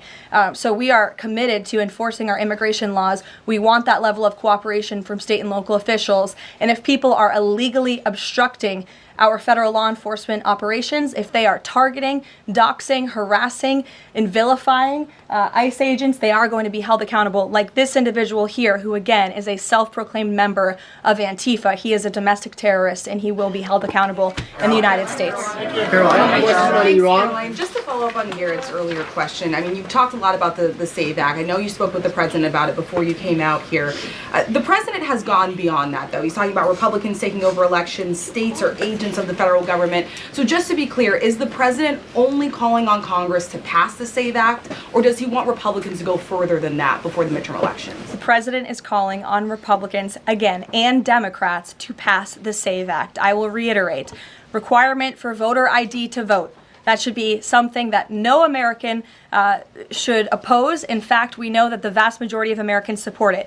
Requiring proof of citizenship to register to vote, which is not hard to do. We should be able to do that in this country. If you want to register to vote in the United States of America, you have to be a citizen in the United States of America.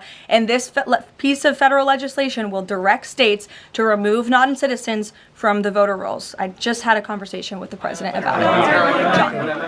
Thank you, Caroline. I have two questions.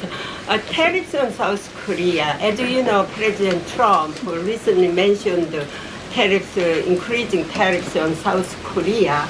When will the 25% tariffs increasing on South Korea begin? Secondly, what impact will this have on national security? Sure. I don't have a timeline for you on that, but I will make sure that our trade team here at the White House gets you an answer swiftly and promptly. John. Thank you so much, Caroline. Yesterday, President Trump, in the NBC interview, said that it bothers me that somebody is going after Bill Clinton. That somebody is the House Oversight Chairman, James Comer, a Republican. Why is the president bothered that they're investigating Bill Clinton and his Epstein ties? Look, I think that the president has respect for the former president of the United States, Bill Clinton. He said yesterday himself they've shared a good relationship, and that's what he was reiterating in that NBC interview. Go ahead, Caroline. Can you tell us a little bit about the agenda for tomorrow's talks with the Iranians? What will be the focus of the discussions? Diplomacy moving forward. The president has obviously been quite clear in his demands of the Iranian regime. Zero nuclear capability is something he's been very explicit about, and he wants to see if a deal can be struck. And while these negotiations are taking place, I would remind the Iranian regime that the president has many options at his disposal, aside from diplomacy, as the commander-in-chief of the most powerful military in the history of the world. Washington Examiner, go ahead. Lynchburg County, Virginia is the third local law enforcement is defying the blue government's demand that they no longer cooperate with ICE. There's a lot of red counties that are thumbing their nose at the blue government, blue states leadership, telling them not to cooperate with ICE. Will this administration support those counties in any way? Support them either through legal help or?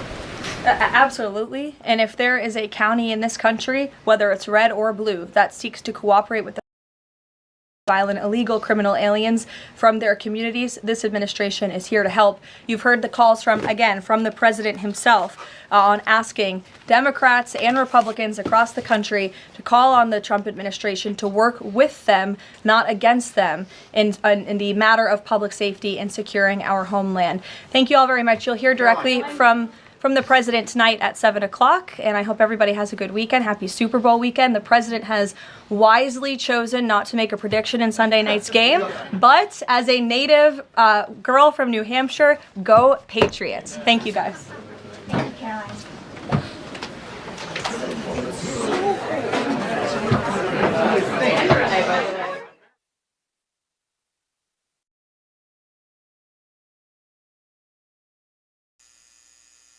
Ladies and gentlemen, please welcome Pastor Paula White, Senior Advisor to the White House Faith Office.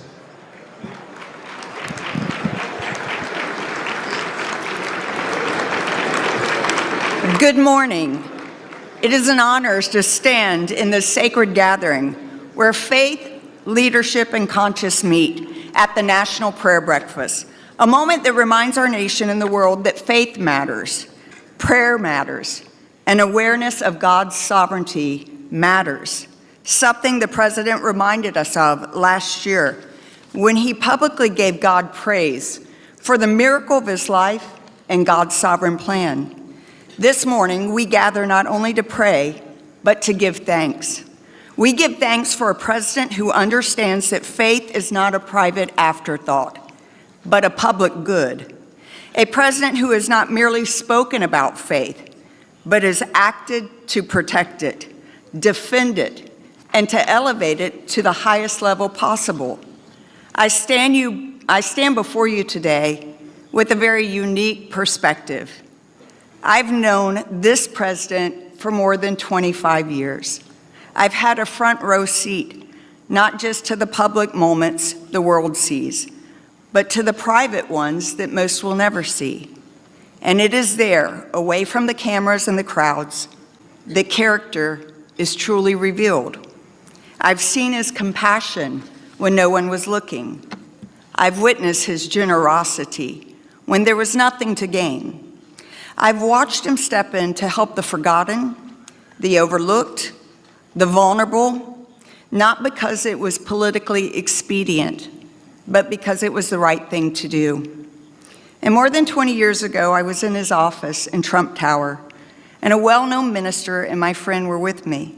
As the conversation was happening, the president turned, not to the famous voice in the room, but to my friend, and simply asked her what she did.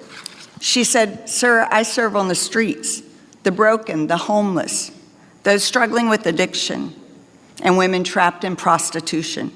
Without any hesitation, he called for his executive assistant to bring his checkbook, and he said, "Now that is real ministry." And he gave, not for recognition or for credit, no one outside of that room ever knew. But he continued to support that work quietly, faithfully, and privately for a very long time.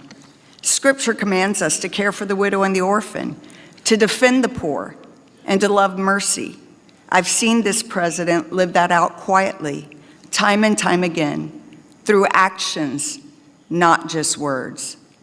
And as senior advisor to the president of the White House Faith Office, and my White House director, Jenny Korn, is up here, I can say without hesitation that no president in modern history, or perhaps all of history, has done more structurally, substantively, and sincerely to elevate and protect religious liberty.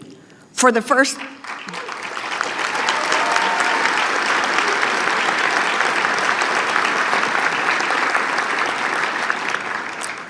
time in our nation's history, faith has been institutionally elevated through the creation of the historic White House Faith Office, our one-year anniversary. Not a symbolism, but a substance. Housed in the West Wing, it ensures that people of faith are essential partners in serving the vulnerable, strengthening families, defending life, and shaping the soul of nation here and abroad. The president understands something very profound, that faith is not a threat to freedom. It is its foundation. That prayer is not weakness.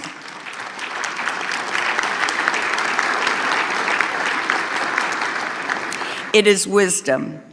And that leadership at its best is accountable not only to the people, but to God.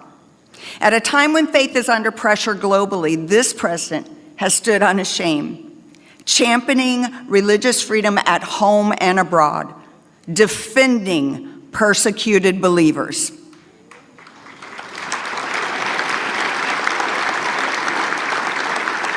And affirming that America will always be a nation where people are free to worship, free to speak, and free to live their conscience. He is bringing peace through great strength. In fact, President Trump has brought religion back to this nation and beyond.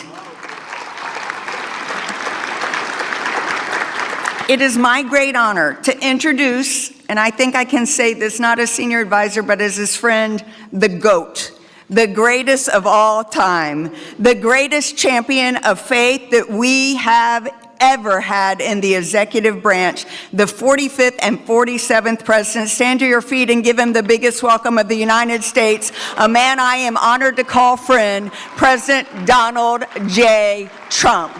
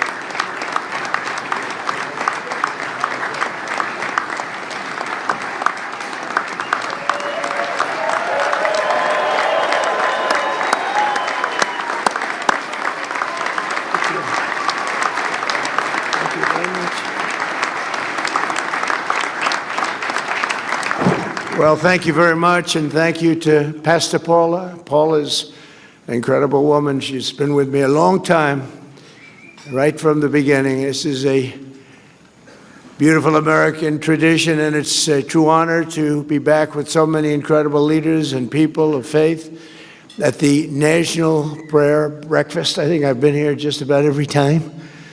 It's hard to turn it down. I don't have the courage to turn it down. Sometimes I want to. Come back from a horrendous trip fighting people that can't stand us, keeping us out of wars, and seeing things that nobody would believe that anybody would see. And last time I came, I got in at 4 in the morning. They said, "Sir, you're going to be speaking at 7." I said, "Really? Oh, that's wonderful."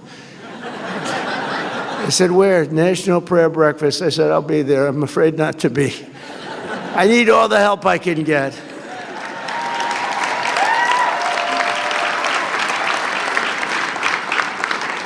And you know, I never get a fair break from the fake news, which is back there. That's a lot of fake news. Because last time I was having a lot of fun. We had a big crowd. We had 60,000 people, and I'm talking about the fact that I will never make it to heaven. I will never, ever. And I was being funny. I was trying to be, you know, you can't be sarcastic with them because they write your words, and they don't, the people who are reading the words are much different. But I say, I'm never going to make it to heaven.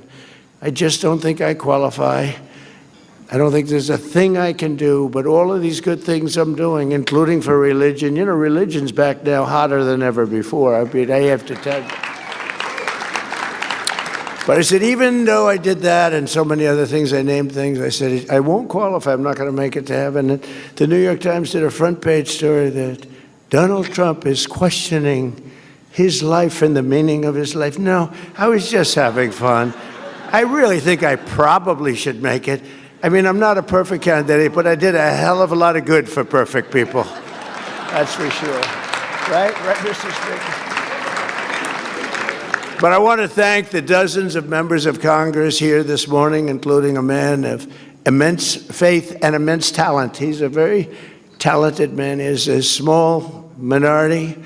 It's just really, because we go back and forth between minority and majority, and half the time we're minority and we still win. How do we win with a minority? You know, we have a couple of people that I consider to be negative. But we're 1 up, 2 up. Sometimes we're 3 up. In fact, we'll have 2 more victories very soon. We'll be 3 up. And we consider that having a massive majority, okay? Right, Mike? That's considered. We're not spoiled. Can you imagine if we ever picked up like 20 or 30 seats? Wouldn't that be that'd be too easy. I think it would be too easy. It wouldn't be fun. I get these calls from Mike. Sir, could you speak to so-and-so 3 o'clock in the morning? You know, we have two types. We have the type that goes along with us and believes in us, and they're with us all the way, and that, I would say, is 95%, right? And then we have the type that needs a little love all the time, no matter what it is. For the easiest thing on religion or republicanism, the easiest thing to pass, they always make it difficult, but they always get there. But I have to call them always at 3 in the morning. I'll always get that call. Sir, Speaker Johnson's calling. So I get a, hi, Mike, what's up? What time is it? So it's 3 in the morning. So we have 9 names there giving us difficulty. They want to have a phone call. I said, all right, let's go. Here we go. Same 9 all the time, right? You know? So I call up. I say, Chip, how you doing, Chip? Hello, sir. Sir, I can't quite get there. I just don't know. Could I come over for breakfast? You know, we have a 9 o'clock vote, right? I said, really, is it not? Sir, you got to get me there, sir. Let's have breakfast, Chip, great. And then I get others, pretty much the same 9. I don't want to name too many, but I would. And they always get there. We have one that doesn't get there. We have one guy. He's an automatic no. No matter what. If we did welfare reform, if we did the greatest thing in history for religion, no matter what we did, no matter how good it is, greatest tax cuts, and we just did the greatest tax cuts in history, he voted against. He voted. Now, no matter what we do, this moron, no matter what it is, we could put them all together. I think, Mike, what would you say the top 5 things? Name them. We'll put them in one bill, and we'll put them before we'll get 100% vote, except for this guy named Thomas Massey. There's something wrong with him. We call him Rand Paul Jr. You know, it's like they just vote no. They love voting no. They think it's good politically. The guy's polling at about 9%. It's not good, but we have great support, and we have great support for religion. You know, I've done more for religion than any other president. When Paula was saying that, it was so nice. I was proud of it. And I said, that's true. I told the people backstage. What she said is true. Who else would say that, right? But it is true. But then I said, but that's not saying much, because not too many presidents have done too much for religion. I want to tell you that. Certainly modern day presidents, they bailed out on you. They bailed out. They want to be neutral. They want to be neutral or against. You know, the Democrats are against. I don't know how a person of faith can vote for a Democrat. I really don't. And I know we have some here today, and I don't know why they're here, because they certainly don't give us their vote. I certainly know that we're not going to be convincing them to vote for a little thing called voter ID. It polls at 97%. And even the Democrat, the people, the voters, are at 82% for voter ID, but the leaders don't want to approve it. They said they will strike. They will not allow it to happen. It's polling at over 90%. It's called voter identification. When you go to the polls, you show, yes, my name is so-and-so, and I live in the country. I'm here. I can vote. They say, that's not allowed. And no, everyone's trying to figure it out. And they do something to win. You know what it is? They cheat. But let's get on to another subject. No, at that, they're the finest, probably anywhere in the world, I would say. But we're trying to pass voter ID and other things having to do with your religion. And getting the Democrats to vote is very, very tough. But we're grateful to the co-chairs of the breakfast, Representatives Ben Klein and Jonathan Jackson and Governor Bill Lee of Tennessee. Thank you very much. Thank you very much. Thank you very much. And I want to thank a man who's been with me for a long time. We've been friends, and I used to be interviewed by him, and all he wanted to talk about was war. I said, this guy, you know, he's very smart, went to the top schools, was a top student. He's like me. I was a very good student, too, but nobody would think so, you know, and nobody thinks Pete was a good student. I don't know. They think him as a tough cookie, a flamethrower, which I like, actually, in the position of Secretary of War. But he has done some job. Pete Hegseth.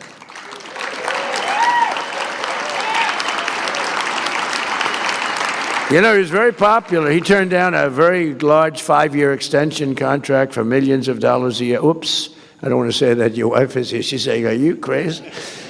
He's got the greatest wife.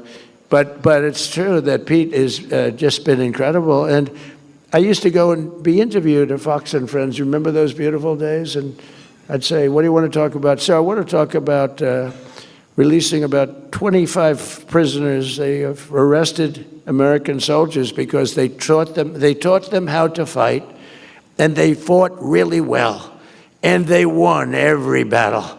And now they put them in jail because they said they were too tough. I said, so how many are there? 22.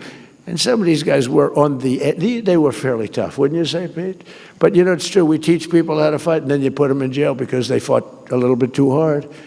And we took care of a lot of business, but that's all. We didn't talk about the normal things that an interviewer would be talking about. That, and I saw his love for the military. I was obvious. He was always looking to protect soldiers. And I said, you know, he's a really smart guy. If I ever get this thing, I got to get it. It wasn't easy, you know. They rigged the second election. I had to win it. Had to win it. I needed it for my own ego. I would have had a bad ego for the rest of my life. Now I really have a big ego, though. Beating these lunatics was incredible, right? What a great feeling.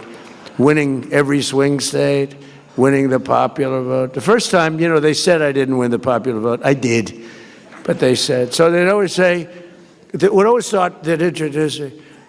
While Donald Trump did not win the popular vote, you know, I'm sitting up being introduced by a Democrat or somebody. And they say, why Donald Trump did not win the popular vote? He won the presidency. Here he is. I said, that was terrible. I said, and we won the popular vote by a lot. We didn't want to play any games. This has been a much different. We had a great first term. We had the greatest economy in history, but this one's going to blow it away. Already it's blowing everything away. We have $18 trillion coming into our country, blowing everything away.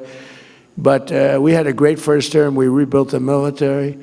You know, Biden gave a little chunk of it to Afghanistan brilliantly. He left tanks and planes and, you know, little things. I said, why didn't you fly the planes out? He said, well, nobody thought of it. You could have flown. He said, it's very hard to remove the equipment. Really? You couldn't fly an airplane? They buy $150 million brand new airplane. Sir, I think it's better to leave it. Why? It's more cost effective. So we leave them a brand new jet. I said, these people are crazy. But we have it under control now like you've never seen, and our military has never been stronger. And you saw that in Iran, and you saw it recently with Venezuela, where we're getting along fantastically with leadership.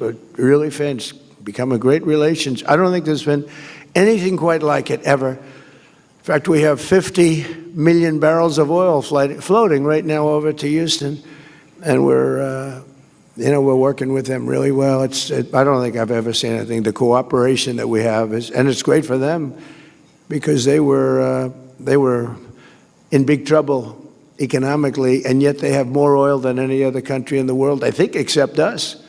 But they have more oil just about than any. And by the way, us and them, we have 68% of the world's oil. Now, I know that doesn't mean too much to people of great religion. I know you want to hear about, but you know, we got to keep our country strong, and we're doing really good. But that's been an amazing operation. I would say when people saw that, I was just talking to a great leader from El Salvador, and he said, man, that was some attack. I've never seen anything like that one, right? Right, that was good, even by your high standard, right? That was a hell of an attack. But we have a great country. We have tremendous leaders. We have a fantastic cabinet. We have unbelievable bench, and one of them is Attorney General Pam Bondi, who may be here. Where's Pam? Is she here? Where? Where are you, Pam? Where? See, she wants to keep it nice and low key. You're really catching fire, by the way, Pam. You know, they were saying about Kristi Noem yesterday. I did the Super Bowl interview. Sir, are you going to relieve Kristi Noem of her duties? No. Oh. I said, why would I do that? We have the strongest border in the history of our country. We have the best crime numbers we've ever had. Going back to the year 1900, that's 125 years, we have the lowest crime numbers, despite the fact that this horrible, world's worst president, this is the worst president we've ever had, Biden. He had no idea he was president, so he doesn't take it personally. I don't want him to take it personally. Fortunately, he has no idea what the hell I'm saying. And he's watching right now. He's happy with what I just said. Okay. This is what we had running our country. But no, he was our worst president. We had some bad ones. We had Obama was very bad, terrible divider of our country. He was a divider. And believe it or not, we're bringing the country together. You know what's bringing it together? Tremendous success. We're having tremendous success. We have more investment being made in our country now than any country has ever had by many times. You go back 10 years, a certain country, not us, $3 trillion. We have in 11 months, because the 12th month is coming out next week, we have $18 trillion of investment coming in. The biggest ever was 3 many years ago. And one of the reasons for it is Secretaries Doug Burgum and Doug Collins. They are drilling like, you know, my whole thing was drill, baby, drill. Where are they sitting? I love those two guys. Come on, stand up. And is Catherine there? That's Catherine. Yes. Hi, Catherine. Chris. What they are drilling like nobody. I spoke with Chris yesterday, Doug. I said, how we do? Sir, we're drilling more oil than anybody's ever drilled by double, right? By double.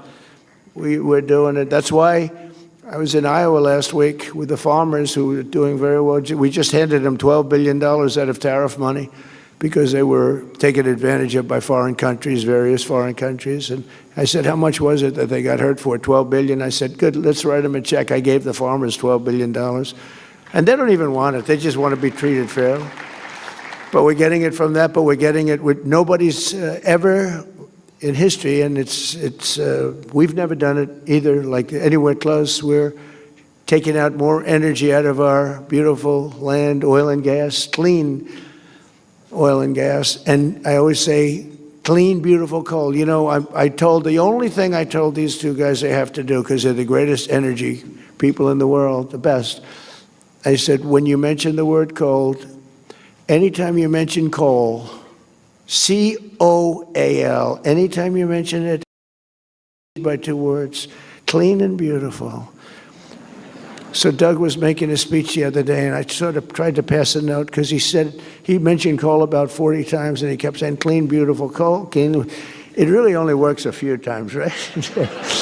I said, no, when you say coal, clean, beautiful. You know, we buy all that wind from, we don't anymore. So we haven't approved anything in wind, right, Doug? Nothing, because it's, you know, just, it's a quick way to losing money, losing beauty, losing your fields, killing your birds.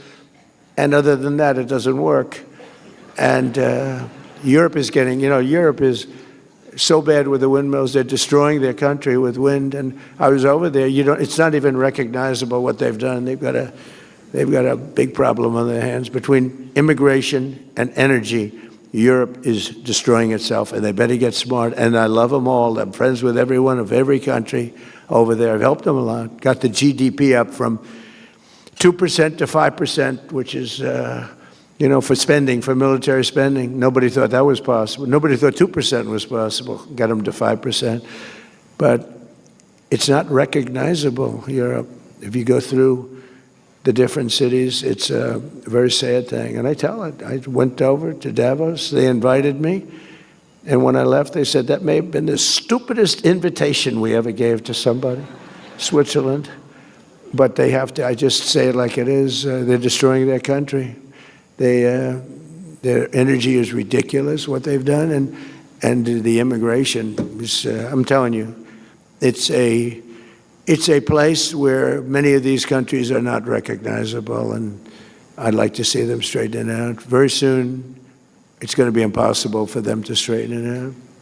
We have our Director of National and International Intelligence, Tulsi Gabbard, who's doing a great job. Where's Tulsi? She took a lot of heat 2 days ago because she went in at Pam's insistence. She went in and she looked at votes that want to be checked out from Georgia. They say, why is she doing it? Right, Pam? Why is she doing it? Because Pam wanted her to do it. And you know why? Because she's smart. And they said, well, this has to do, her position has to do, it's really not so, but her position has to do with international. I say, well, the same people that said that, they've been saying Russia, Russia, Russia has been screwing our elections, okay? So let's assume Russia had something to do with it. They say, no, no, Russia didn't have. So now they're saying Russia had nothing to do with it. Because if I say Russia, that it's perfectly fine. But you could add China and about 5 other countries to it. But she's done a great job, and Pam has done a fantastic job, and we appreciate it both. I haven't seen you in a couple of days. And I have one of the greatest negotiators. I'm so proud of him. He's a great negotiator. He's smart and respected by everybody. Jameson Greer, U.S. Trade. Where is Jameson? He's around here someplace. Thank you, Jameson. Boy, he's good. We have a great team. We have a great economic team, a great military team. We have Raisin Cain helps Pete. Raisin Cain. General Cain, he wiped out ISIS in 3 weeks. I was told by General Mattis and General Milley, sir, it will take 5 years. I said, what? Sir, it'll take 5 years. I said, you mean we have the best equipment in the world, and we're fighting guys that use bad rifles, knives preferably. They're very good with a knife, but a knife shouldn't do it. And I said, why? And I flew over to Iraq, and I met a guy named Cain. I came out of the plane, and there's a handsome general standing there. I had 3 generals. I went there to find out why the hell we couldn't win the war. Why aren't we winning the war against ISIS? They've been, playing games with us. So I wanted to see, and that's where I met Raisin Cain. I said, what's your first name? Raisin, sir. They call me Raisin. I said, what the hell kind of a name is that? Right? We've learned a lot about him. Now we get it. In this very quiet manner, he's brutal. Just ask Venezuela. Ask Iran. They're negotiating now. They don't want us to hit them. We have a big fleet going over to Iran. But so Raisin was there at the bottom of the plane. What's your name? Raisin. What's your last name? Cain. I said, so your name is, let's get this straight. Your name is Raisin Cain, right? Yes, sir, that's what they call me. You're the guy I'm looking for. And then he said, sir, if you'd like, you can go and sleep. It's a 20-hour trip. If you'd like, you can go and sleep. We have quarters prepared for you. I said, no, I don't have to sleep. I've been on a plane sleeping for I'm sleeping the plane. I don't sleep on planes. I don't like sleeping on planes, I like looking out the window watching for missiles and enemies, actually. But he said, sir, we have a place prepared for you, and we can meet after you've rested. I said, no, let's go right now. So we did that. And I said to him, they tell me it's going to take 5 years to defeat ISIS. No, sir. I said, well, how long would it be, General Cain? Sir, we can do it in 4 weeks. I said, what? We can do it in 4 weeks, sir. And I should have maybe a couple of weeks left over. I mean, you can do it in less than 4 weeks? Yes, sir. I said, well, how come they tell me, our television generals, as I call them, two very poor generals. I mean, these guys, they look nice. They were nice guys. They didn't have what it took, believe me. Yeah, some people have that. They don't have what it takes no matter what. I said, how come they tell me it's 4 to 5 years? And he said, well, I don't want to speak badly about anybody, so I'd rather not comment on that. I found that to be nice, okay? But I said, all right, tell me how you're going to do it. Well, sir, We use this one base here, and we're hundreds of miles away, and by the time the planes get to the target, they have to come back and refuel, and we're too far. I said, why do we do that? Because we don't want to offend any of the other countries. I said, we have a lot of portable airports, right, Pete? We have portable airports all over the Middle East, runways that are portable. You put them down, you take them up. We have equipment. Nobody has the stuff we have. We have airports that look better than Kennedy Airport. And they're built in sand. And it took us about 2 minutes to build them. No, the equipment is incredible. You can land any plane on them, right? Portable. And we've got many of them, sir. We have to use them. I said, why don't we? Because we didn't want to defend, offend another country. I said, let me ask you a question. You're in the middle of the desert. Would another country know if we're taking off from some strip in the desert? They would have no idea, sir. They don't have radar. They don't have anything. So he explained it. So we want to hit them, sir, from 17 different locations. And we want to hit them left. And we hit them, here we go. And we want to hit them right. Sure, and we want to hit them from the top. And we want to hit them from the bottom. East, west, north, south. Sir, they won't know what the hell hit, and we'll knock them out. We did it politically correct.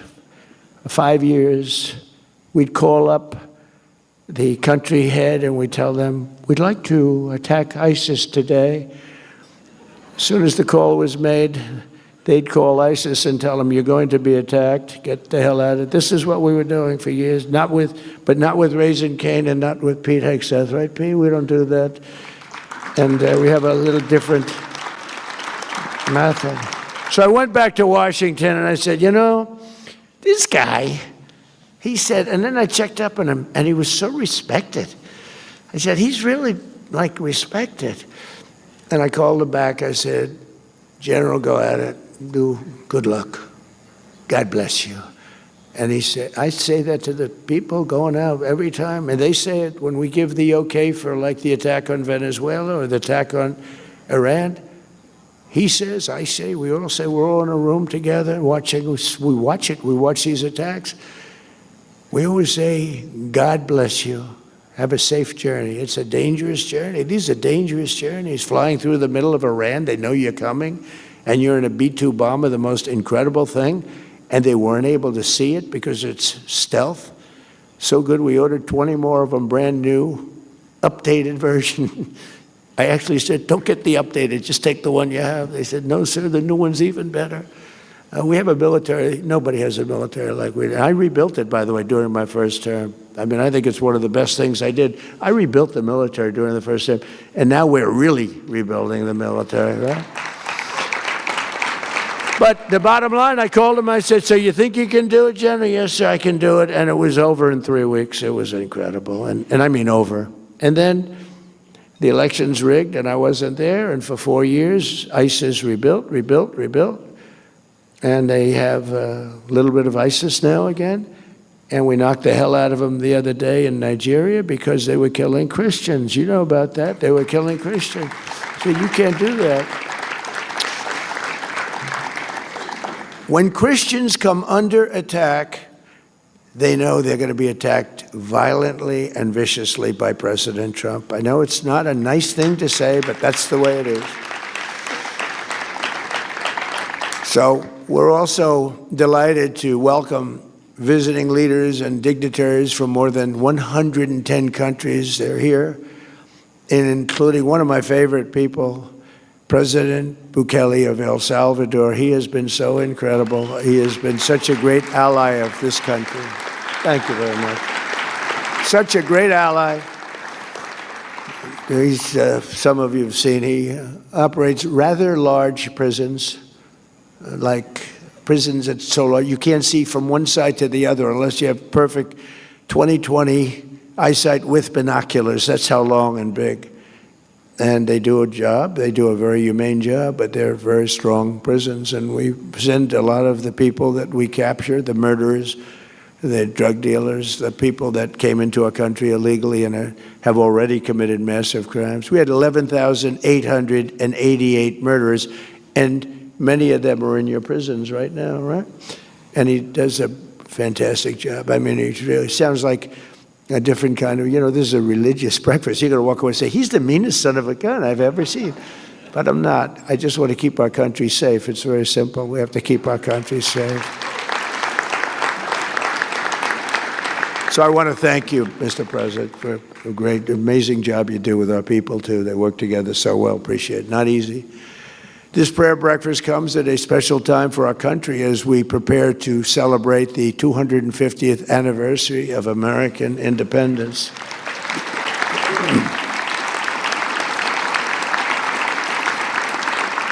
And we're also very shortly going to have the Olympics and the World Cup. And, I got them. I was the one that got the Olympics, and I was the one that got, and I was so upset because I got them. I tried to move them up, but I couldn't.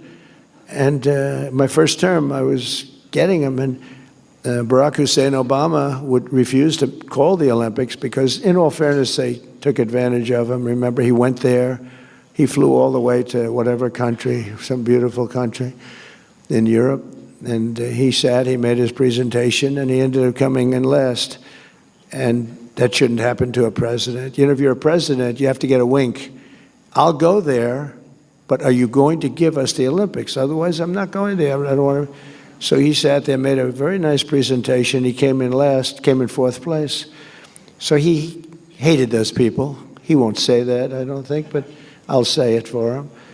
And so he refused to be involved with the Olympics. I got a call from Democrats. The Democrat mayor of Los Angeles called me. So we have a problem. We have a president that refuses to call the Olympic Committee. And I just won the presidency. I was president-elect. And so I wasn't even in office. And I called this gentleman from, I think, Denmark. Can you believe? They own a large piece of ice that we're negotiating for. It's the biggest piece of ice in the world. The world's largest piece of ice. They'll never run out of water.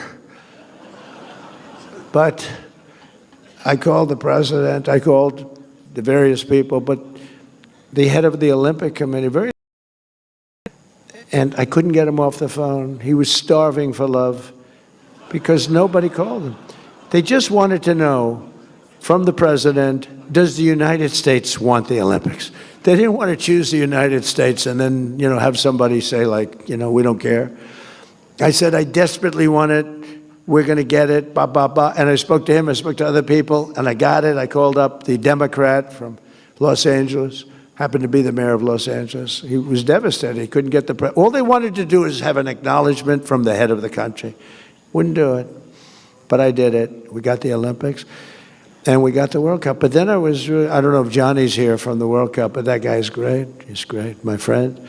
But I got them both, and I was really upset because I got them. And then I said, think of it, I won't be president because they're in the following term. Because, when you get the Olympics, usually it's 10 years in advance. And I said, so I did all that good work. It wasn't that easy. I got it. Then I got the World Cup.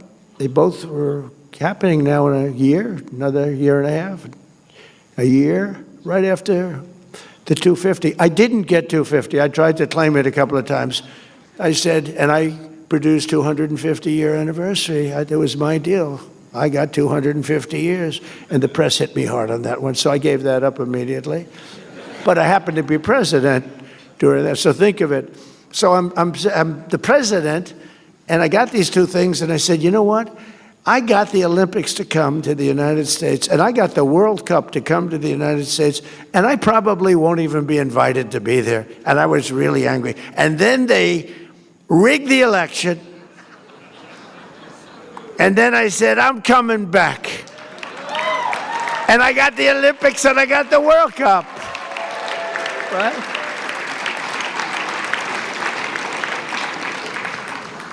And at some point, I'm going to get right back onto the teleprompter, and you're going to say, that was a wonderful speech.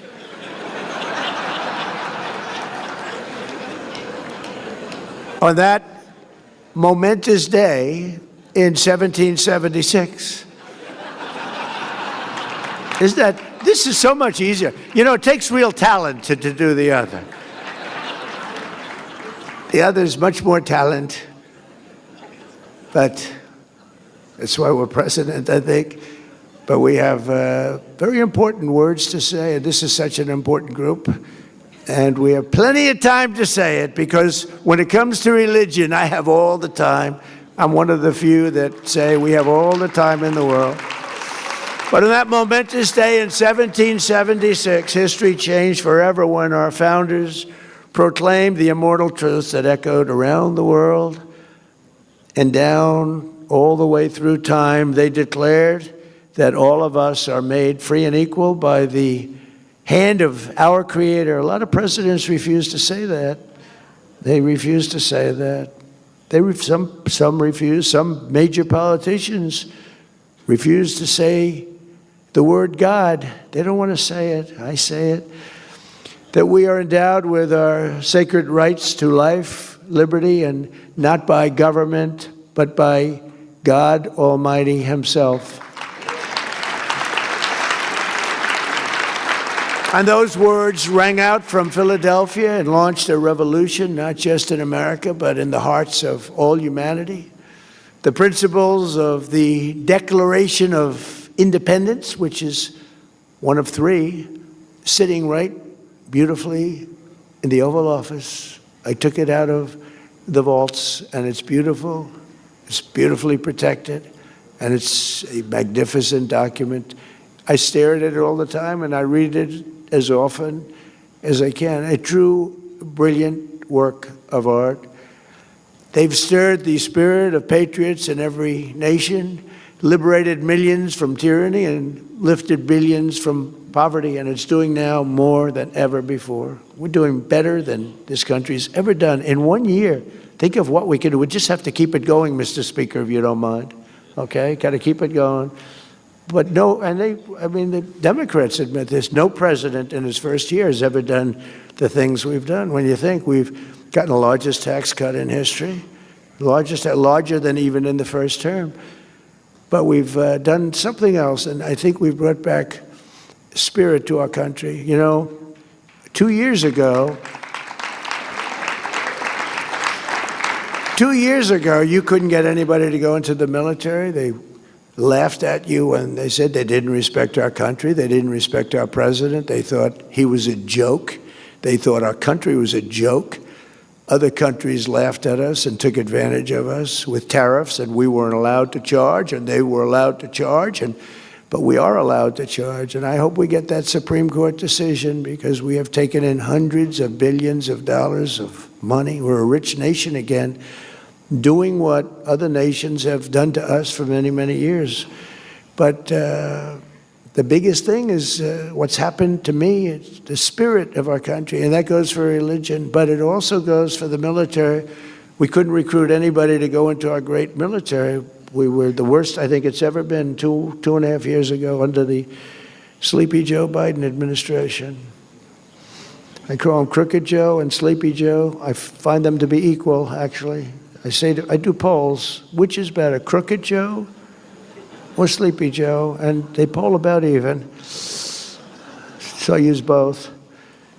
But we have now the greatest recruiting that we've ever had. Everybody wants to be in the military. We're hot as a pistol.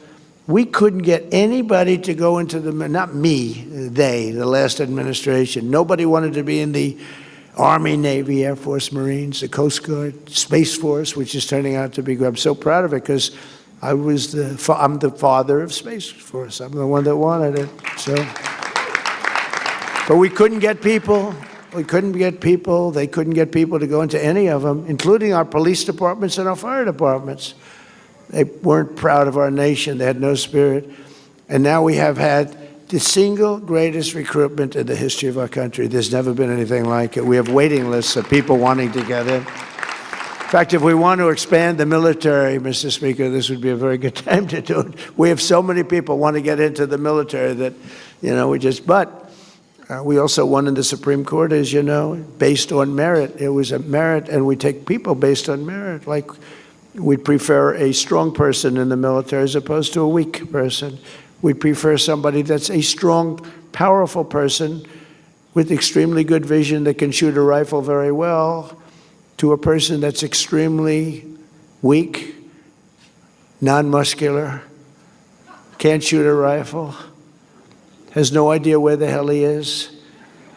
We have a military where they all look like Tom Cruise, only bigger. Now we hire on merit now, and that goes for colleges. People get into colleges now. If you have great boards and great marks and you worked, and then somebody else gets in with that's not nearly as qualified, now it's a merit system. It's tough in one way, but it's, you know, our country was built on a system of merit, and then we went away from it a number of years ago. We got it back. That was a brave decision by the Supreme Court, I'll say. And it's tough on some people. It makes people work harder, I think. But we have to base our country on merit, or we won't have a country. We were going in such a bad direction, it's incredible. And I give a lot of credit on that one to the Supreme Court. And they've given me some bad ones too. But I give a lot of credit. That took a lot of courage to do it. But they understood it was the right thing to do. To be a great nation, however, I think, and I may be wrong, but I don't think so, because I've watched a lot and I study a lot. You have to have religion. You have to have it. You have to have faith. You have to have God. And thankfully, as we gather today, there are many signs that religion is coming back, and now it's no longer signs. It's just coming back. It's coming back so strong. You know, your churches are filling up. You didn't have that 2 years ago. It was hurt by COVID, but it really, and they treated you terribly. The Democrats treated you terribly. Sorry, Mr. Congressman, but the truth is, I mean, they had pastors holding services outside. The people were standing 15 feet away from each other, and everybody was arrested. You know, it was like they ran it. You know, they always like to say, Trump is a dictator. They love that. I'm not a dictator. But they were like dictators. They were like the Gestapo. They were arresting people for going to church, and they were arresting people and treating people like horribly. And I made a lot of amends to those people. Those people were treated very badly for wanting to go to church. It had a huge impact, negative impact on churches, but the churches are now coming back stronger than ever. Nobody's ever seen anything like it, actually. So you're all hot, okay? You know, it's like the king of Saudi Arabia. He said, and you probably heard me say it, I love it, I was with him, and he said a year and a half ago, he said, you know, a year and a half ago, he said, we thought your country was dead, and now you have the hottest country anywhere in the world. We're the hottest country anywhere in the world right now, nobody even close. I think you can say that, Mr. I mean, El Salvador is very hot, but I think we can say that, right? We have the Congo here. I don't know. The Congo is hot. We just ended a war. One of our 8 wars that we ended, right? He's a great guy, too. He's a great guy. You talk about people that suffered. Those people suffered. In 2025, more copies of the Holy Bible were sold in the United States than at any time in the last 100 years. Now, how about that? How about that? Did you know that, Mr. Speaker? You know, Mike Johnson's a very religious person, and he does not hide it. He'll say to me sometimes at lunch, sir, may we pray? I say, excuse me? We're having lunch, you know, in the Oval. It's okay with me. But he's a very religious person, and he is popular, and he's doing an unbelievable job. So I think God is watching over you. God is watching over him. I don't know about me, so I hang around with him because I feel I'm protected a little bit. In the last 12 months, young Americans attended church at nearly twice the rate as they did 4 years ago.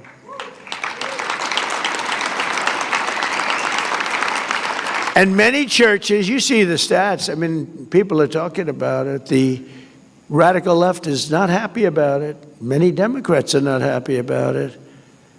This, by the way, will be the last year that Democrats show up to this event, I tell you. But I got to say, how the hell do you vote for these people? But some churches are seeing a 30%, 50%, or even 70% increase in the number of converts and also the number of people going to church every week. To support this exciting renewal this morning, I'm pleased to announce that on May 17th, 2026, that we're inviting Americans from all across the country to come together on our national mall to pray, to give thanks, and we are going to do something that everyone said, like, that's tough. We're going to rededicate America as one nation under God. You know, a lot of people...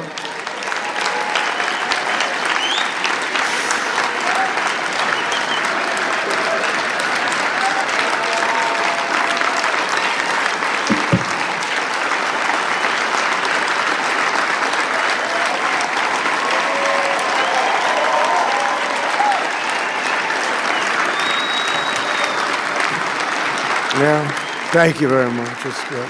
That's what I mean by the Spirit. It's so incredible to see it. I see it so much. I've never seen anything like it in 1 year. I thought it would take 2 years, 3 years, 4 years to be where we are. We've done it in, really 10 months. We're at 12, but now it's just getting to a level that we've never reached before as a country. But that includes religion. And maybe that's part of the reason that we're doing so well. There's such great spirit. It's all spirit, and it includes religion. I've always said, you just can't have a great country if you don't have religion. You have to believe in something. You have to believe that what we're doing, there's a reason for it. There has to be a reason for it. We're all working and we're behaving. I behave because I'm afraid not to, okay? Because I don't want to get in trouble.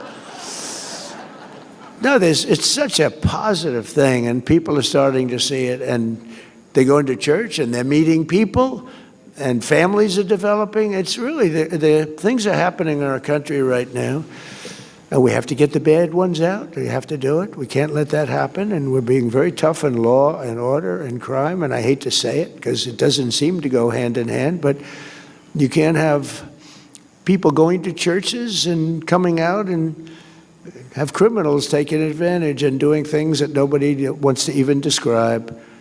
And that's not happening anymore. You know, Washington, D.C. is a very safe city now. When I took over, Washington, D.C. was a death trap. Many people were being killed. 2, 3 a week, they were being killed. Come in from Iowa to look at the Lincoln Memorial, the Jefferson, the George Washington, the monument. And they called the parents, I'm sorry, sir, your son has been killed. What? Your son has been killed. That doesn't happen. You know, we took out 2,000 monsters out of Washington, D.C. It's not just that we have the troops, and they are central casting. I love them. I think, to me, it looks much more beautiful. You walk down the street, you have 3 guys that are 6'6" and angry-looking people, but they actually are very nice. They're angry when they see criminals, that's all. They get angry.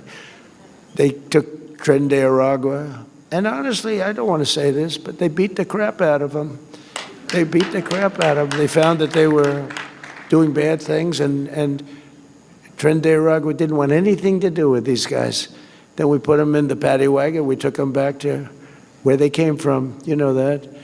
But we took out over 2,000 hardcore criminals. You know, 2% of the population produces 90% of the violent crime. Think of that. Think of that. And Washington now is a very safe place. I get it all the time. I go into the White House and people that work in the White House come up, sir, I want to thank you so much. Young woman, man. They say, I walk to work. I couldn't have walked to work. I wouldn't have even thought to walk to work before. They walk to work. The place is booming. Restaurants are opening up. The restaurants were almost going to be all closed. They would have been all closed. You couldn't even go. Even if you got there, the restaurant would be robbed with people sitting there. Hold up your hands, everybody. Give us your money. And then they'd whack people with the butt of a gun. And Washington is a very safe city. We have almost no crime. And it's a miracle, but it took place very quickly. And it's the same thing for every other place we've gone. In Louisiana, New Orleans, I got a call from the governor, Jeff Landry, great guy, great governor. He said, could you send the troops? Because I'll tell you what, this place is out of control. I did, and in a period of 2 weeks, we got crime down by 25%. Now it's been about 7 or 8 weeks. We have it down 77%, and within another month, they're not going to have any crime, and they're not going to have any crime in that wonderful city of joy that people go up and down. Right? They're not going to have any crime there. It's amazing. Memphis, Tennessee is another one.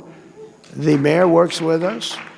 And, it's nice when they work with us. It's just so much easier. Sometimes we can't work with them. Like in Minnesota, they won't work with us, but we've still driven crime down 25%. If we didn't have to fight this horrible governor and this horrible fake mayor, Fry, this is the Constitution of the United States. People don't want to be mugged. They don't want to have a murderer living next door that was killed 3 people in a certain country and is now living beautifully here. Because generally speaking, if they've killed in another country, they're not going to be the best of citizens. And they're rough people. Remember in the campaign, I used to say that their criminals make our criminals look like babies. It's true. These are some of the meanest, most vicious people. They only gave us the worst. They don't send, they're very smart. Guys like the president over here, El Salvador. He's sent us a few. I don't want to talk to him about it. But he sends us some real bad ones. Look, you just say it, we'll do it more positive. Isn't it true that you will not send your good people to the United States? Wouldn't you say? Look at him. He doesn't know. He said, what's going on here? But no, he sends bad people to the United States. And I'm going to talk to him after this. But I love him. He's done a great job, right? They're smart people. And they're very streetwise. When you're running some of these countries in South America, Latin America, you got to be streetwise. You got to be smart. He's very smart, very streetwise. But these leaders of those countries, they're not sending. They cherish their good people. They only send us their bad people. But we have done some job, and we have, in Minnesota, crime's down, just despite that we have to fight these lunatics over there that are stealing money, by the way, also. I believe it's actually a cover-up of the $19 billion, at least, that they've stolen. I actually think they do this as a cover-up. Under the Trump administration, we're standing strongly behind Americans of faith, stopping the attacks on our values, our traditions, defending religious liberty, like no president. I believe like no president has ever done before. I do believe that. We got rid of the sinister Johnson Amendment so that pastors can speak the truth and they can speak it without having their tax-exempt status revoked. I was with a lot of pastors, priests, rabbis. We had a group of people that were a great group. And I asked them for help. Paula White was there, remember, Trump Tower at the top of the building, beautiful building. And they were so enthusiastic for the first election. They were so enthusiastic. And I didn't want to be pushy because I'm not a pushy individual. But I didn't want to be overly aggressive. So I figured I'll ask them in the second meeting. So the second meeting came, the similar group, ministers. We had Muslim leaders there. We had everybody there. But there were about 55 of them. Beautiful boardroom on the top floor, tall building, beautiful building in New York. And I said, I'd like to ask, and they were so good. They, sir, we love you, you're great, blah, blah, blah. I figured this was going to be the easiest endorsement I ever got. And I said, I'd love to have your endorsement. And it was like ice. It was like death. I said, what the hell? What happened? And I said, could I ask what's going on? You were really nice, and now you've just clammed up, and you're like scared. And one of them stood up, that Paula knows very well. He said, sir, we're very concerned because if we speak about religion, if we ever endorsed you as an example, we would lose our tax-exempt status immediately, and our church would go out of business. They said, what's that all about? And it was the Johnson Amendment. Lyndon Johnson had a fight with somebody in Dallas or Houston with a minister, and he didn't like him, and they didn't like each other. And the minister thought he was terrible, and I guess he didn't like the minister. And he was a powerful president. He knew how to do things, and he got something passed called the Johnson Amendment, which basically takes away your right of speech. And people like me, and people like a lot of people, they want to hear from ministers. They want to hear from priests. They want to hear from them. And you were restricted from talking about very important things like who to elect. If you said that, you were gone. You couldn't do it, even if you said it in a very nice way, because they were going to be better for the church. And we worked hard, and we're going to make that permanent pretty soon, I think, Mike. But we worked hard at getting rid of the Johnson Amendment. It's gone as far as you can say anything you want. Now, if you do say something bad about Trump, I will change my mind, and I will have your tax-exempt status immediately revoked. If I go into one of these churches, we will stop Trump. You ever hear some of these guys? They said, not too many, I can tell you, because we won like 94% of the vote. People got it.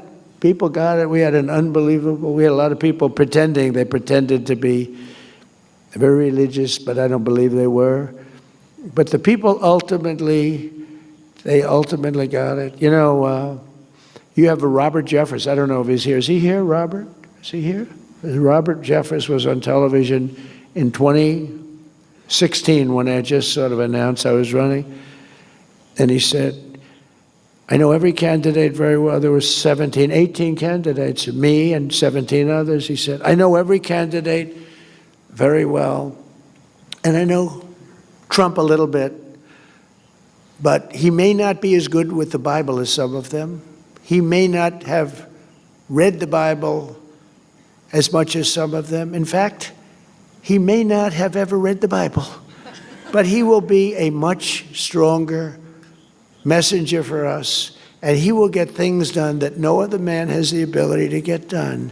And I endorse him fully. And I said, you know, that guy, I didn't want to admit anything, but that was very interesting. And I think we've gotten more done, Paula, than anybody could have ever gotten done. What we've done, nobody else would have been able to do. We reinstated also service members who were thrown out of our military over religious objections. That was a big deal. They thrown out over religious objections to vaccine mandates and all of the other things. They used any excuse they could. We restored those patriots to their former ranks with full pay. We've given them full pay. They were taken advantage of. And I really think it was over religion. I actually think that they used the vaccines as a way of really punishing people over religion. I don't know how you can vote for these people. I really don't. I don't know how you can. We passed the largest ever expansion of school choice so that every parent has a chance to send their child to a school that shares their values. And today I'm also pleased to announce that the Department of Education is officially issuing its new guidance to protect the right to prayer in our public schools. That's a big deal.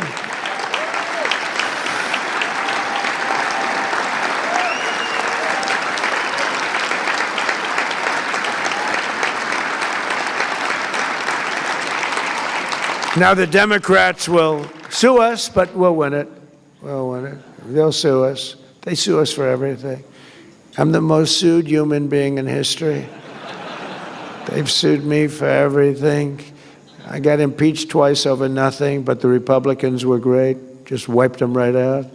But I got impeached. I got indicted. Wiped them out. There's never been, there's never been, to the best of our knowledge, any politician that's ever been indicted who won an election. Very popular politicians got indicted, they lost. I got indicted so much, I got tired of calling my wife. I'd say, darling, I was just indicted again.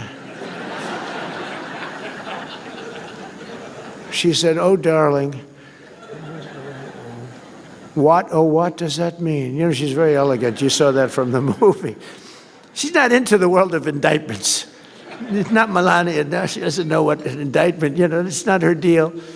Her movie, by the way, big success. That movie is a big success. Right? Yeah, I called up so many times. I'd say, honey, I just got indicted again. Don't worry about it. But think of it many times. And then they say, Donald Trump is using the Justice Department to get even. And I don't. But wouldn't I have a right to? Think of it.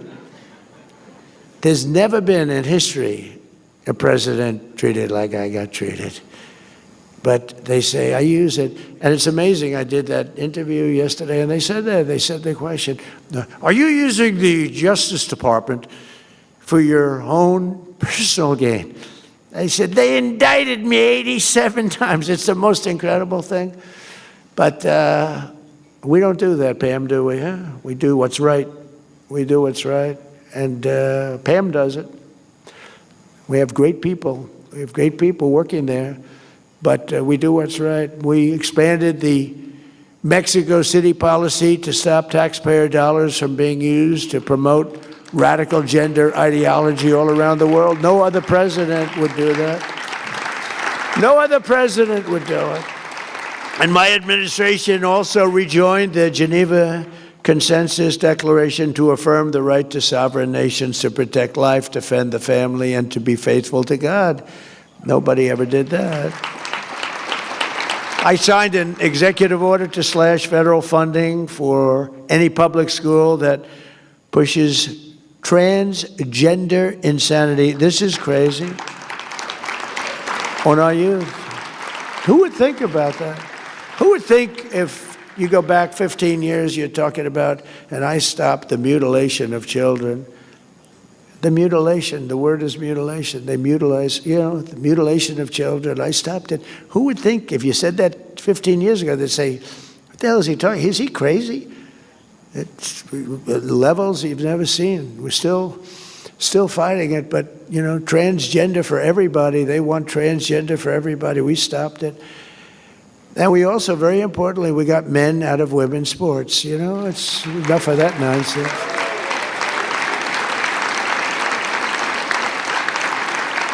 We created the White House Faith Office, first time ever, which is its 1-year anniversary this month, and headed up with Paula and Jenny and some incredible people. And we created the Presidential Commission on Religious Liberty. We do a lot. That's a great commission, by the way. That's a phenomenal commission. I signed it. Everybody wanted to be on that commission. That was really something. That was a good sign, too.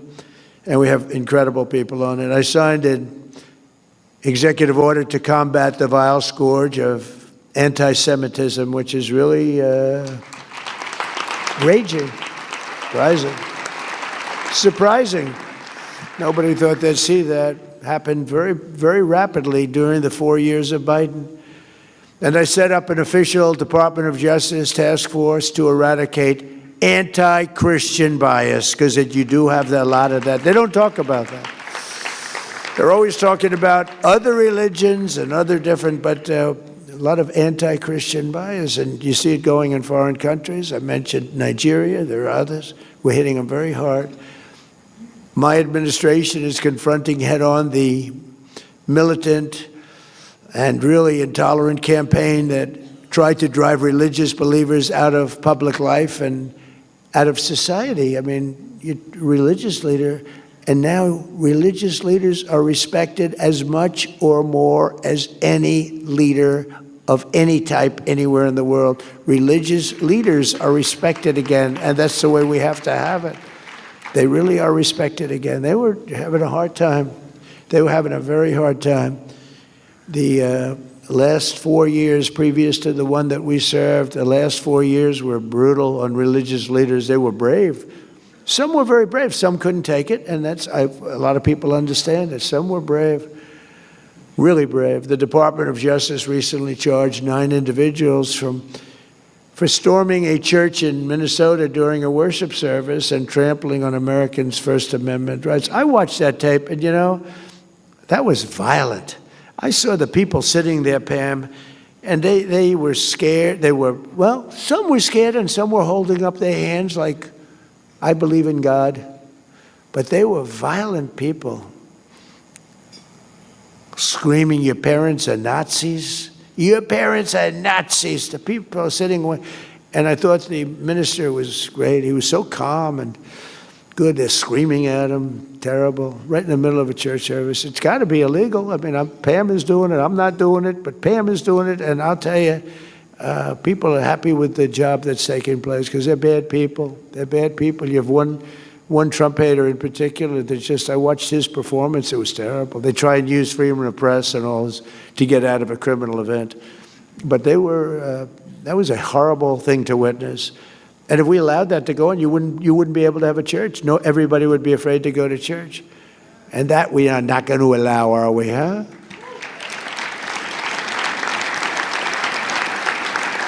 And in the audience today is an incredible woman who reminds us what a precious gift of religious liberty we have here in America, a tradition that sadly is not shared in so many places in the world, and even in our country. And our media is so bad. If we had a good media, it would be so much easier. But think of it, we're doing this all with a really corrupt and bad media. Miriam Ibrahim is a Christian from Sudan, and I'm working hard to end that war. We're very close to getting it done. That'll be number 9. If we don't get Russia, Ukraine first, but we're working hard to end that whole war. We're very close to doing it. We've almost done it. In 2014, a Sharia court in that country sentenced her to 100 lashes and death for marrying a Christian man. At the time, she was 8 months pregnant with a daughter.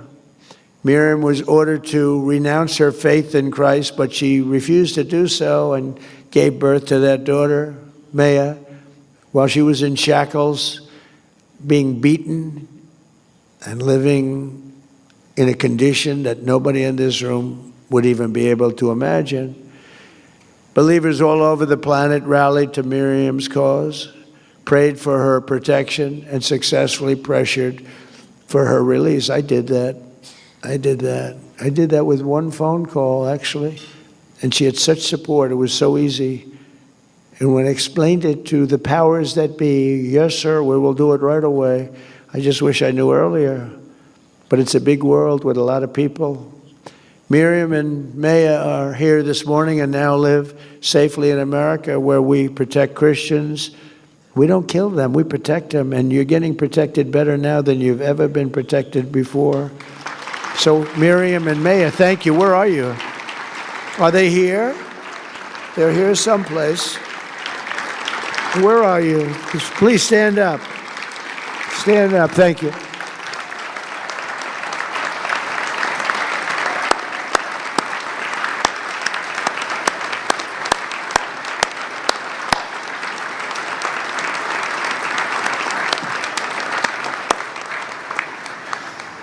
That's great.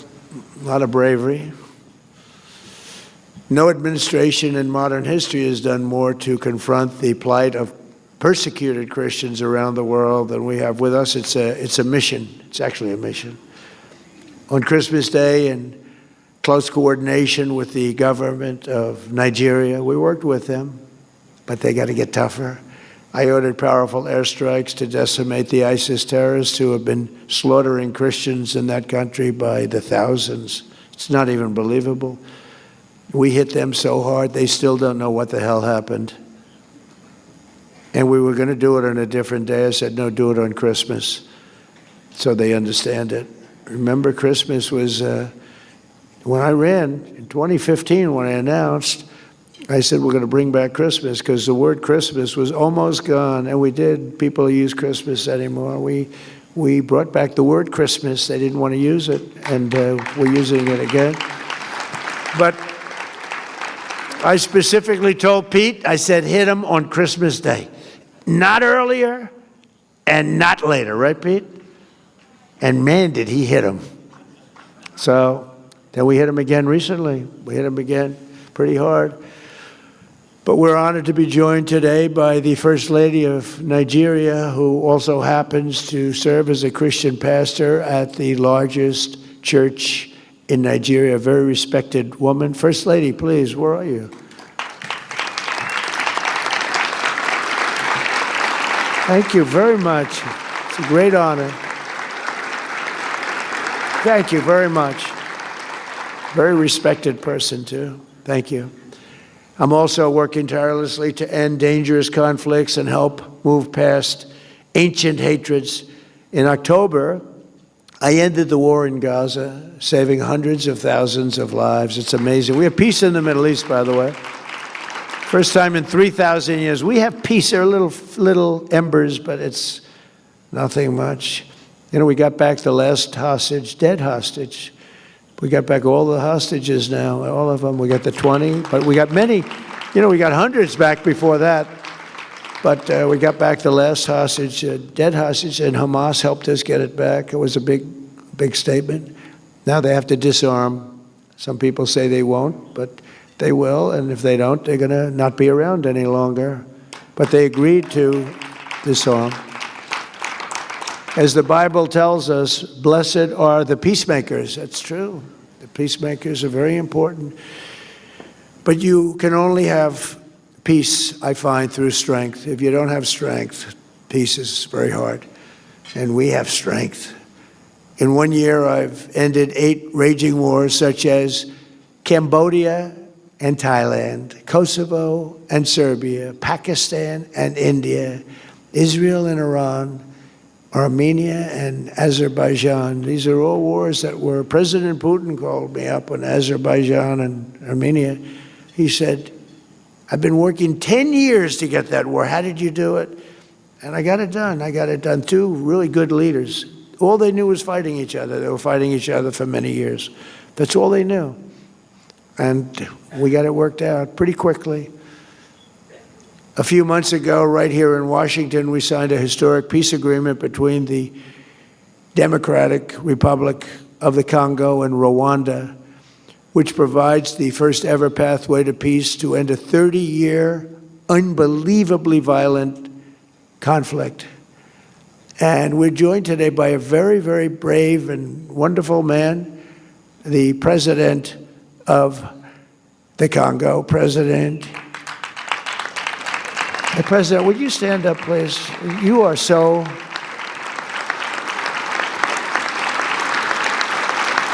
President, thank you. And you really are. You're a brave man. I know what you've been through. I know that one very well. That was a hard one. That was many, many years. And it's working out okay. Nothing's easy.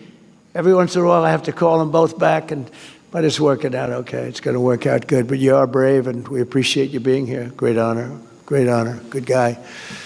Together, he and I have also signed the largest minerals deal in US-Africa history. And, you know, Congo has magnificent land. It's incredible land, and he's doing very well with it, so we appreciate it. But we've signed the largest deal with some of our big companies, and they're going in. So thank you very much, Mr. President, and you call me for anything, right? Thank you.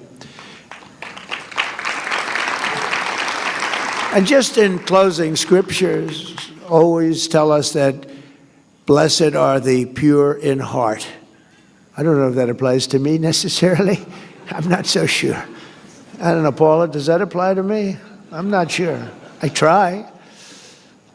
But we're joined this morning by 2 incredible young American patriots and believers who show that, you know, that's so true. Last summer, Emma Foltz and London Smith were both camp counselors at Camp Mystic, the Christian girls' camp in Central Texas. One of the worst things I've ever seen. On that fateful night, 20 inches of rain fell in a matter of minutes. Nobody's ever seen anything like it. And the river rose 20 feet in literally 30 minutes, leaving utter devastation and destruction. Emma bravely helped lead 14 precious little girls to safety. And London, seeing the water rise, gathered with other girls at the top of their building and prayed. They just prayed and prayed. And as they prayed, the water miraculously stopped rising. just a few inches from their feet. It was going to overwhelm them. Anybody in the cabins were gone. Anybody in the cabins were gone. Who would have known? They thought the cabins were the safe place to be. It wasn't. Then the water began to retreat, and many hours later they were finally rescued. As you know, many young people died that night. When asked what she hopes others to take away from her story, London said, "This life is not promised. Our breath every minute is not guaranteed. Because of that, we shouldn't take life for granted, and we should just live it well." I mean, it was just an amazing statement. I saw her make this statement. Young girl making that statement. Incredible, actually. A very complex statement. Smart, but true. London, I know exactly what you mean, and I want to thank you both for being here and your remarkable, incredible courage. It's been really amazing. And if you could at least stand, you know, I said, "Would you like to speak?" And they said, "Well, we're a little shy, but you know what? You may be shy, but you're very brave. Would you please stand?"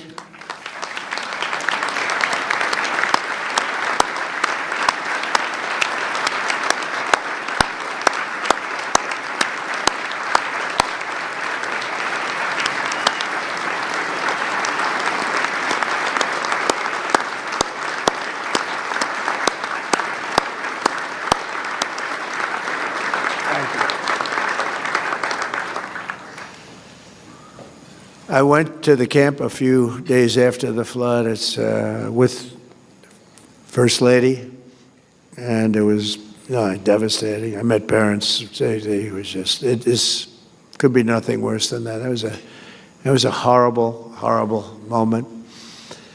Almost 250 years after our founding fathers took one of the greatest leaps of faith in human history, the story of Emma and London shows us that faith of the American people remains unbroken. Actually became stronger than ever. And it reminds us that prayers strengthen, prayers heal, prayer empowers, and prayer saves. Quite simply, prayer is America's superpower. It really is a superpower. And it always has been, and it always will be. And I have no doubt that with the love, devotion, and patriotism of the people in this room and our friends from all over the world, some great ones right here, we can make our country and the world a safer, stronger, more peaceful, and more faithful place than ever before. And it's all happening right before your very eyes. And I want to, again, thank you. God bless you, and God bless America. Thank you, everybody, very much. Thank you.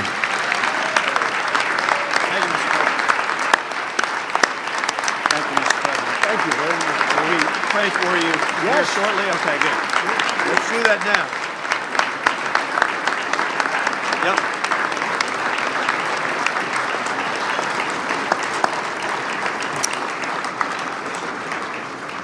Thank you, Mr. President. Would you all please join me in a prayer for the President?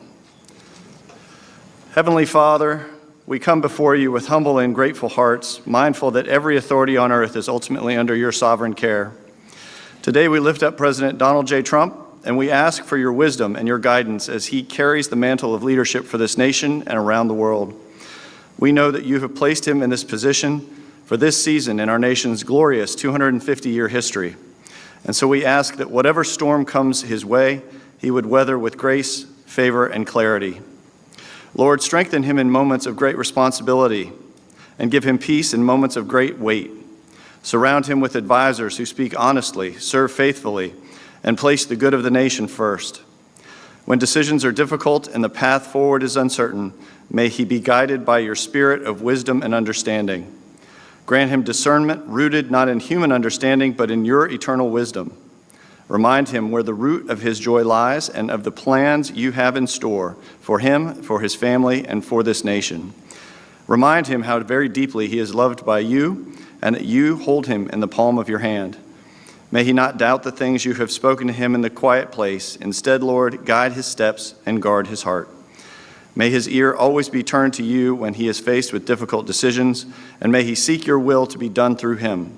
Continue to surround him with counselors who love truth, speak boldly, and walk humbly before you. Where there is weariness, bring renewal. Where there is pride, bring humility. Where there is uncertainty, bring clarity through your Spirit. Father, we ask for your divine protection over the president and his family. Draw him closer to you, and may his leadership reflect the fruits of your Spirit. We bring these things to you in your precious and holy name. Amen. Thank you.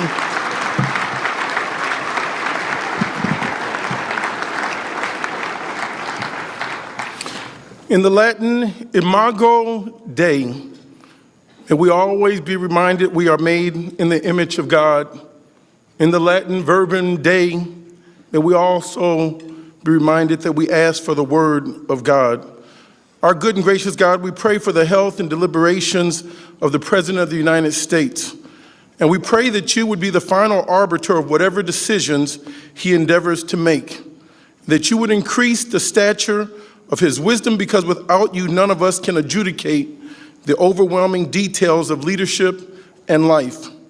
Today we pray for America, and we pray for all parliamentarians around the world.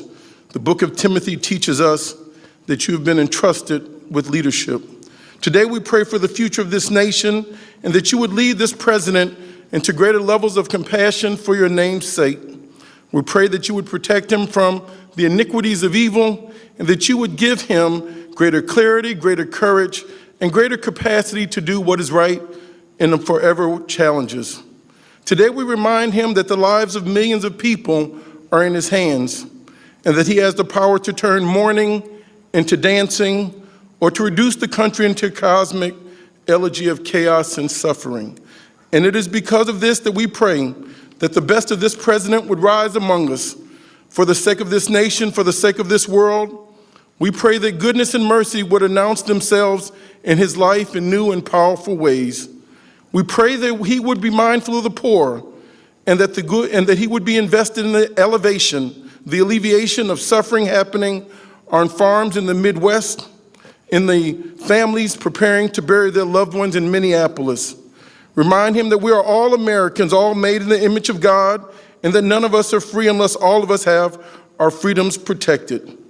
Many people are not lazy. Many people are simply tired. Many people simply are not okay. Matthew 25 teaches us that that our gifts are given from God, and that we should show them with compassion towards others. But most of all, we pray that you would work out your will in his life. May we all do more for the greater glory of God, because when it's all said and done, we pray as Jesus taught us to pray. We ask that we surrender our all to Jesus. To all hope I give him freely. I will ever love and trust him, and in his life and presence live daily. Thy kingdom come, thy will be done on earth as it is in heaven. Amen.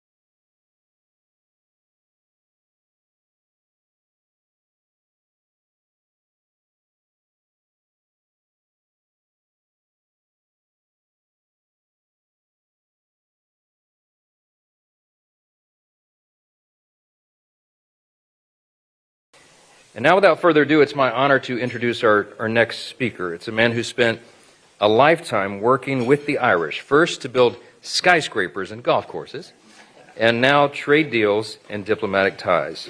It is my great honor to host him here in the Congress every time he comes down the street. He is our great 45th and 47th President, Donald J. Trump.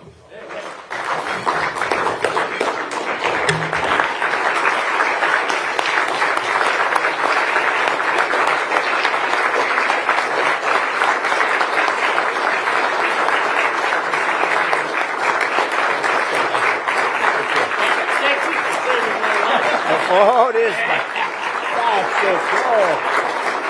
That's great. Well, thank you very much, everybody. What an honor this is. Yeah, it's 6 times. Can you believe it? Moving along. Well, we like it. You're a healthy guy. Between you and you, you've done very well medically, I can tell you. But there's a lot of, it's too long a story to tell, but these 2 guys are very special. I want to thank our great speaker. He's a great speaker, actually. He's a great speaker. Because when you think of everything that we've passed, with a sometimes majority of 1, when we get back to 2, 3, and 4, Mike, we think we have it really made. We lost a couple, and we had a couple of people. They're in heaven now. They're looking, and that didn't help us with the vote, but we're doing all right, and you're getting things done like really nobody. I think there's never been anything like it. So I just want to thank you. You're doing a fantastic job. And I want to thank that beautiful, you're not allowed to say that about women anymore, but I say it anyway. Usually it's the end of your career. You're not allowed to use the word beauty in any form to introduce a woman, but she happens to be beautiful. Kelly, thank you very much. All Irish. I'm in deep trouble. I'm in deep trouble. There'll be headlines when I get out of this room, but I'll stick with it. But and then your family is so incredible too. So thank you very much. And to every friend of Ireland in this room today, I just want to wish you a very happy St. Patrick's Day, special day. It's a very great day. And to Taoiseach, you are a man that I've gotten to know, and you mean business. And he can tell a story like nobody can tell a story. And then he said, how did you speak for almost 2 hours? A couple of weeks ago at a call, I'd called State of the Union. I said, you could do it very easily. I guarantee you that. He could do it. But we've had a really great relationship. And Mary, thank you very much. Terrific. Thank you very much to be with you both. I hope you enjoy your stay. Also with us is House Majority Leader Steve Scalise. Steve, great job. Deputy First Minister of Northern Ireland, and they get along so well. I saw that. You get along very well together. That's the way it's supposed to be, huh? I don't know if I should be promoting merger. I love mergers, but I didn't know. We're going to get in a little trouble. We're going to get in more trouble with that than the beauty. But Emma Little Pengali, thank you very much, Emma. Thank you very much. And the ambassador from the Republic of Ireland, Geraldine Byrne Nason. Geraldine. Thank you, Geraldine.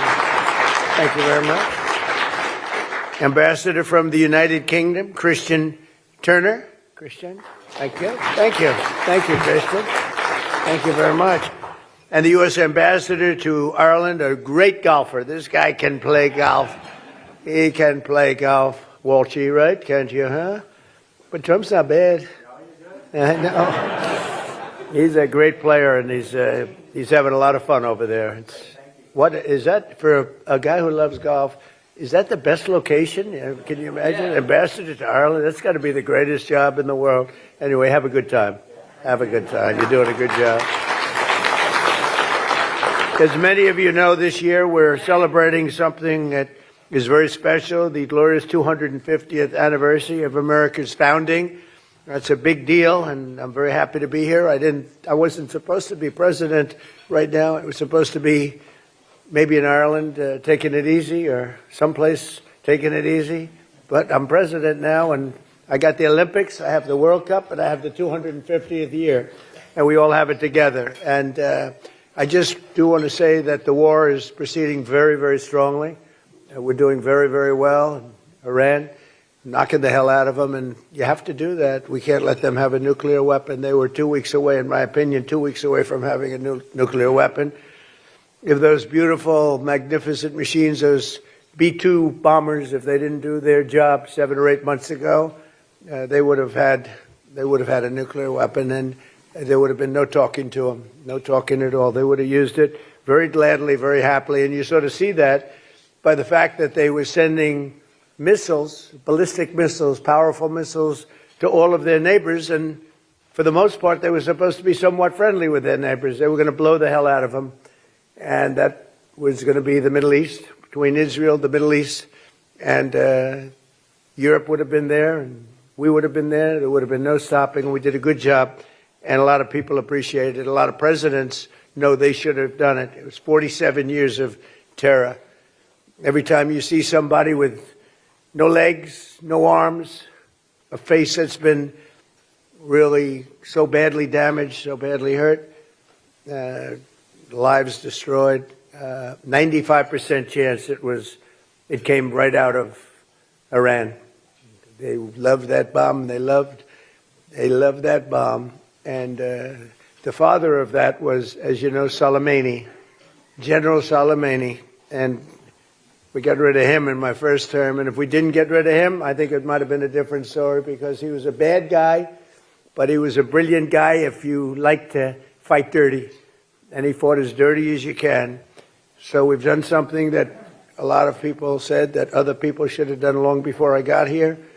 But it's my honor to do it, and we've had a very big day today. We knocked out things that nobody thought were possible to knock out. Today was a very big day already.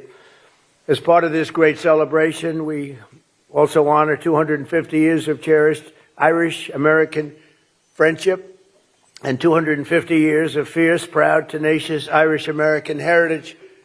These are incredible people. Oh, I know so many Irish. They're difficult, though, you know. They're very difficult. And they're great politicians. You know, I was just told, right, that 23 American presidents have some Irish blood in them, right? Some a little bit, and some a lot, right? That's a pretty big number. I don't think and nobody else competes with that. But out of the 56 signers of our Declaration of Independence, 11 were patriots with roots in Ireland. Back in July 4th, 1776, it was the son of Ireland who actually printed that sacred document for the first time. Who knew that? And it was also an Irishman who first read its immortal words to the American public, proclaiming aloud that we are all made free and equal by the hand of our Creator and endowed by God with rights to life, liberty, and the pursuit of happiness. That came out of the blood of Ireland. The Irish did not come to America. They helped found America, the fact is, and they helped build America. And these are incredible people. I know them well. And with a little bit of Irish luck, they helped make America into the most exceptional nation the world has ever seen. And we're doing better. We had to do a little excursion, if you don't mind. A little excursion to take care of nuclear weaponry in the hands of maniacs. But other than that, in a couple of weeks, and won't be much longer, it's moving along fast. We're way ahead of schedule. Did you know that, Mr. Speaker? I'm trying to save a lot of money by being ahead of schedule. We're way ahead of schedule. Nobody would have thought, a great war historian told me today, nobody would have thought you could do that much damage in that little time, 2 weeks. But we're way ahead.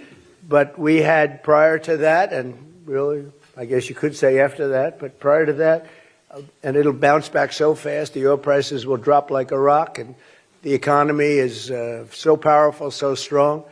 And, we hit 50,000 on the Dow. Think of that, 50,000. I was told you'll never hit 50,000, not for the first 3 years. Maybe at the end of the fourth year, you might be able to hit it. We hit it in the first year. And we then hit 7,000 on the S&P, and that was even more of a long shot, Steve. That was a chance that they said you couldn't do that. That was harder than 50 on the Dow. 7,000 on the S&P. We hit that before the end of the first year. And all of those things. And then I said to myself, well, we're doing great. We're doing great. I went to Susie, my beautiful Susie Wiles. There's nobody like Susie. I went to Susie. Right? And everybody's with her, and she's a great woman, really. She's a great woman.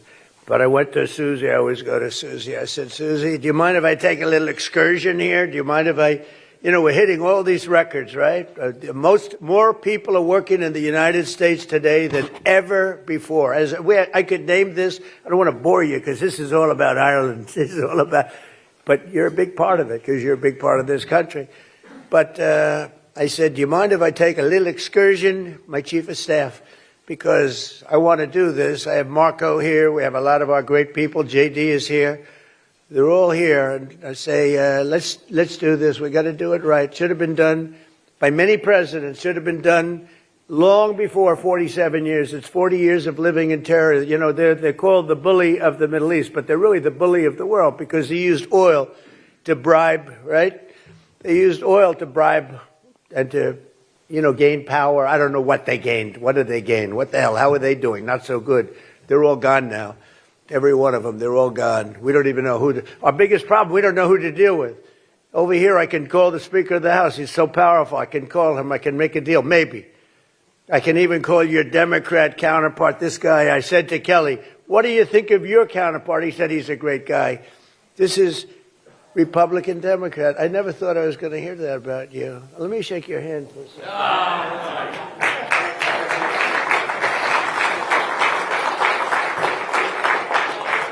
When Kelly tells me that, I said, that's the way it used to be.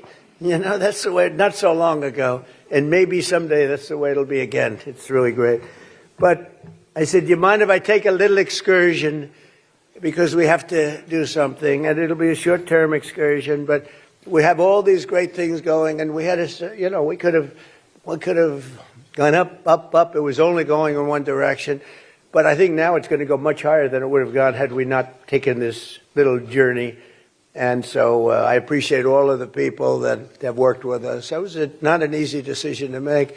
We have a country that was hotter than any country anywhere in the world, and doing great in every way. And I say, we have to put out this cancer. It's a cancer.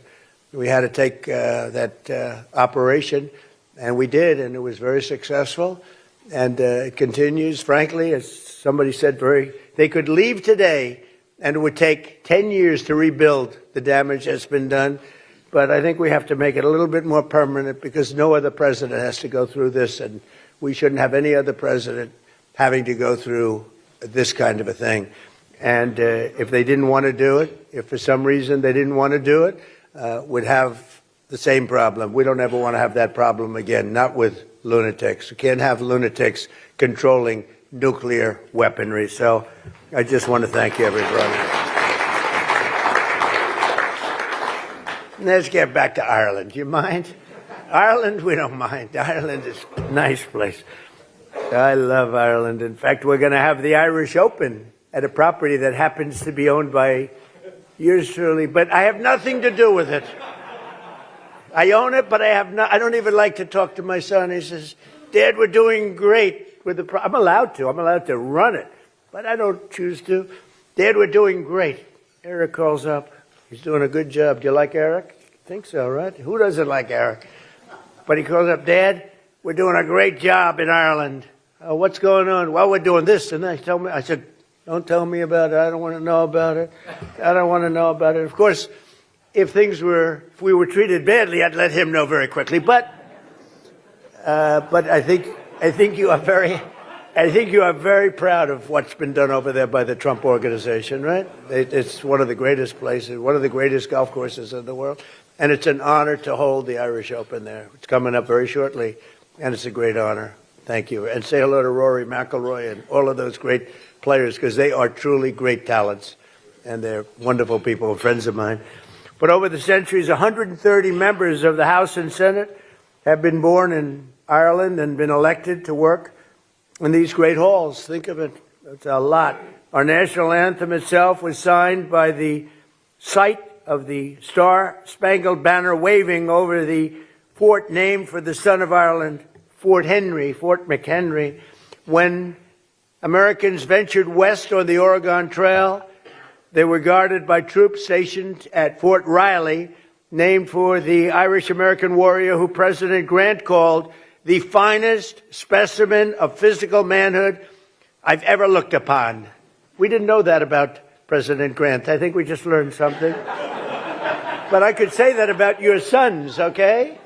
Kelly, I could say that about your sons. One's a boxing champion. They're like champions. Who would think from this one? It's got to be from them. Well, I didn't know about your Italian roots either. I thought he was a super wasp. You know, to me, Mike was always a wasp. Now I learned that this is serious Italian stuff, right? Well, that'll be good for you, I think. You know, his image has changed a hell of a lot very quick. He's great. Even today, when Americans visit Gettysburg, they find a Celtic cross honoring the soldiers of the famed Irish Brigade and defended our Union in its pivotal hour, most pivotal hour, and they were there. And it said that more than 50% of all congressional medals of honor are awarded. Think of that. 50% went to people who had parents, one or the other, Irish American. That's a lot. We're going to have to look. That's because we have so many Irish politicians. That's how that works. But we can't let that. We got to make some changes in that. That's too many. Don't you think, Kelly? I think. But from 1776 to today, our country has stood strong and free, in no small part due to the spirit of the warriors. You really are warriors. You're incredible. And the Fighting Irish, you know, Notre Dame, the Fighting Irish, is a reason for it. I don't know how many Irish people are playing on the team, though. How many Irish people do we have on the team? I'm not sure we have so many. Well, you got him.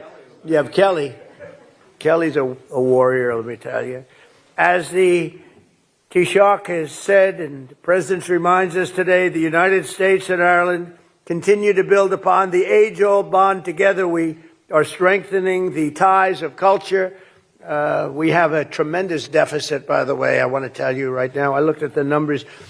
You guys are much better business people than our past politicians. We have to talk about that deficit. Are we allowed to talk about that today? It's a substantial deficit. Okay, tomorrow. Okay, Walt said tomorrow. And cooperation that really does stretch back many, many generations. Under our leadership, as we speak, Irish companies are investing more than $6 billion into the United States, including $45 million in Pennsylvania, $70 million in Colorado, and over $100 million in New Mexico and Ohio. And I'm hopeful that we'll soon reach a deal to let American liquefied natural gas, and that'll bring down your deficits a lot. So I think you have to make this deal with us. We, got to do something. But these companies are going to be fueling your homes and factories and all of the other things. We have a lot of energy in this country. We have more than anybody. We have the most energy of any country in the world by far. So we want to sell a little of that to you. And the deficit will come down, down, down, and everybody's going to be happy. So you got to buy a lot of our stuff. But in this small and beautiful, it's a beautiful room. I love this room. It's been a very warm room. I've had a good time. I have so many friends and so many relationships that I've gotten from this room, mostly from this event. But on this St. Patrick's Day, as we press ahead toward the opportunities that await, let us remember the beautiful words of St. Patrick himself. May the power of God preserve us.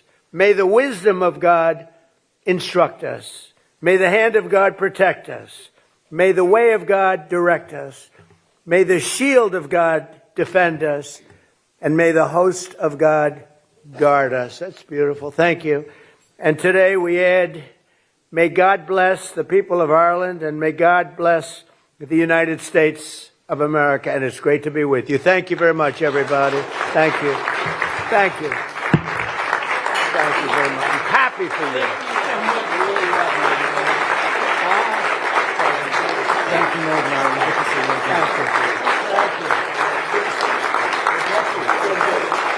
Thank you, everybody.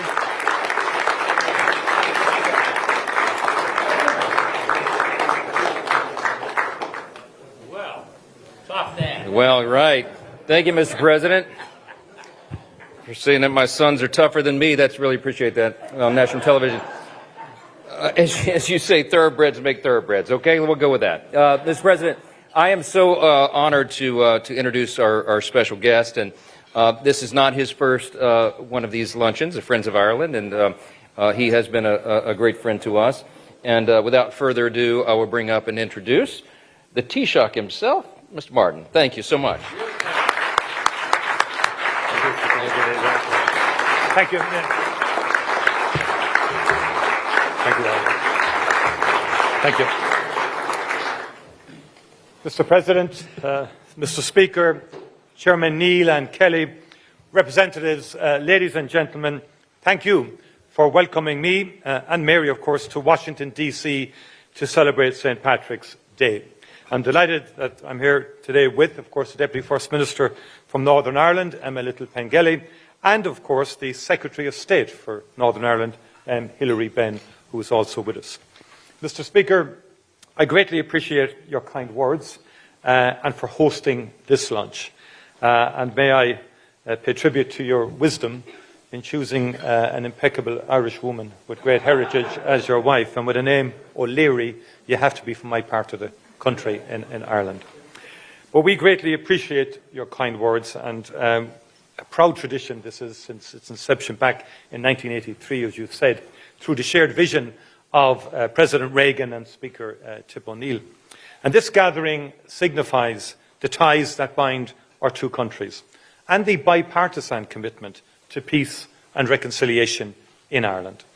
Almost 250 years ago, this country embarked on a great democratic experiment, one driven by the idea that we all share natural rights to life, to liberty, and to the pursuit of happiness. Those values were eloquently expressed in the Declaration of Independence, signed by three men born on the island of Ireland, and many others of Irish descent, and first printed by Irishman John Dunlap. Since the founding of the United States, Irish people have been at the beating heart of American democracy and civic life. As politicians, faith leaders, police officers, firefighters, nurses, community leaders, and construction workers, Irish people helped to build the American dream with tenacity and with courage. As all of us in this room know, courage comes in many forms. Mr. Speaker, today I am reminded of Margaret O'Hehry, a woman born into deep poverty in County Leitrim in 1813, who found a better future in your own state of Louisiana. Through hard work and determination, Margaret overcame tragedy to set up a number of businesses. First a small dairy, and then a bakery, which grew to employ 40 people. She was renowned for her business acumen, her deep faith, and her charity. The orphanages she helped to build across New Orleans remain as her legacy. Margaret's grit and determination, her hard work, entrepreneurship, and innovation, and her dedication to giving back to her community embodies the best of what it is to be Irish here in the United States and at home in Ireland. Margaret O'Hehry was an entrepreneur to her bones, but she would marvel at the economic relationship that exists today between Ireland and the United States. Every day across this great United States, more than 200,000 Americans go to work each morning in nearly 800 Irish-owned companies, operating in every sector, in every state, and Ireland is the fifth largest foreign investor in the US. From little acorns, mighty oaks grow. Mr. President, Mr. Speaker, on my journey to Washington this year, I stopped by Philadelphia, the birthplace of the American Revolution and the home of your remarkable Declaration of Independence. Viewing the exhibition at the Museum of the American Revolution, I was struck by how those who signed the Declaration knew that the profound and serious step they were taking would change not just this part of the world, but the course of human history. Nothing would ever be the same again. As Thomas Jefferson himself declared, "May our Declaration of Independence be to the world what I believe it will be, to some parts sooner, to others later, but finally to all, the signal of arousing men to burst the chains and to assume the blessings and security of self-government. All eyes are opened, are opening to the rights of man." The American Revolution gave hope and example to all who yearned to be free, including in Ireland. That the great republic launched in 1776 exists today owes much to the vision and wisdom of its founding figures, but it also owes its enduring strength to all those who have played their part in sustaining it, including in those who have served in this august building. Mr. Speaker, Congress continues to play its vital part in the story of American democracy under your leadership, Mr. Speaker. Congress has also brought people together across the aisles to play a pivotal role in achieving and securing a lasting peace on the island of Ireland. I pay tribute to the generations of people who have served here and who believed in and invested in this peace. We will never forget them. We will always remember that in our darkest and bleakest hours, they kept the faith. And we still need your support and your energy to maintain that peace and to support reconciliation. Mr. President, thank you for your friendship for Ireland, a country you know well. Thank you, Mr. Speaker, for your gracious hospitality, for this opportunity to break bread with so many true friends of Ireland. There is truth in the Irish proverb that the road to a friend's house is never long. Thank you, co-chairs Mike Kelly and Richie Neal, for your unstinting commitment to peace and prosperity on the island of Ireland. And thank you for bringing so many members of this House from both sides of the aisle together on St. Patrick's Day and throughout the year. A very happy St. Patrick's Day to you all. As we say in Gaelic, Gorv Mila Mahagav, Agus Banachti, Na Eile Podrig Orv Galer. Thank you very much indeed.